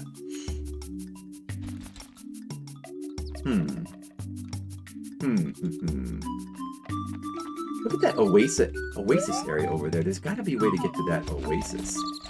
That's the kind of thing I kind of want to figure out for myself somehow. There's got to be a way to get up there. Doesn't there? I mean, I can't actually see anything over there, but you'd think that there would be.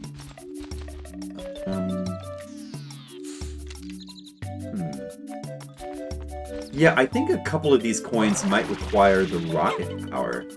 I think I might need the rocket power to get in a couple of these things.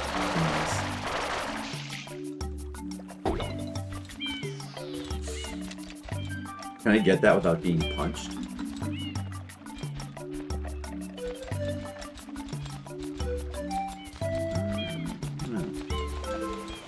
Oh, this one, you might be able to get it.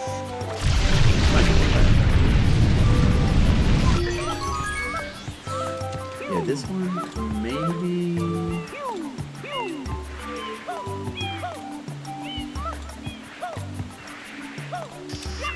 Maybe you just kind of go like this. Oh! Nope, not like that. If I could jump out of there. My boy.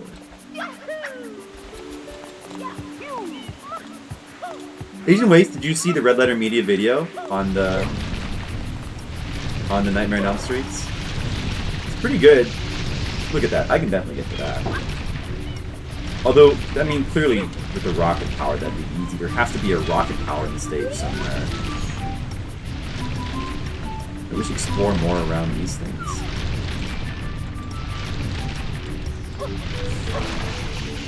And maybe it's on like a very particular shine, which is annoying.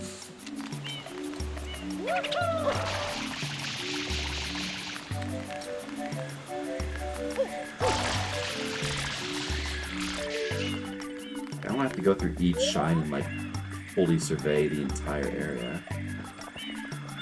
There's nothing really up there. I guess I've kind of explored all these.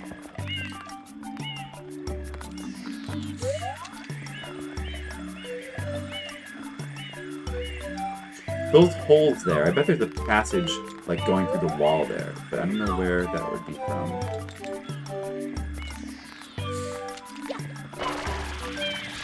Let's just take another look real quick.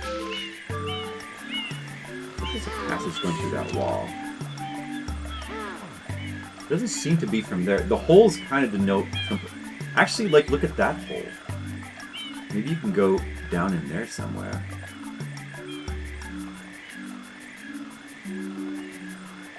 Like, that passage basically leads to that one blue coin. There's gotta be a passage in there somewhere.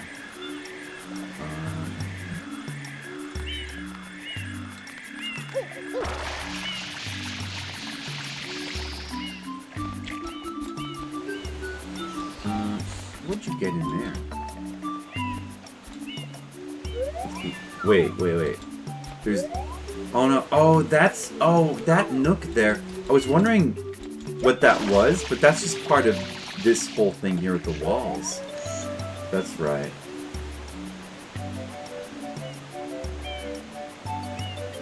What about going in where the water comes out there? I wonder if that's possible? That's possible. Oh, there's a door on top of that. I still have never gone up that. But I need the blasting power to do that. Where is that even? Let me just do this one more time. I need to remember. Oh, wait. Oh, no, too late.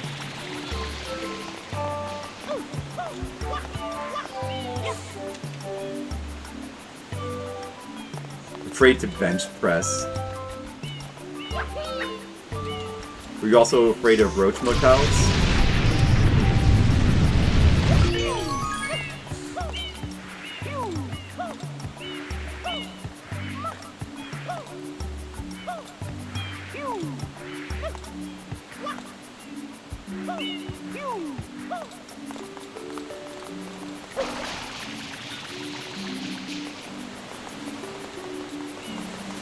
This goes up here, and this is really close to...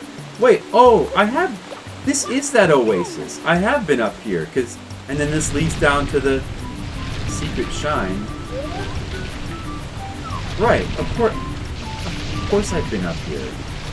I have been up here. Oh, jeez.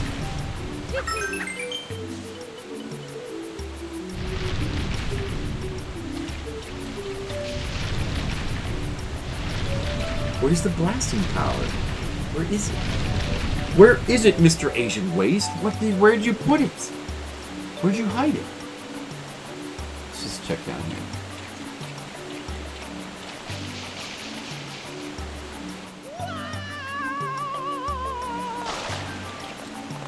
Look, a 1-up. Maybe it'll be in, like... You just have to come into this room on a random shine, and there's no way to know what it is. It could be something like that. There's probably blue coins in, like, these nooks or something. Or one of them.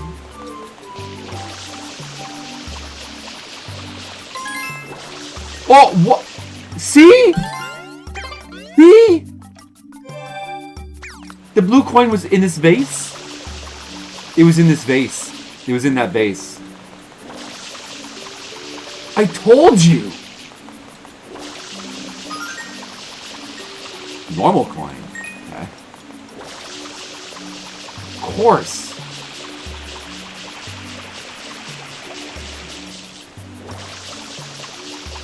I guess some of them just don't have coins, though. There's another one! My blue coin. Listen, I found a ton of them by myself.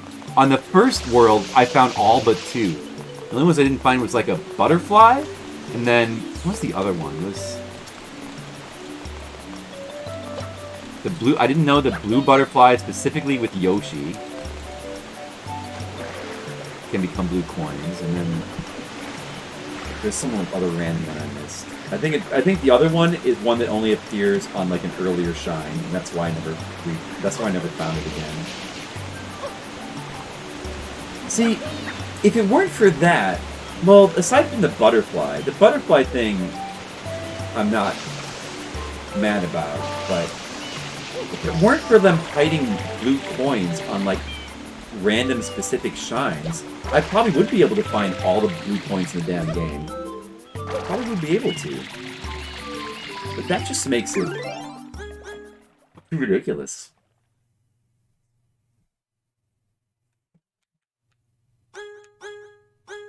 Alright. Oh, you know what? Let me check one more thing in there. What would that blasting power be? Let's just go to the last one. Because in theory, most things should be available from the last shine. And we'll just look around. And actually, I do want to try that one. I've never tried to climb that. Maybe the blasting power is on that tower that I haven't explored yet. Maybe it's just on that tower area. We gotta go to that now. See? This tower over here? Whoa, nice jump.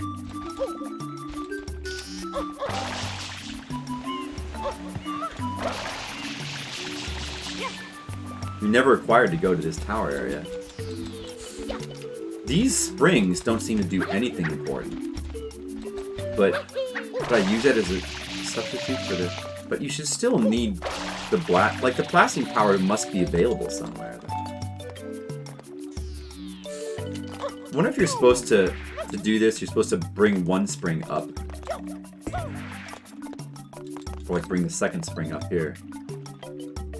These springs are just kind of useless.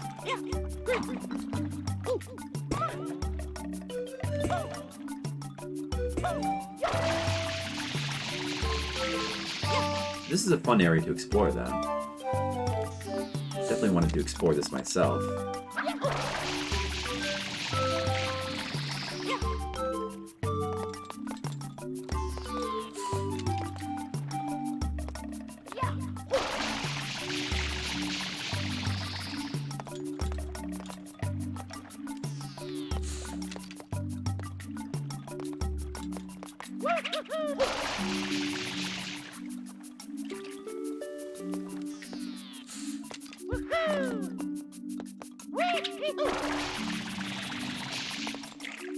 The blue coin in that little nook there.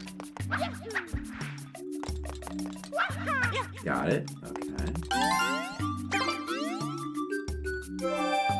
Oh, you son of a... I didn't see a blasting power, so we can't get that other one. Watch it. Let's kind of just try to look around the side.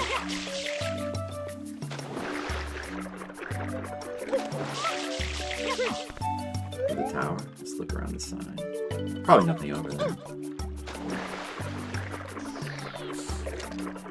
Surprised there's new blue coins in the water around here. Okay, invisible wall. Okay, yeah, there's nothing over here.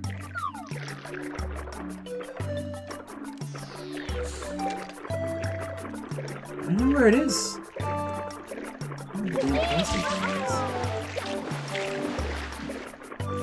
We need that blasting power.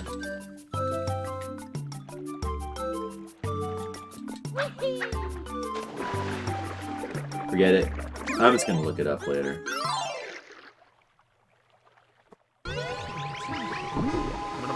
I'm done coin hunting. It was a pretty good coin hunt. I think we got a lot in that area.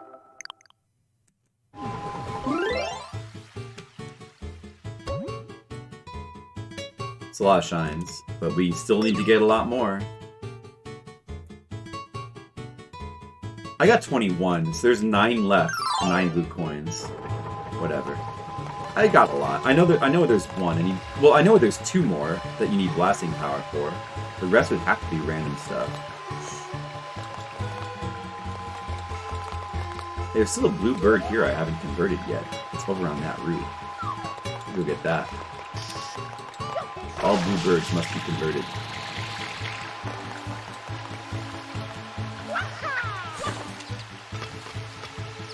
Alright, there he goes. Hey, hey you, blue bird. This is your time, blue bird.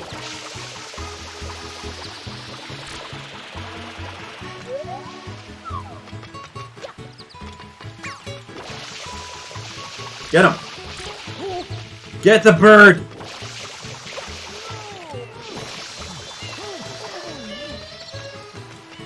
You're going down, bird. Literally, in the form of a coin.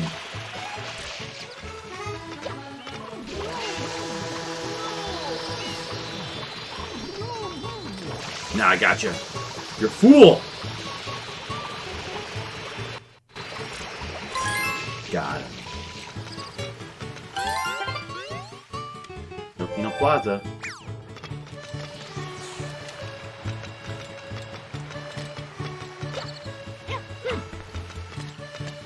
I don't know if there's any other bluebirds I missed. I think that's 3 I got here so far.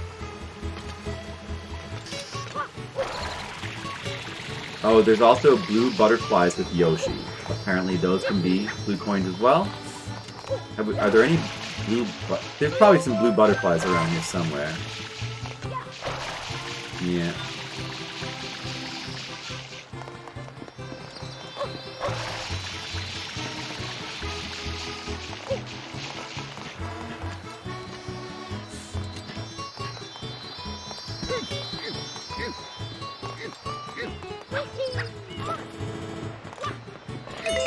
Go find some blue butterflies. Gonna eat them.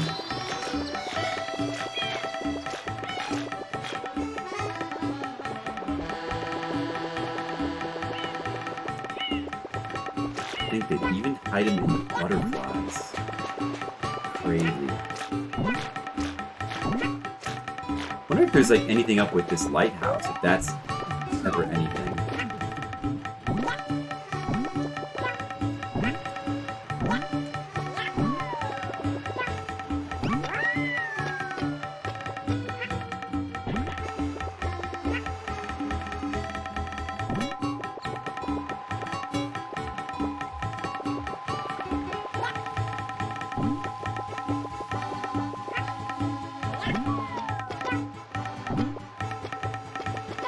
Eat the birds.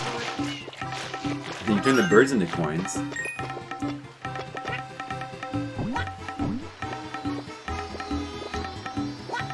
Always good to turn birds into coins whenever you can.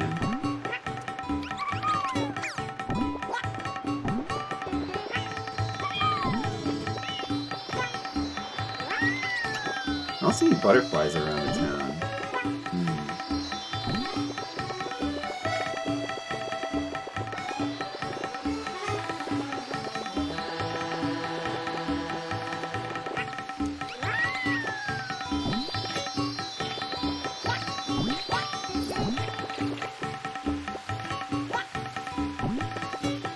Alright, let's go fully complete the first area.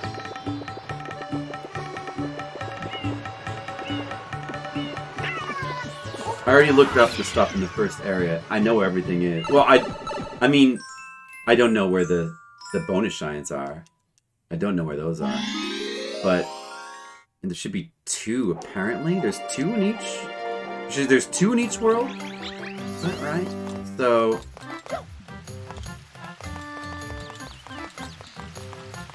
What was the blue? What was the blue? Oh, I was actually forgot the other one. What was the other one that I was missing? The blue coin.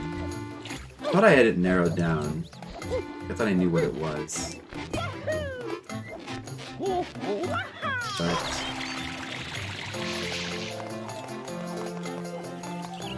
let me look at this thing. Okay, good night, Mr. Leo. I'm gonna probably stop doing too.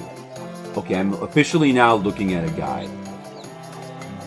I tried my best, okay? I think it was the ones at the bottom here.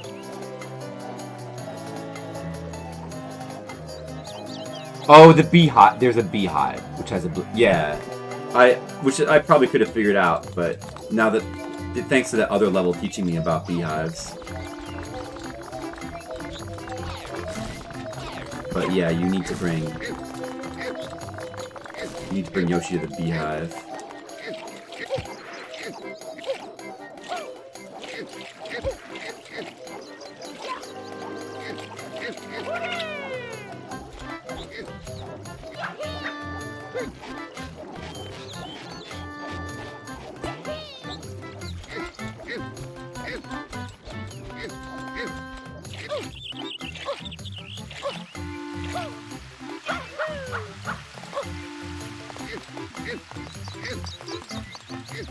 Oh, lemon.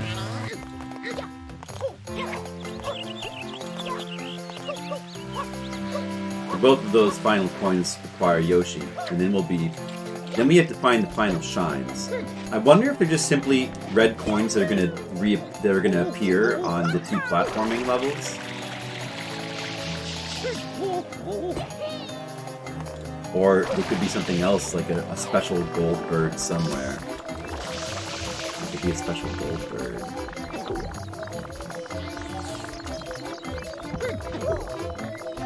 Yeah, I mean, I don't know if I want to, like, search through, like, each shine. Probably should just look it up to make this quicker. Although, I think hey, what? Where'd it go?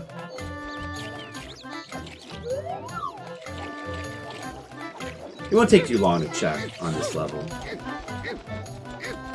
So far, the secret shines I've seen have been red coins that appear on levels you've already done, and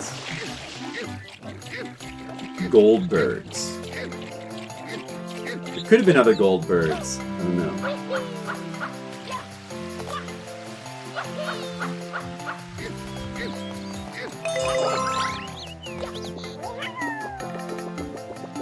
know. I think, like, after I'd learned about the bird mechanic, I think I would have tried any gold bird I would have seen. But maybe there was one in one of these early levels that, back before I knew about that, probably.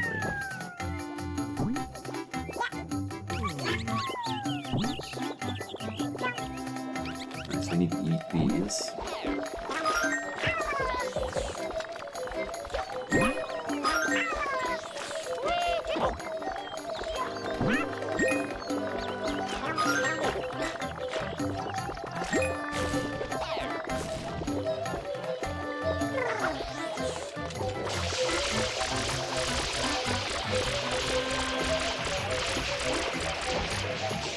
Make the bees mad.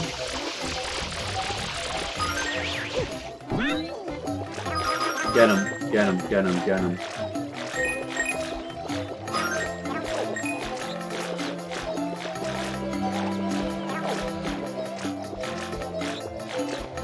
He refuses to be eaten. What the heck? Be. Oh, there's a 1-up. Alright, this is the one that we need. All these extra coins I could have collected if I'd known about.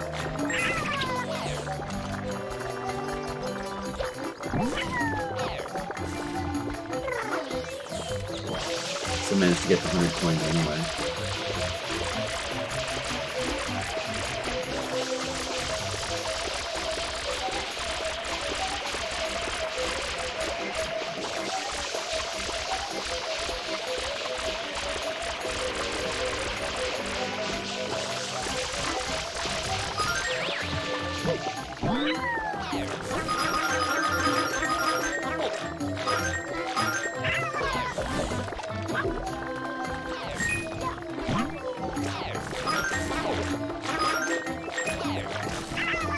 Shut up.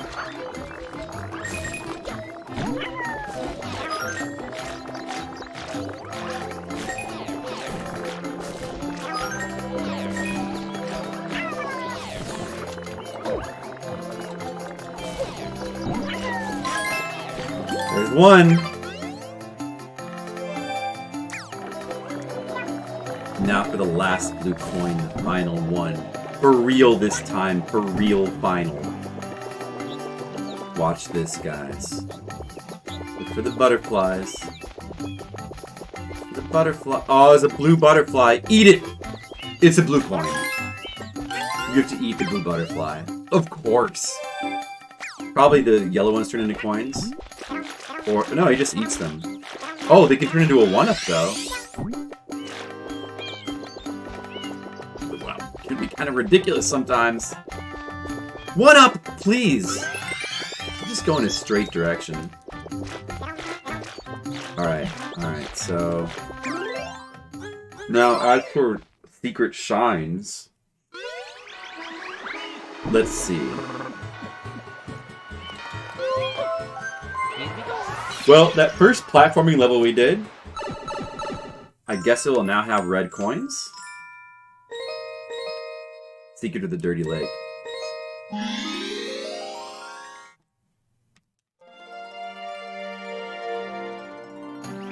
Let's go check it out.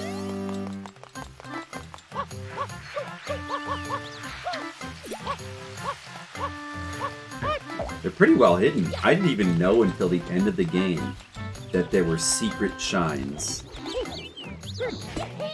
Until I saw those red coins mysteriously reappear because we were like going crazy on Ianta Village trying to find any kind of coins. We were re-exploring everything. And only because of that I discovered random red coins that shouldn't be there and the secret shines. I didn't think there was going to be secret shines.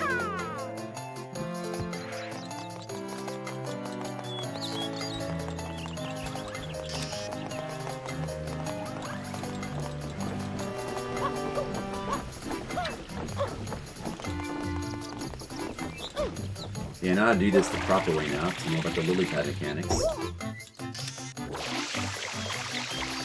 Yeah, that's how I found out that there are secret shines.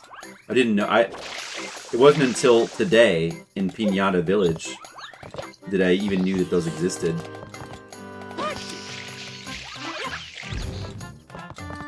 And it's all thanks to Pinata Village having ridiculous, unreasonable 100 stars to get. Is it gonna be here? Yeah, it's here. I bet there's gonna be one in like most of these, if not all of them. Just to make these freaking harder.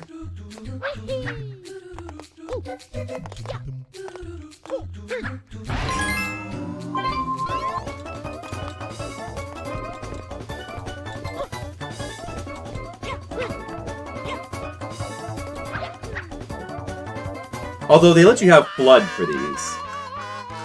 So I guess like it's harder in one way, but easier in another. It might overall even be easier.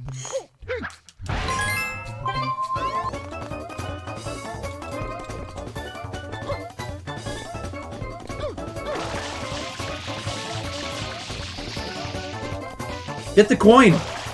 Damn it!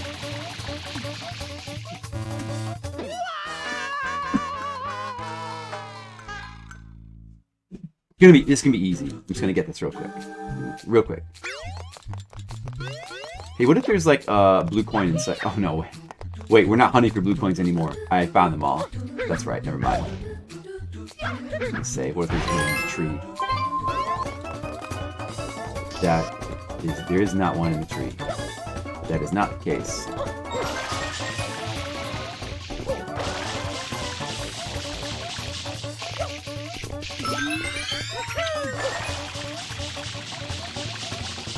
Alright. Is there one down there somewhere? No?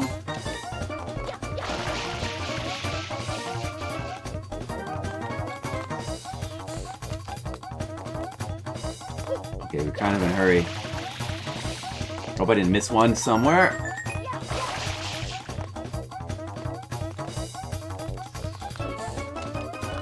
Whoa! Ah!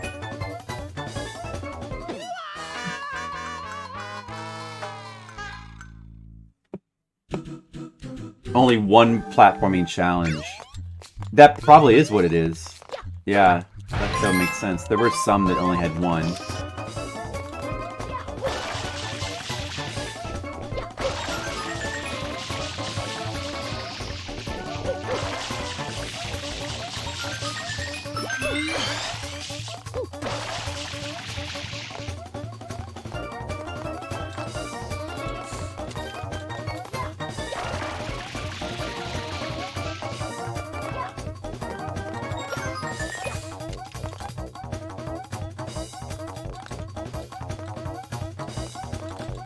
Okay, I got it.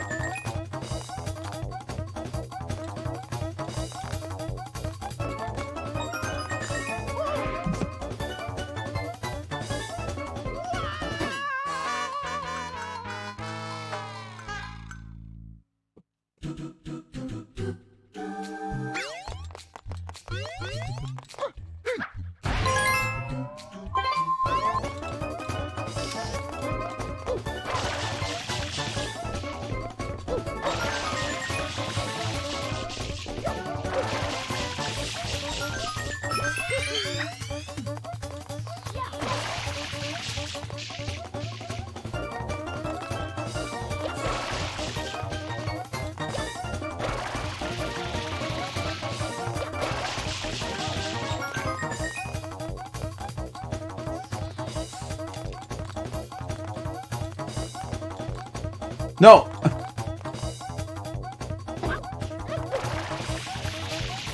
Oh, it's not good.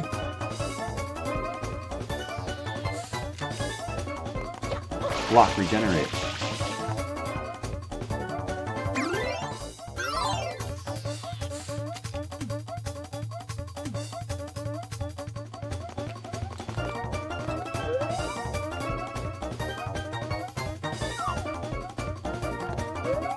There's two.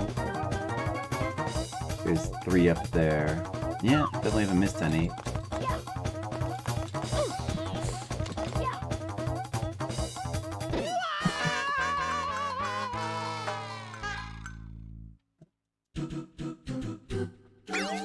I feel like this stage is one of the hardest ones still. one of the hardest platforming stages. And it was, well, I mean, maybe there's one that, maybe there's still one I haven't done. I don't know. But this, like, to me, this is kind of one of the hardest ones. And it was, like, one of the earliest ones. Like, I died a lot in this one, too. I thought maybe, like, this game was just going to be extremely difficult because of this one. But this is actually just one of the hardest ones. And it's one of the first ones. Kind of crazy.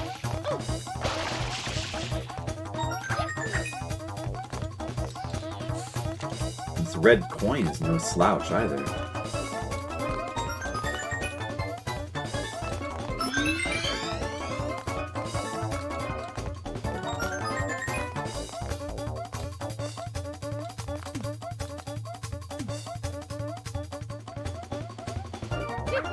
This could be a problem.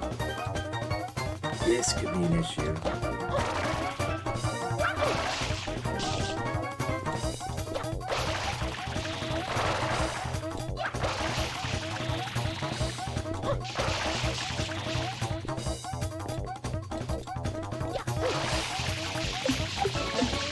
There's not time. Get over there, platform. The fuck?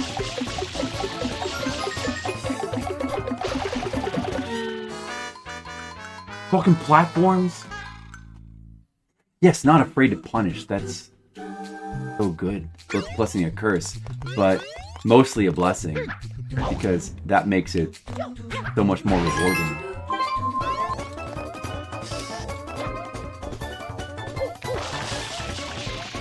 This is the true 3D Mario right here. The real 3D Mario for the real 3D gamers like me.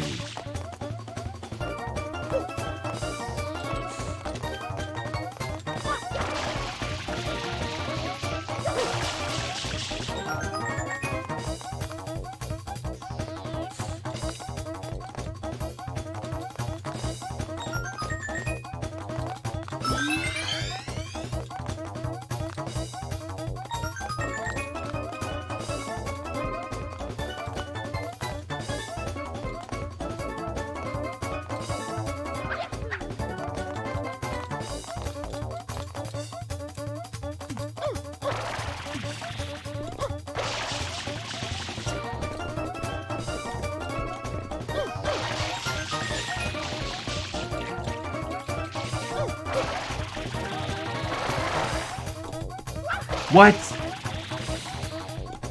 No, don't go over it. Fuck.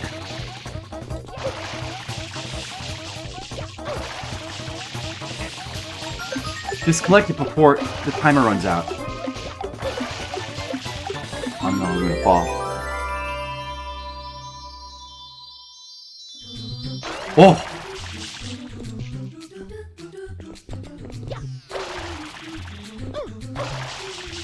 Okay.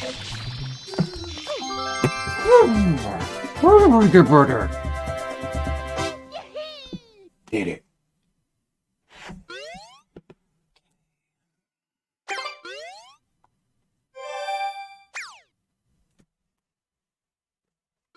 That's why I placed it on the N64. I can really empathize with that reason, but it's not gonna quite go above Mario 64 for me, but I'm still considering whether to give it a 9 or a 10, actually.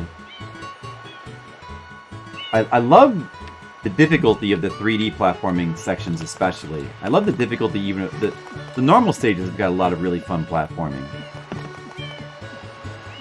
I mean, as far as like the 3D platforming, this is probably like the best 3D Mario in the series. But there's a couple things that for me drag it down a little bit, just a little bit, and it would be the soundtrack being just kind of a little bit mediocre. Although I love the music on the challenge stages, though. Although this oh, that's not the right stuff. Both of the musics on the Floodless challenge stages are awesome. I like Delfino Plaza, but a lot of the musics are like a little bland, and then You know, this is what I've been saying all along. And then on like the collectibles, it's not that big of a deal. The collectibles, actually, in some way, it's kind of cool that they went so out of control, crazy with the collectibles. I wouldn't mind it. Like, I don't really mind stuff like hiding the blue coins as butterflies and birds. I don't mind that so much, and like hiding them in like really hard to get to places is fun. Even some of like the invisible ones are like, they're fine because you can kind of, there's all stuff you can figure out. The only thing I don't like about those is hiding them in specific shines, where now you have to check every shine. That I really don't like.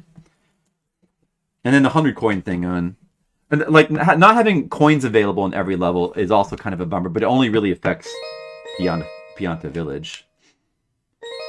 Was there another one here? Hillside Cave Street. There was. Okay.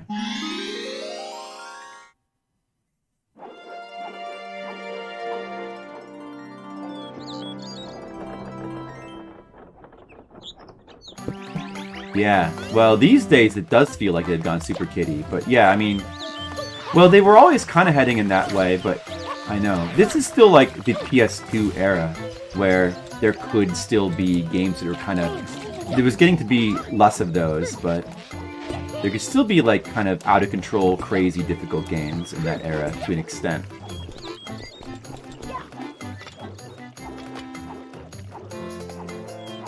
Over there. Even from Nintendo. I'm glad that Nintendo went a little bit out of control with this game. It makes it really fun.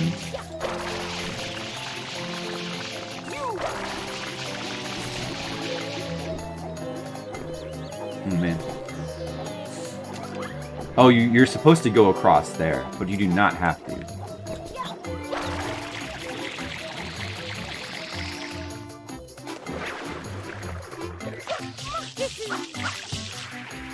Yeah, the soundtrack is fairly weak. I mean, the music is not bad per se. It's just a lot of it is kind of forgettable. But, I mean, there are some really good tracks. I do really like both of the tracks in the Bloodless stages. I like both of them. Including the one that's just kind of like... I don't know, that music's just kind of really cool. I'm going to put it on my playlist, in fact. You're gonna hear both of those. You're going to hear both of the Bloodless musics on my playlist. So I hope you're ready for that.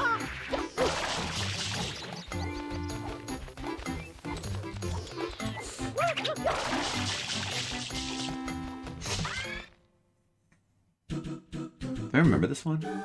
Oh yeah, that's right. This one I breezed through, I think. This one was like pretty easy. Just that other one is like really difficult.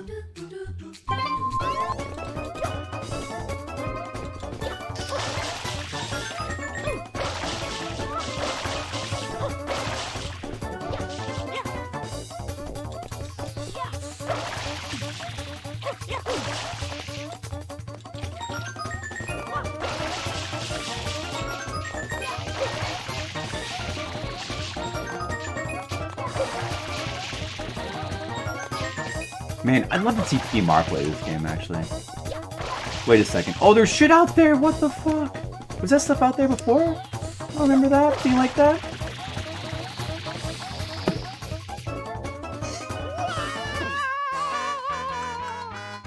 Yeah, if it weren't for those couple of things, I probably would give it a 10, I guess, but...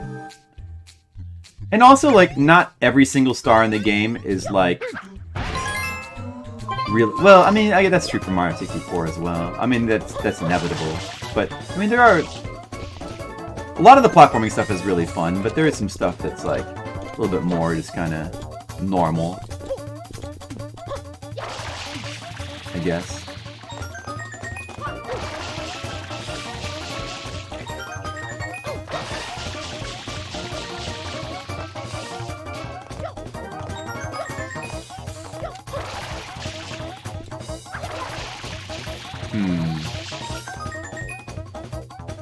Should be able to make this, right?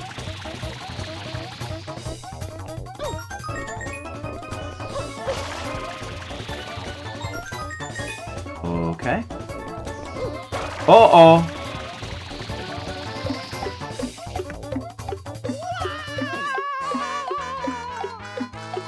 Yeah, there was something more elegant about being able to get the stars not intended.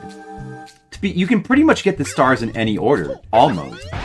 It's extremely flexible, and like, this Mario 64 in general is a much more flexible game, and that makes it extremely fun. That combined with the incredible moveset and really cool stage design makes it just like one of the most replayable games.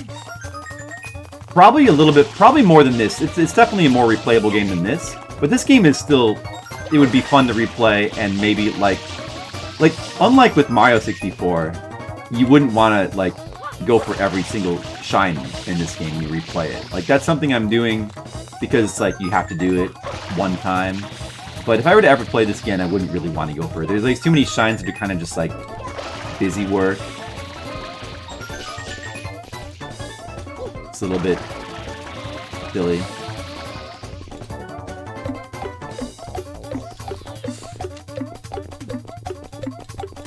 Get over there, Mario! Oh, okay.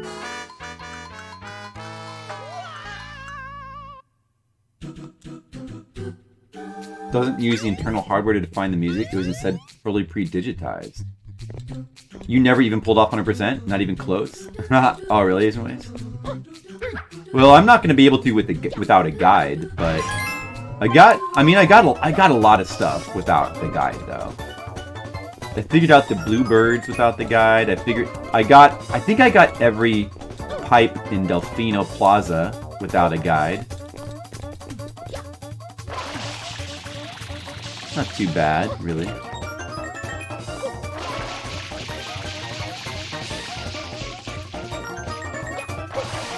But, yeah. In the end, like, after 30 hours, it's just 30 plus hours now. I couldn't really resist. I mean, and it would probably take double that if you were gonna like seriously try to like do the rest of the game without a guide. It's probably doable, but it would take really, really long without that guide. You don't have to get every blue coin. You can live with that and still be sane. Well, I'm gonna get every blue coin. It's okay. I've already got so many of them after going coin crazy that it's not that bad getting all the rest of them. I've already got so many as it is.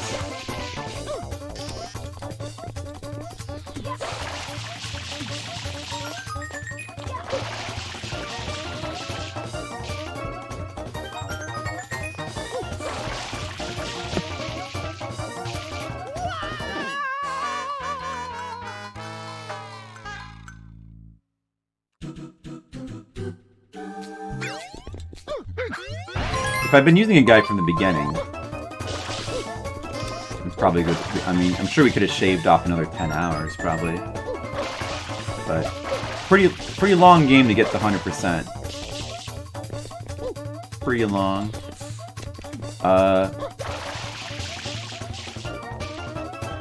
mean, Mario 64, I was able to... I know the game pretty well, but not that well. It had been a while. But we were still able to 100% it in, what, like 16 hours, I think? And this one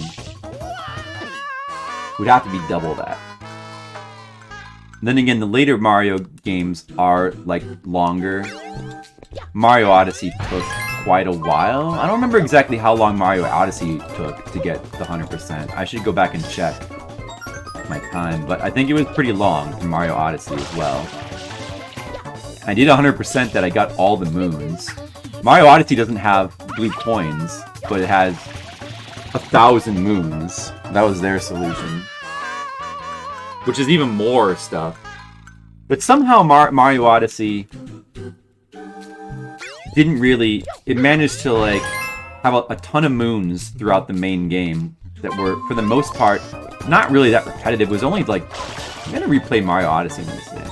It was only until, like, the bonus game, like the optional moons, when they repopulate the game with moons, that's only when it starts to, like, they start to feel really repetitive. Until that, there's enough fresh content, even with all those moons. It's like the normal game is like, it's probably like, I don't remember exactly, but it's probably like half of them or something. Probably like 500.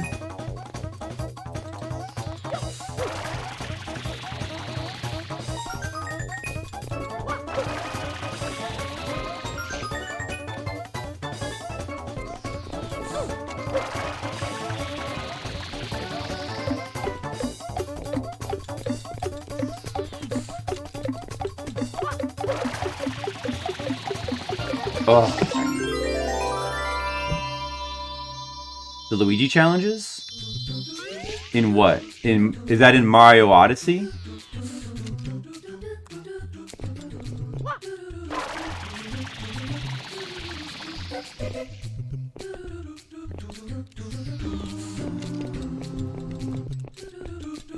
Is that something that's in Mario Odyssey? I don't really remember.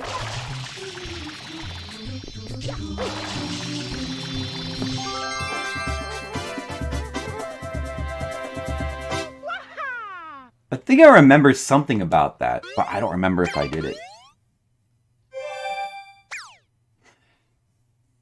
I might have been so tired of the game after getting 1,000 moons that I just didn't bother to look into that. Very fun challenges. Kind of interesting.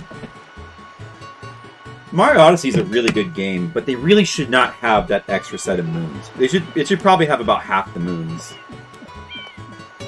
500 would have been fine. They could have made 500 work. But 1,000 is just too much. I think it was 1,000. I think it was like $9.99. Okay, I think we've actually fully finished Bianco Hills now. Fully finished. Absolute. Alright, let's look at the guide for the second one. What time is it? 1... Yeah, let's look at the guide for the second one. Rico Harbor. Which ones do I still need here? I'm a little bit less sure here because I need more.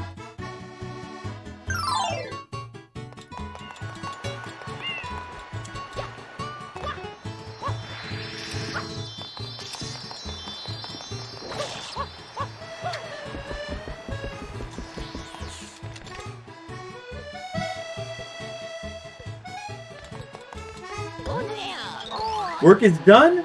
I guess I better play a little bit more, huh, Monicule? Are you going to bed anytime soon? See how many shines we actually have now. 100. 120 is the total. So we're getting close.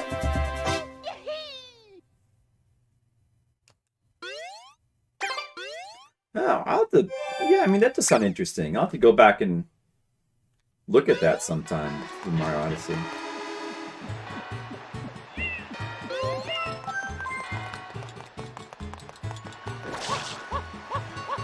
Skittles, are you following my progress? Skittles, look what I've done. Look at all this progress, Skittles. Look at this. Not bad.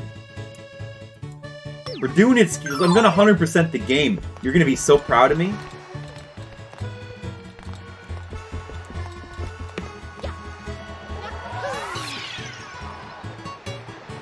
I'm not cheating. I'm just getting a little help from my friend the internet.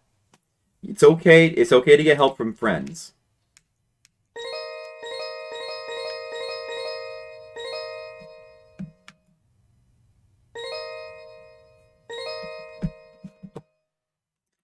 Let's see. Rico Harbor.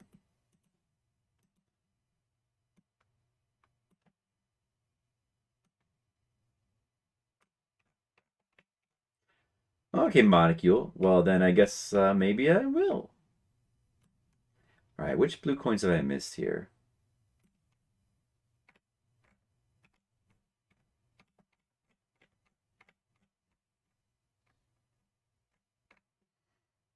Oh, I clicked on the wrong thing.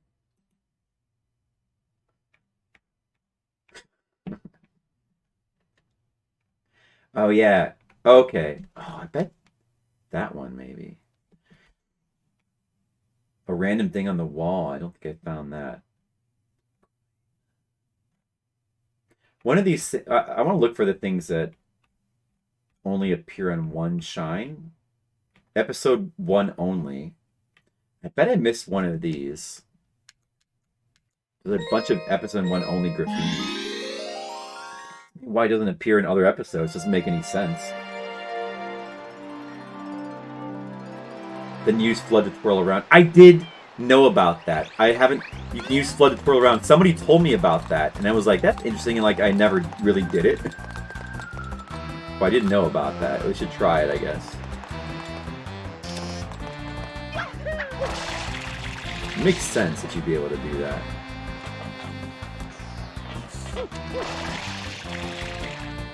I quote, "That one's gonna come in handy, Skittles. Good one. Good one." There should be one in here. I think. Wait. Yeah. It's under the... Look, it's under the goop. Not only is it under the goop, but it only appears on this shine. Now see, that's the kind of thing I could do without in my Mario Sunshine. I don't mind it being hidden under the goop, but only on the first shine? Having to check every shine.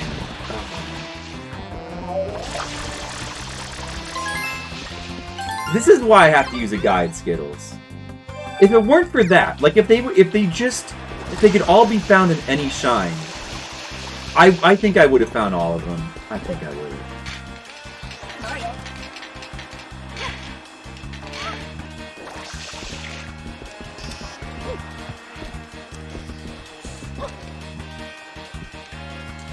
Yeah, I gotta try that Asian Waste. Probably does look cool.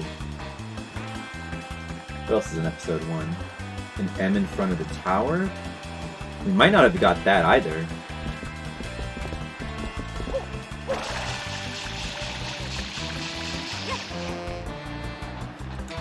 It's also hidden in the goop, I think. Probably didn't get this.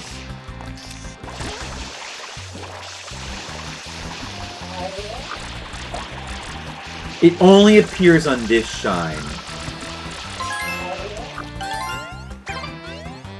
I mean, I understand why they did that, because they only wanted to have the goop here for this shine. Like, they only wanted to have the goop here for this episode, and then they wanted to hide something under it, but they didn't want to have the goop on the other episode, so they just removed the blue coin as well. But that still sucks.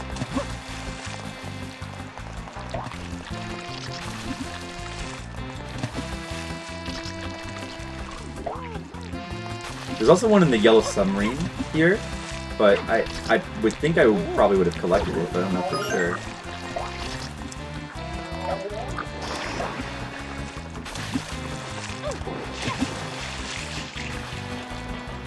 I don't think there's any ropes in this level, unfortunately.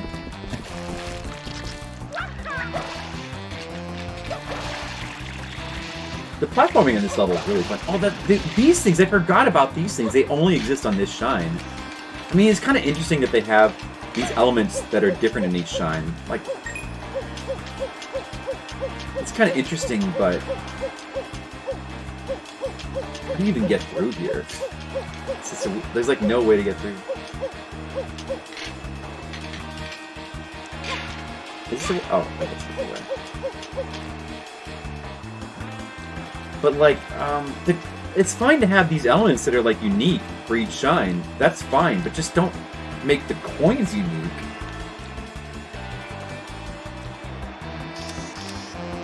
Don't do that. Or at least have them be available in multiple shines and not just one. Episode 1 only. Come on. There's one here when you raise the submarine, but I probably would have already got it. What that means. This will also leave behind the blue coin. Maybe I got this one already?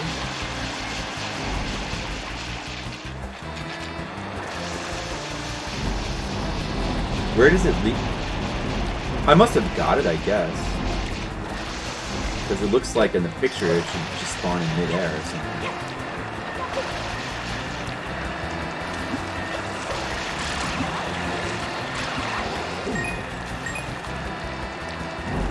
So 2, probably got that one.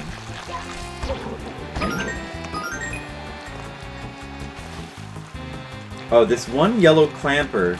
I was wondering, the one that I kept claiming was invincible. You guys remember how there was a...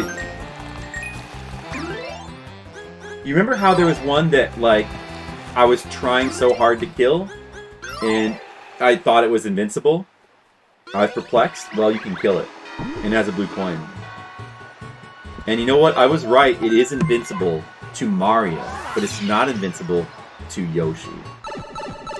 That's the magic trick.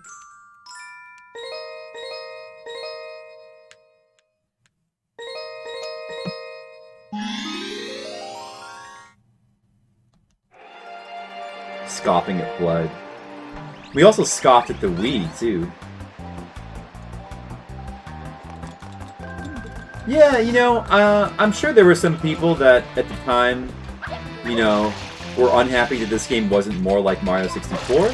But I feel like time should have been kind to this game. Because, like, yeah, it is really new. At this point, people should... I hope that some people have warmed up to it, at least. Some people... I'm sure some people just wouldn't be able to handle the insanity platforming. And the collectibles are out of control, but... Probably still not as bad as Mario Odyssey, though. A salad? I like salad. What are you gonna have in your salad, Molecule? That sounds good.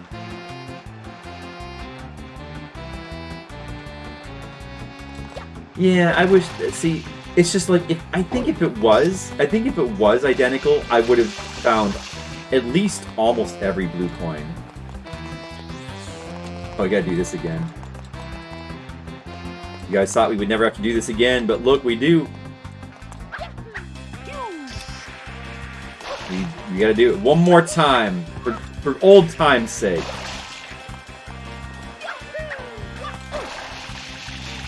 You guys want to take another trip up the Yoshi platform for fun?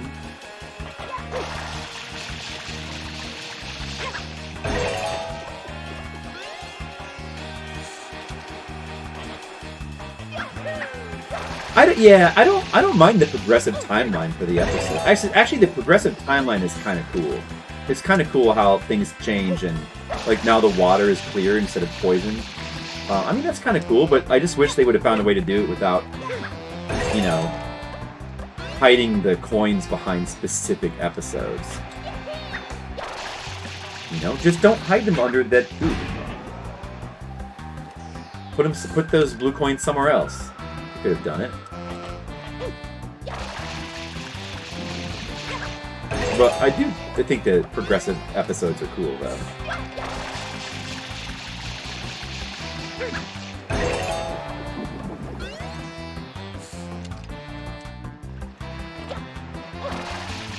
You know, yeah, so like the blue coins, just make them available at least from most shines. It doesn't have to be from all, but from most shines have them available. And then coins should always be available on every episode, unless there's like a really good reason not to have them, like they are particular, like a certain boat doesn't spawn and it doesn't have the coins. That's fine, but like there's no reason why those coins should have been the way they did the coins on Piantic. I'm not gonna ever forgive him for that.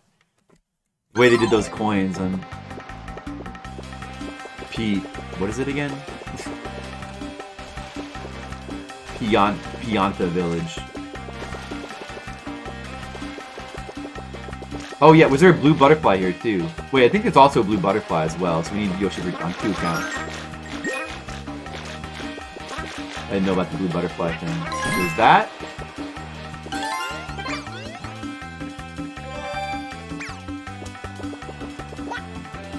There is a yeah. I mean, both things are cool. There is an elegance to like the single map where you can like do the objectives in any order. I think ultimately I kind of prefer. That's something I prefer about Mario 64 because, and it's definitely awesome for replay value. It's one of many reasons why Mario 64 is like one of the most replayable games.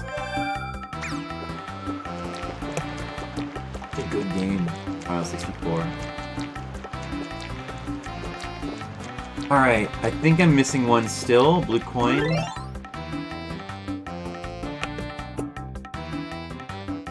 He ate that guy. Got the butterfly. I got the one from the fish bucket that was invisible. I found that. Killed the guy. I got thrown up into the basket and killed the squid guy. That one. I definitely got that. I killed both those clambers. Episode 2. As you ride the blooper towards the tunnel. Jump. I probably got that one. I think. I should have got that. The graffiti that's on one of the Yoshi platforms. I think I remember getting that. Pretty sure. I got the M that was on the wall that you get hurled to. Obvious blue coin. Obvious blue coins. I must have got all of these. Water, obvious.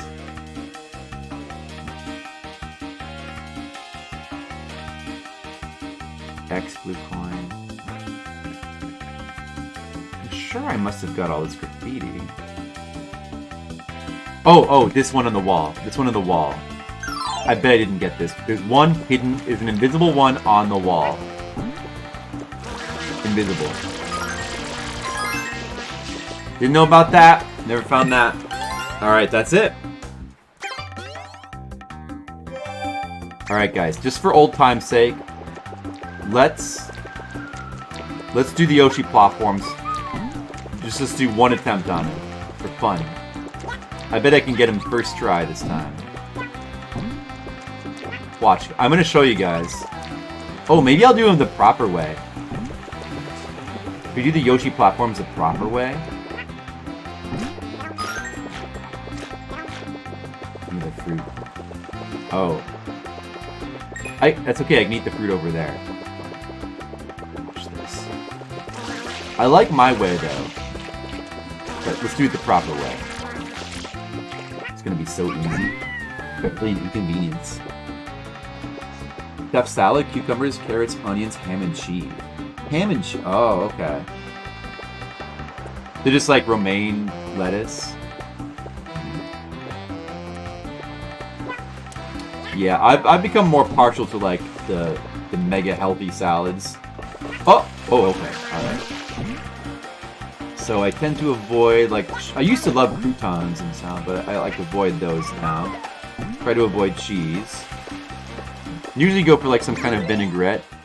There's all kinds of weird vinaigrettes you can try. I have this like garlic vinaigrette that's really good. And I usually try to... I don't really care for salads that are like a lot of lettuce. I'm usually more into like... Okay, we're done with this level. Those platforms were vertical, huh?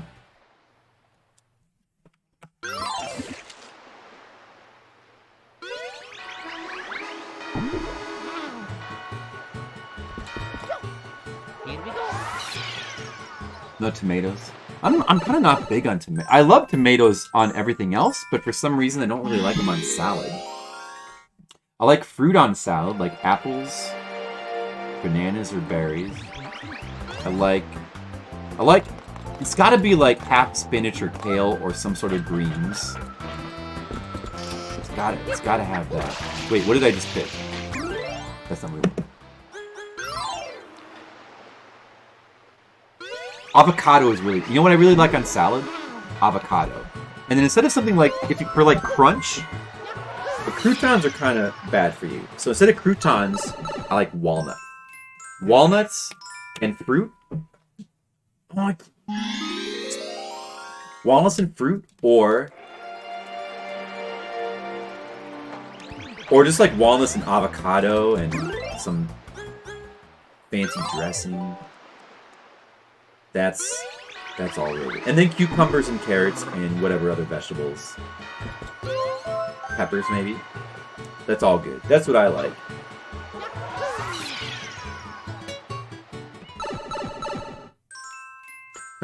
I guess I don't mind romaine lettuce, but there has to be like some, like either mixed greens or kale or spinach or something like that.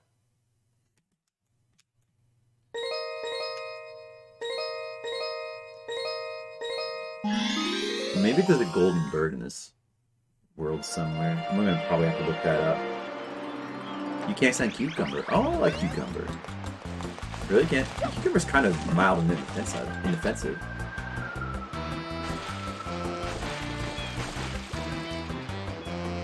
At least I think so. Some people have told me that it actually has a strong flavor to them. But I never really thought it had a strong flavor. It's more of like a textured thing. To me.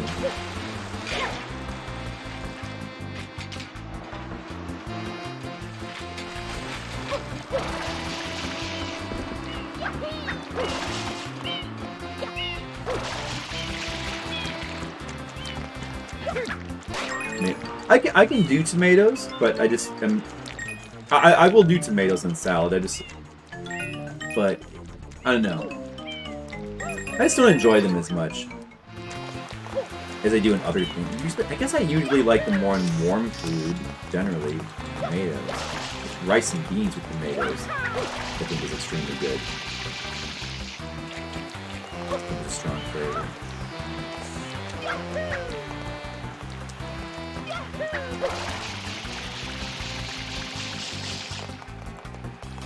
Yeah, I never really thought of cucumber as a strong flavor. That's kind of weird to me. Why does it appear way over there? It's over the whole plate. I never thought that.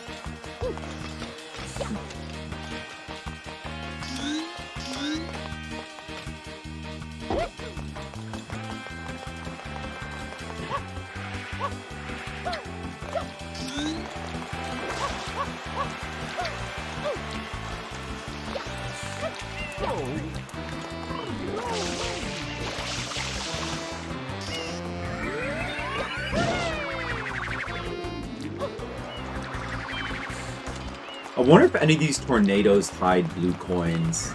I would not be surprised if there's a blue coin in one of these tornadoes. Not be surprised. I just get down here from the bottom.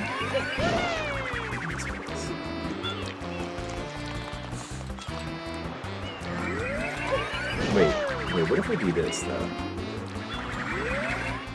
Oh, wait, can I not turn around jump while I'm charging this? Wait, can I turn around jump? I think that doesn't work. Can I wall jump while I'm charging this? No, it doesn't let you. Oh, I see.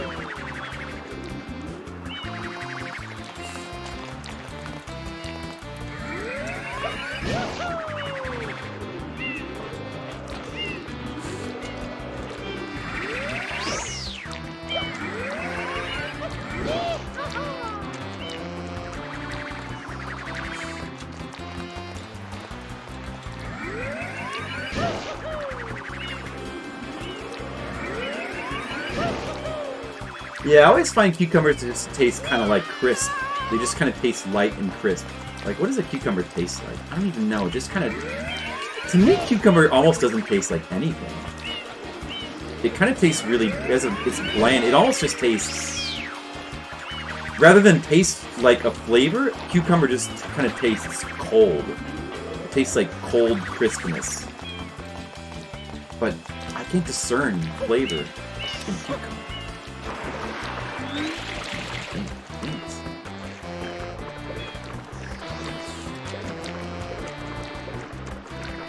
What do you think about that, Skittles? I don't like cucumber either. Skittles is with you. Do you find cucumber to have a strong flavor? That flavor's the same. Maybe it's just like a taste bud thing. I might not have the best taste buds because, you know, my sense of smell is really bad. But yeah, I don't know.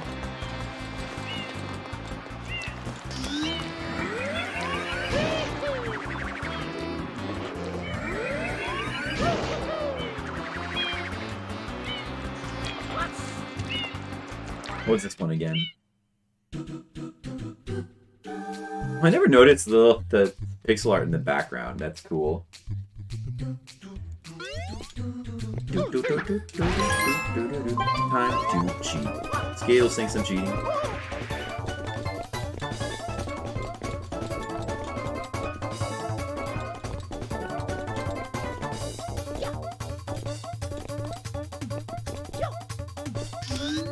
blast the rocket here. So I could have come in here with blood. I could have come in here with the hover power, but this is not the power I want for this. It's not at all helpful. Maybe it's not gonna matter then.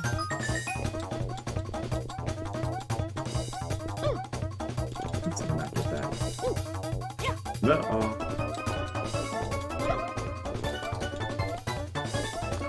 Oh. What? Oh, jeez. Dude, I'm screwed. Oh, wait. I actually have a decent amount of time on this stage.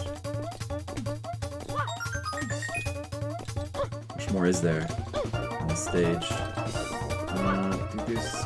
might be a lot more. No time. No time for this. 10 seconds. Take that, though. I need it.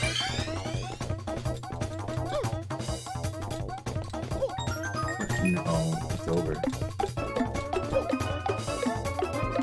Too bad. I'm also not a fan of eggplant. Yeah, eggplant I've never really been a fan of. It's hard for me to eat it. Like, I can eat eggplant, but it's kind of hard for me to eat it. That's true, Skittles. It's a good point. I mean, I guess broccoli kind of has a mild flavor as well. Well, actually, I guess a lot of vegetables kind of have a mild flavor. But yeah, if you just don't like it, it can be strong to you. Maybe that's why you don't like it in the first place. I also really don't like peas, but it's not so much because of the flavor as the texture, I think. It's kind of the flavor, too. That's like the one vegetable that I haven't really been able to get myself to like is peas. I just don't like peas. Wait, are there red coins up here? Oh, I didn't even know there were red coins up here. Oh, wow.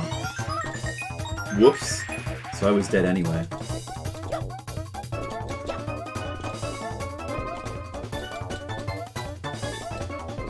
I love broccoli. Yeah, I mean, when I was a kid, I didn't like broccoli. But that's probably because my parents, like, always, like, steamed it and, like, cooked it as blandly as possible. But now I really like broccoli. Actually, it's one of my favorite vegetables. Broccoli is very good. You know, even could be... I think it could be good in salad, too, maybe.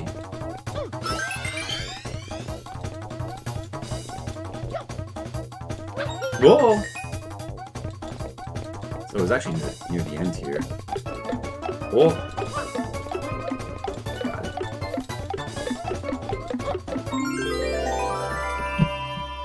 Nah, he wasn't, Skittles. He wasn't. But then again, which of us are?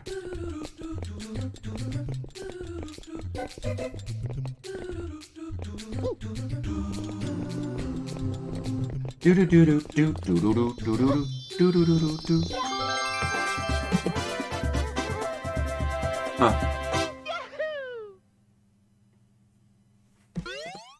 Yeah, I mean, I think that you know what the thing about broccoli is? I don't think it has a very strong flavor. It's not really the flavor that I like about broccoli.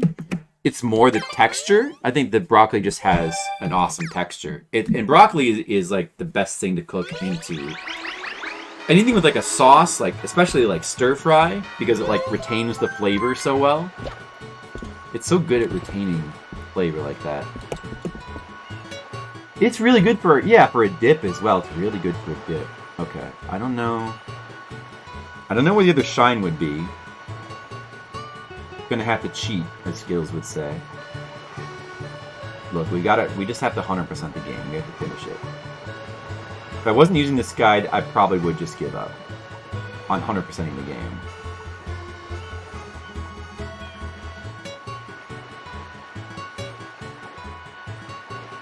Red coins. Blooper surfing sequel. Phew. You just oh, okay. Oh, that makes sense. You just return to that thing.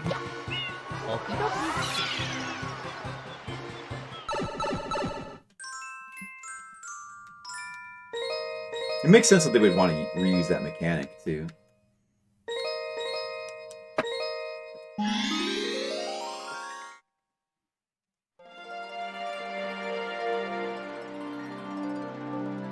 Peas from the garden.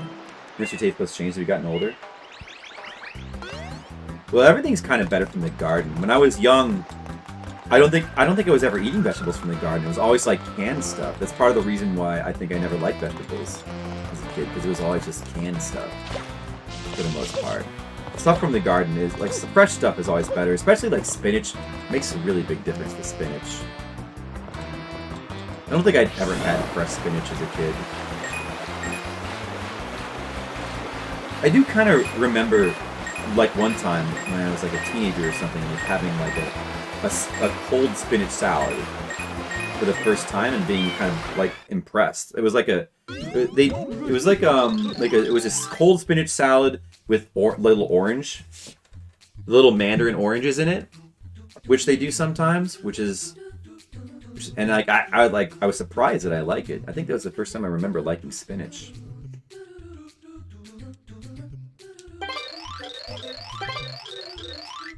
Yeah, like the peach secret slide.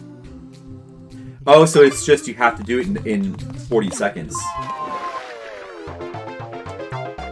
Wait, do over. Wait, can I do it over?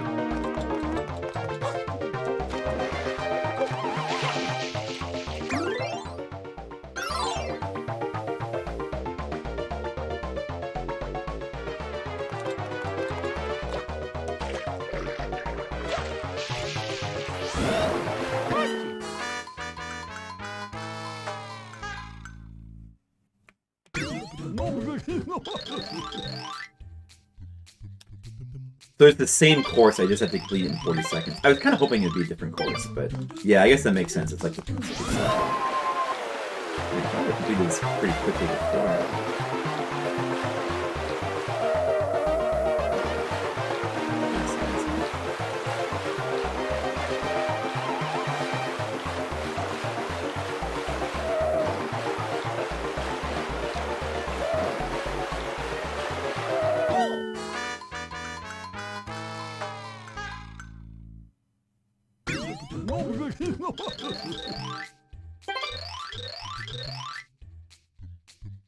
Spinach pizza pie is great too.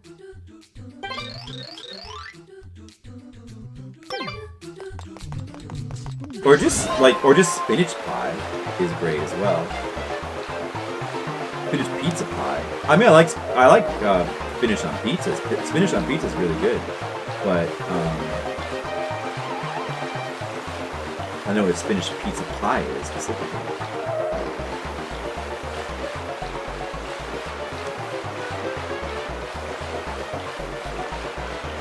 Oh no! Oh, I should have.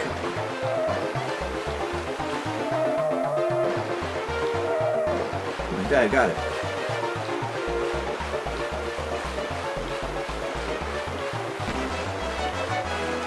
Got it. You know, you probably can't get both at once, right? I feel like I might have got it under 40 seconds on the first time I completed this. But it wouldn't give you both shines, would it? I don't think it would. I think it can only give you one at a time. Oh, just pizza is a pie. Hey, Lord Zerk, what's up? We were just in time for the tail end of the stream. You missed so much debating, Lord Zerk. There's so much debating. You would have loved it.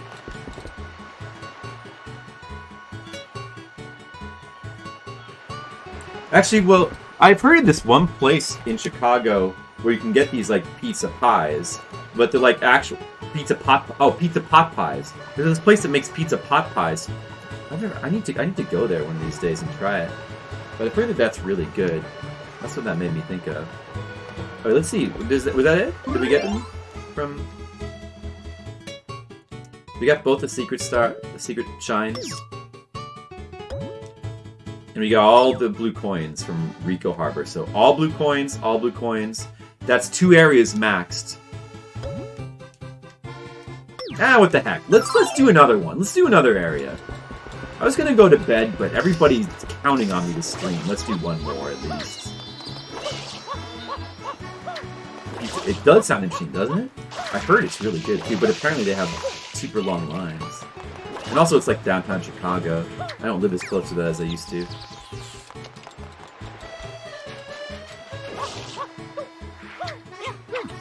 Yeah, it does, doesn't it?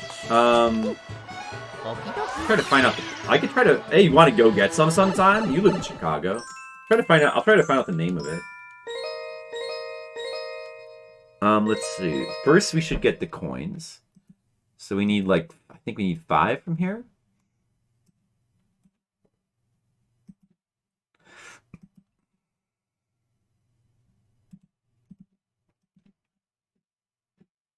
But what shine do we get them from? Pizza crimes against nature? Well, some people might call pizza pot pie that. Blue coin, blue coin. Look in the ceiling, done that. The graffiti.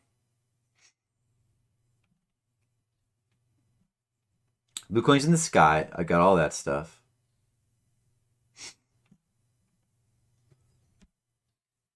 All the blue coins, you know, they probably, I guess I don't, I said before I don't really mind it, but it might have been cool if the blue coins were just simply hidden in sight and you didn't have to do weird things to get them, because they did not need to have it that many. They could have made a shine cost 5.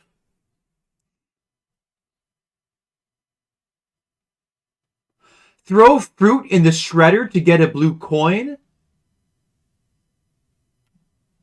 See, like that. That's something they did not need to do. Wait, what shines specifically have blue coins, just for my knowledge?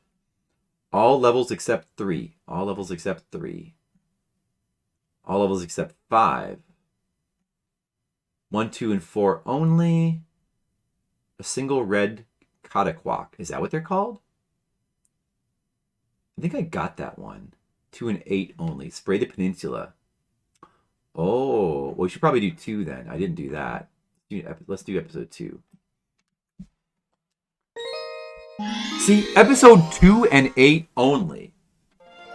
Why so specific for this? So it's an invisible one that's hidden in the sand, but not only is it invisible, only on episodes 2 and 8? And it's just in a big empty area in the sand. I feel like that could have been available in other shines. Possibly all of them. I think it's the place where the castle spawns, so maybe not the first one, but they could have been all the rest of them.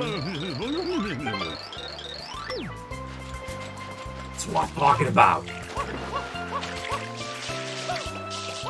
Hey, do you guys like that quote? Oh, this red guy here, he was a blue coin. The ones that are different color. Kind of obvious. Let's just confirm that we got it from him. Yeah, see, he doesn't spawn anything.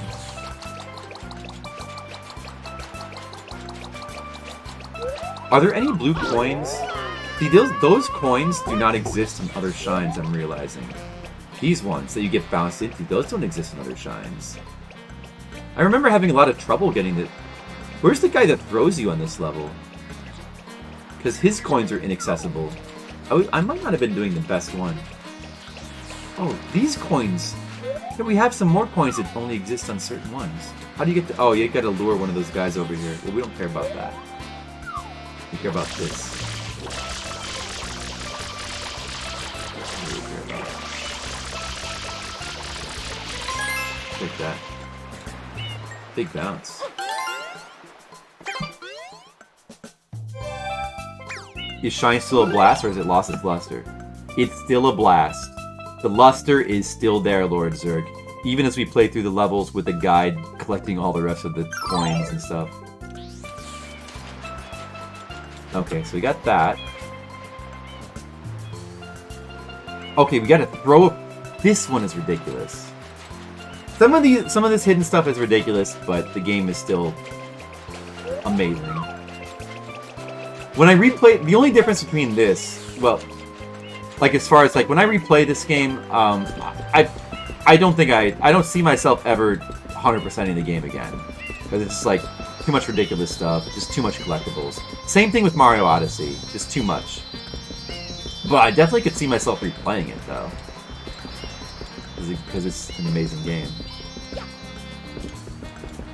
Give me a fruit. Give me a fruit. Give me a fruit. Fruit.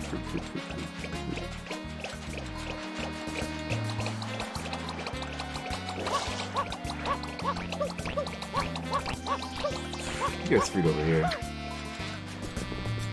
I thought there was fruit on one of these tables. Where's all the fruit at? There's the fruit in this level. Who's got the fruit?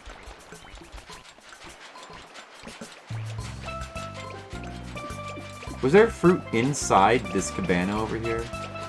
Was there?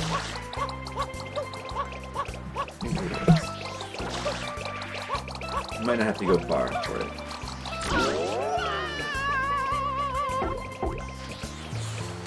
It's a very flip good game, Lord Zer.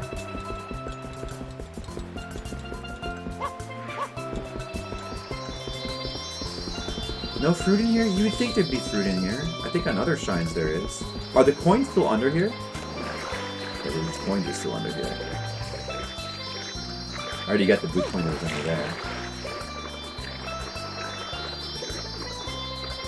Yeah, I want to. I mean, at this point, I'm close enough to 100% that doing the rest of it with the guide is kind of a breeze. Like, I'm gonna take less time getting the rest of these collectibles than I did just like fully harvesting one stage using my brain.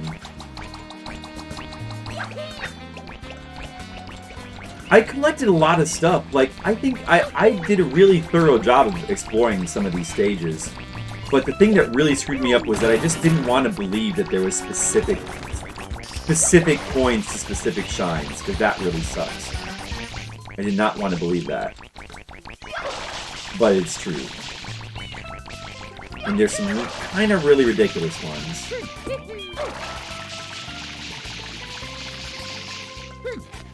Is there no fruit on this stupid stage? Even though it says episode... Oh, it doesn't actually say a specific episode for this one. Probably picked a bad one. Maybe we want to go with episode... Where should there be fruit? You hated doing those too? Oh, hey, Munchie, how's it going?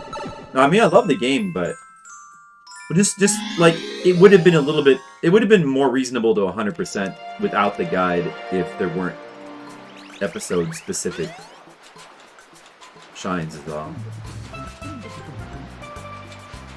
Maybe I would have even figured out that you can Yoshi a blue butterfly and get a blue coin that way. Maybe I would have figured that out eventually. Might have. I wonder where the other ones on I think we're missing a lot on Delfino Plaza.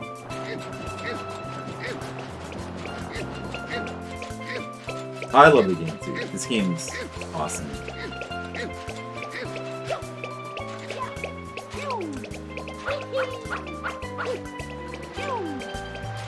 I was considering maybe doing Galaxy right after this because we're having so much fun. And it's been a while since I played Mario Galaxy. I was thinking maybe just going right on to Galaxy and just doing the trifecta of Mario games. I would like to replay Galaxy, but I was considering that, but I'm probably not going to because this game just took so long.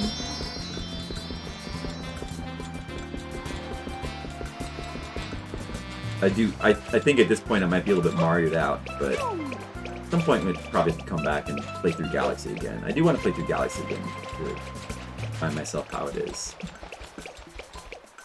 But I feel like I might like this game more than Galaxy, though. Meet the Surf Cabana. Triangle on the wall.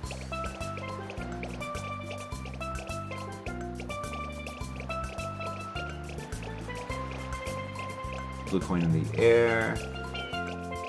Spray a specific section on the beach. Wow, never found this one. Specific section on the beach. Oh wow, man, how did I never find this? You'd think I would have found this just from like all the times I went through here with like watermelons. I guess I was just pushing it though, but like I was spraying these guys and you'd think I would have found that one. 40 blue coins total in Plaza. 40? There should only be 30. I'm pretty sure that there's 30 in every area, but I think I only have 19.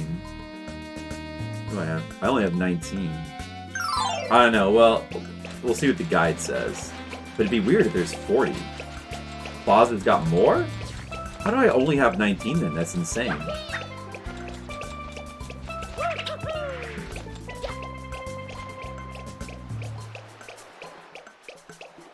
There's another spot by the surfboards.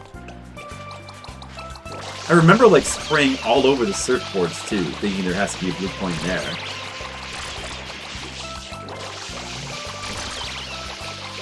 Wow. Never found any of these. Where is it?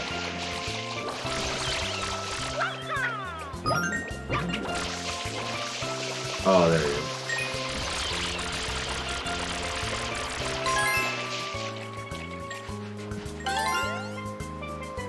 And another one.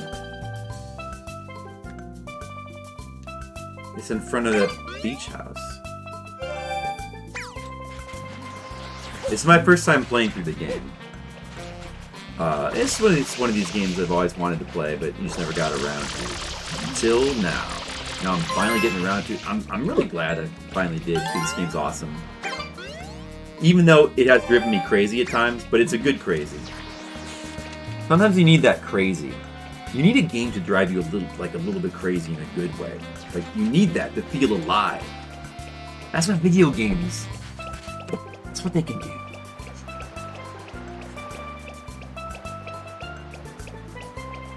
Blue coins underwater. Probably got all of those, I would think. A lot of them. Blue coins follow a school of fish. Oh my god.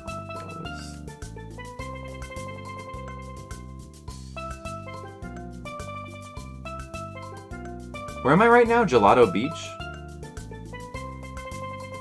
I only need 2 more. Okay. I got that guy.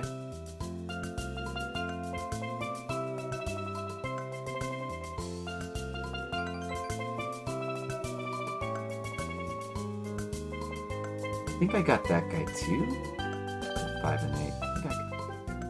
Okay, blue coins in the Sandbird stage. I got 4 of them. And it looks like there is indeed 4. Episode 6, Yoshi required. Oh. The yellow goop that missed. I never thought to destroy that. I don't think I got that one.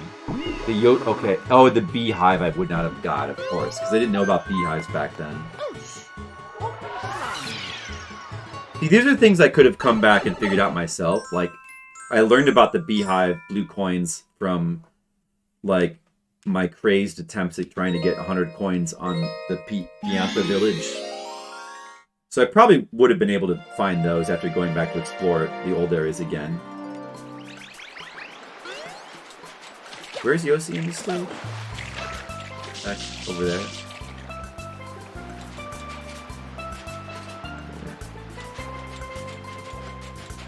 Lemon?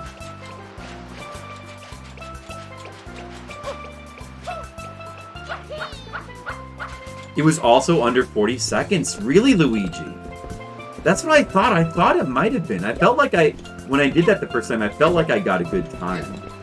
So if you beat it under 40 seconds the first time, there's no indication that there's a second star, right?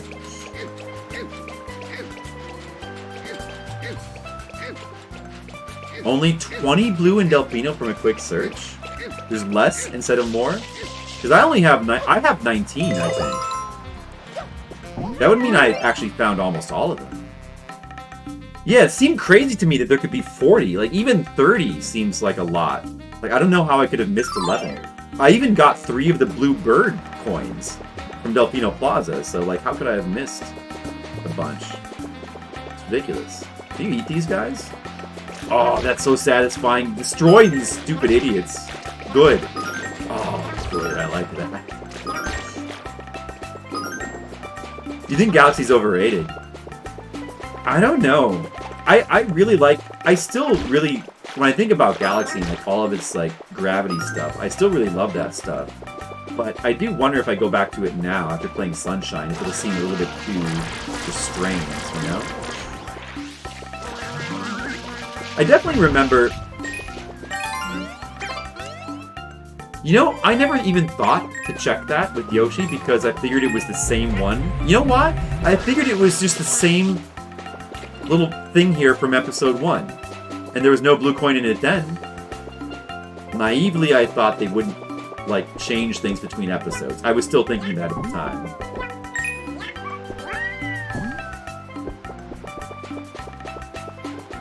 I don't know, I wonder if I go back and play Galaxy now, if I'll, like, maybe, like, lower my rate. I can't, like, maybe, like, to, like, an 8 or something? 'Cause I think it might be, like, a 9 or 10 now. Oh, you can just water the gun Yoshi. Like that.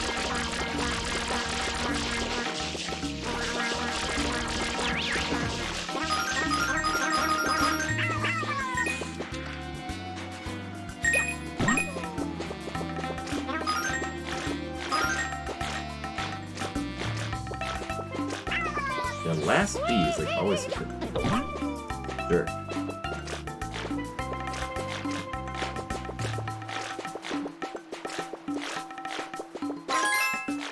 That's it then. Now we need the secret shines. 30 blue coins. Nice.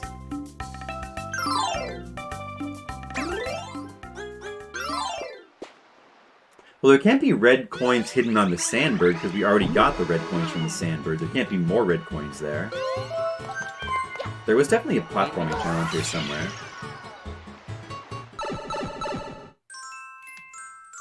Yeah, that's okay. I mean, I'll find out how many blue coins are... Well, maybe I should check... Well, I should probably do that, like, after this. See what the last blue coins were missing on Delfino Plaza.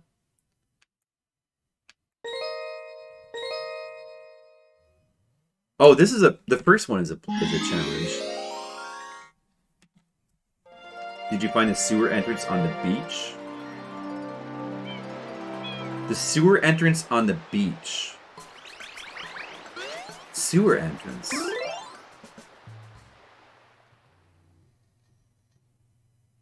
Beach. I don't... That doesn't sound familiar. I don't know. Mario 64 is still my favorite, but this could be the second favorite now.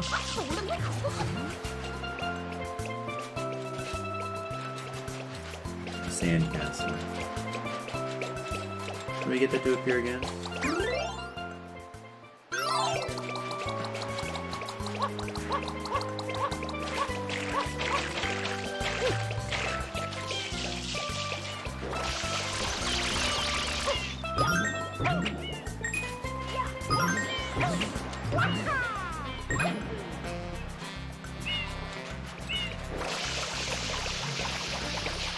Just this guy?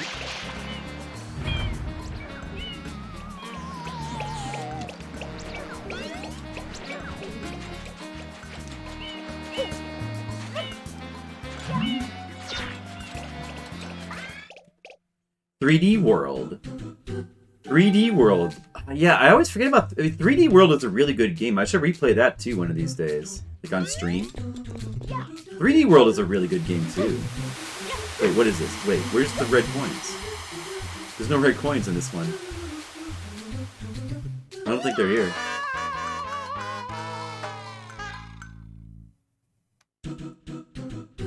Wait.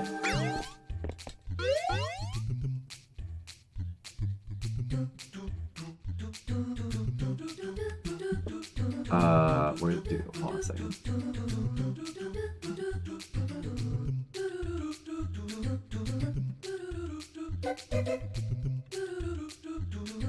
Sewer entrance. There was like a sewer. There's like a little, like over by the red cannon thing. There's like a little nook where you can find a 1-up. I don't know if that's what you're talking about. Oh, there is one here. Wait. It says there is one here, actually. Sandy Shine Sprite.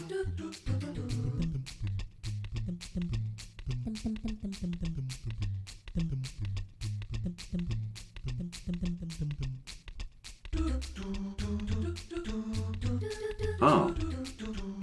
Oh, there's like a weird secret shine hidden in one of the levels as well. Okay. Oh, it says there is one here. Oh, okay, there it is.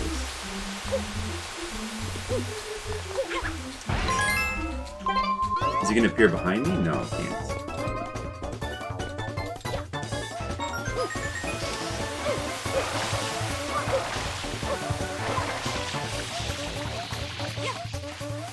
I'm fine. It's totally fine. Blood makes this level a lot easier.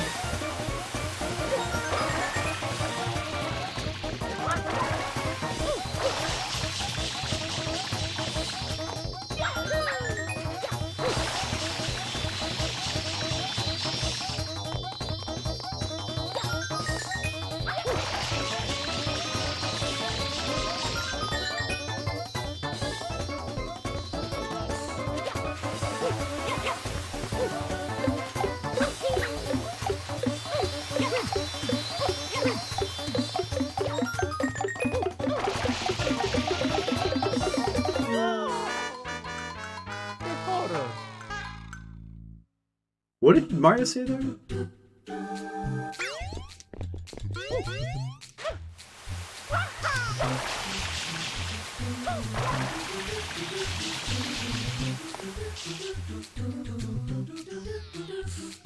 I don't know. I really like Galaxy at the time. I have to go back and replay it, but at the time I really liked it quite a lot. I'm scared by the beat. I might not know what you're talking about, Luigi. I'll have to check it.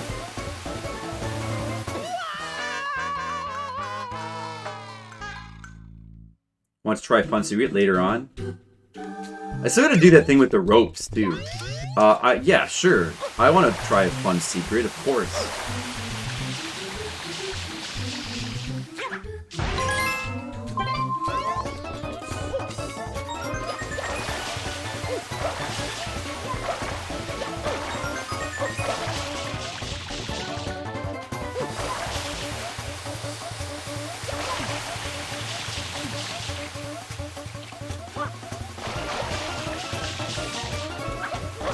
No, wasting time.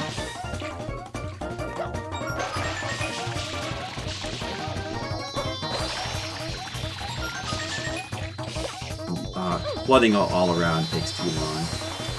A little quicker than that.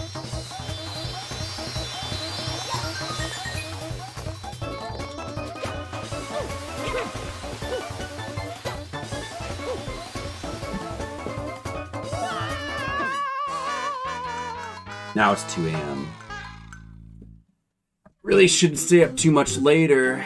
Really shouldn't. It's good to get things done though. The next stream we're definitely going to beat this game. And then the next stream after that, we can play a different video game. Imagine that. I got some ideas. And we're going to do more Switch games. For sure, but I'm thinking I might do something else to mix up all the modern games and do something retro a little bit.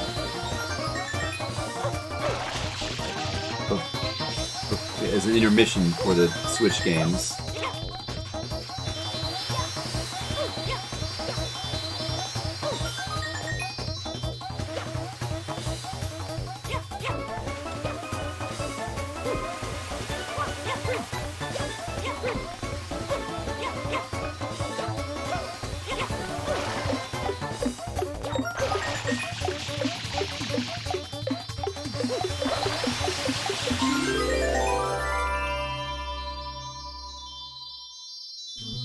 Try dissolving sand block. Get off, then do butt pound on the block you dissolve. At the exact moment it regenerates.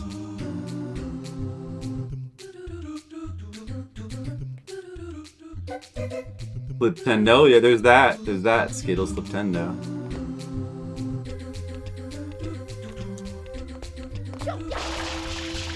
That might or might not be it, Skittles. We'll see.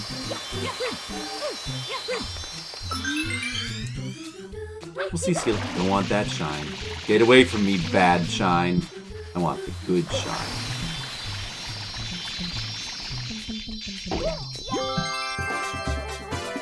You have to be frame perfect. Try it after you collect.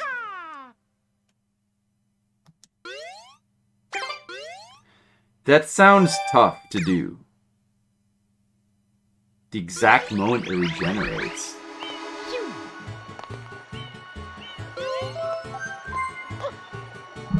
There's just a video of that I can see instead. You may have made it up. Skittles, why would you make up something like Fliptendo?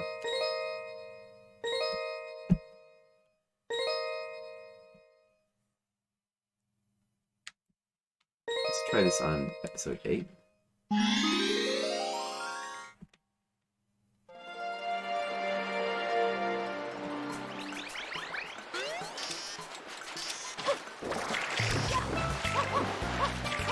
Alright, the other one is just like at the bottom of some stairs?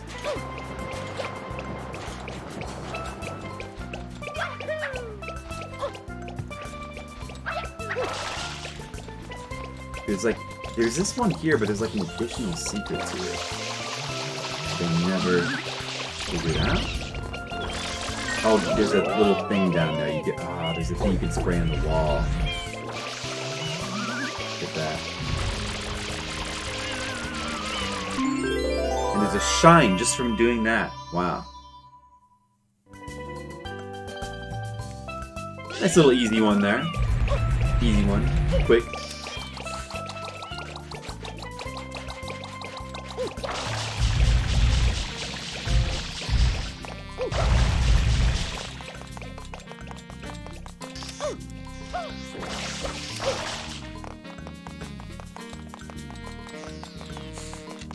Get out of here, big watermelon. Nobody likes you. Be gone.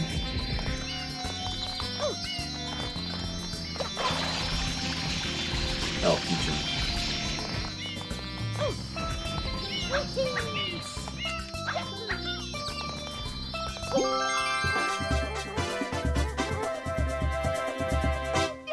I've got to go back to the sandcastle to do that.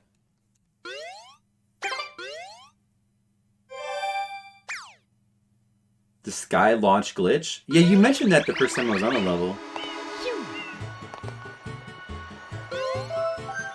I gotta do it eventually? Well, you'll have to tell me how to do it. Maybe on the next stream, which will be possibly the final stream. Alright, that's the first 3 areas now done. Fully done, right? All coins. All coins acquired. I'm just gonna get the final blue coin for Delfino Village now. Let's see, is it 20? Is it 30? If it's 20, I'm just gonna get it right now. Let me check out the sewer thing too. Delfino Airship. Airstrip. Pay the pinata near the raccoon house 10 coins to travel to Delfino Airstrip. Didn't know you could do that. Okay, no wonder I'm missing that one. So I actually found every single blue coin that's in this area. I found them all. Oh, I've got to look at this any secret shines for here. I wonder if I found all the secret shines. It shoots you like a comet. Oh, is that what you were talking about then? Is a guy here? This guy? Oh man, I never thought to talk to this guy.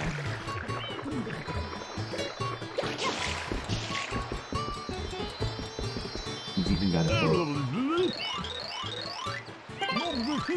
Only 10 coins. Only 10 coins. Give me some coins.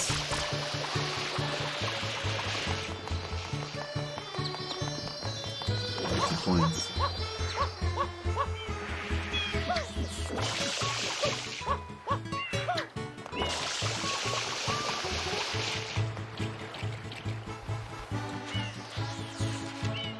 I feel great, Skittles.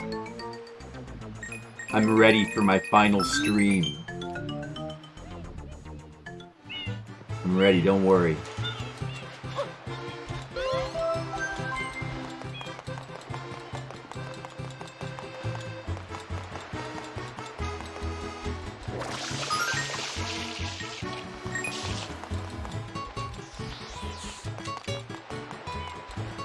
If I ever do a final stream, Skittles, don't worry about it. I'll probably feel guilty and then I'll have to do one more.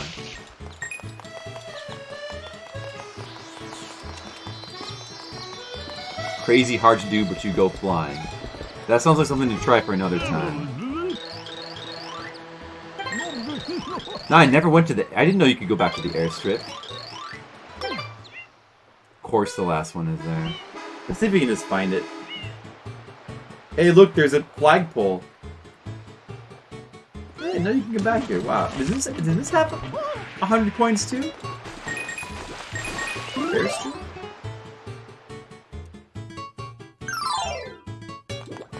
Oh, I need, this power. Oh, there's red coins too? What the heck? Oh, these are probably part of the... No, I guess it would be its own thing.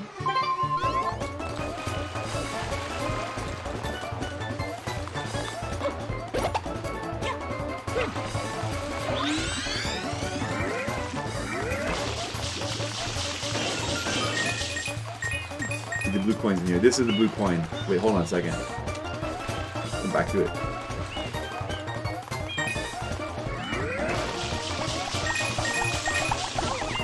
What?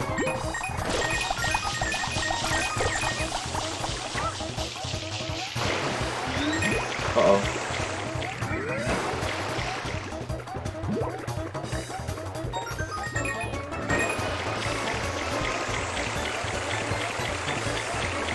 No!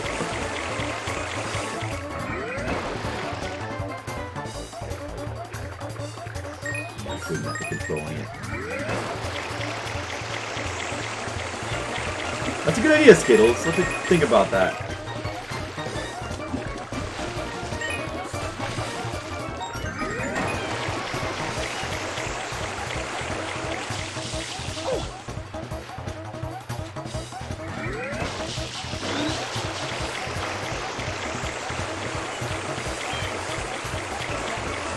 Give me that.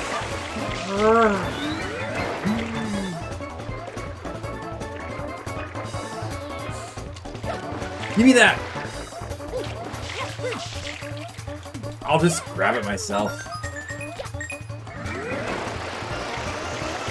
Where's the last one? Oh, there was another one on top of the thing.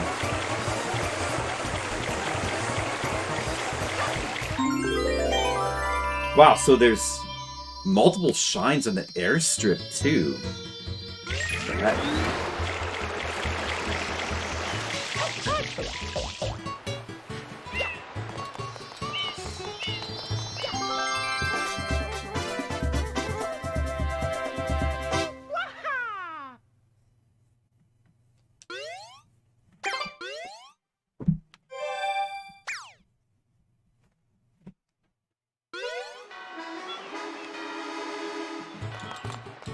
Oh, I've got to go back there again. I've got to get 10 coins. Oh, no, wait, I don't have to get 10 coins again. That's good. Bedtime for Skittles. It should be bedtime for me. But there's going to be more stuff in the airstrip. You're going to have time for that right now. Let's do that next stream. It's bedtime for me, too. Let's all go to bed. Let's all follow Skittles' example. Let's go to bed. I have to go to bed. 33 lives. That's good progress. We got a lot of shines. And I'm sure we can get the rest of them and finish the game easily next stream. There should be no problems. Sub 40-hour win. Sub 4. I believe it. I believe it's going to happen. All right. I'm going to turn the stream off now. I'm going to jump in my bed and sleep. I am enjoying it. It's awesome. It's a really, really good game. It's got so much fun platforming in it. I'm glad I'm finally playing. It's awesome. So we're going to finish it maybe tomorrow. Probably tomorrow we'll come back and finish it. So I'll see you guys for that then. I guess I'll just say have a good night. Time for me to sleep. Hope you guys all also sleep. Nobody have insomnia. All right, good night. Next stream I'm going to cheat.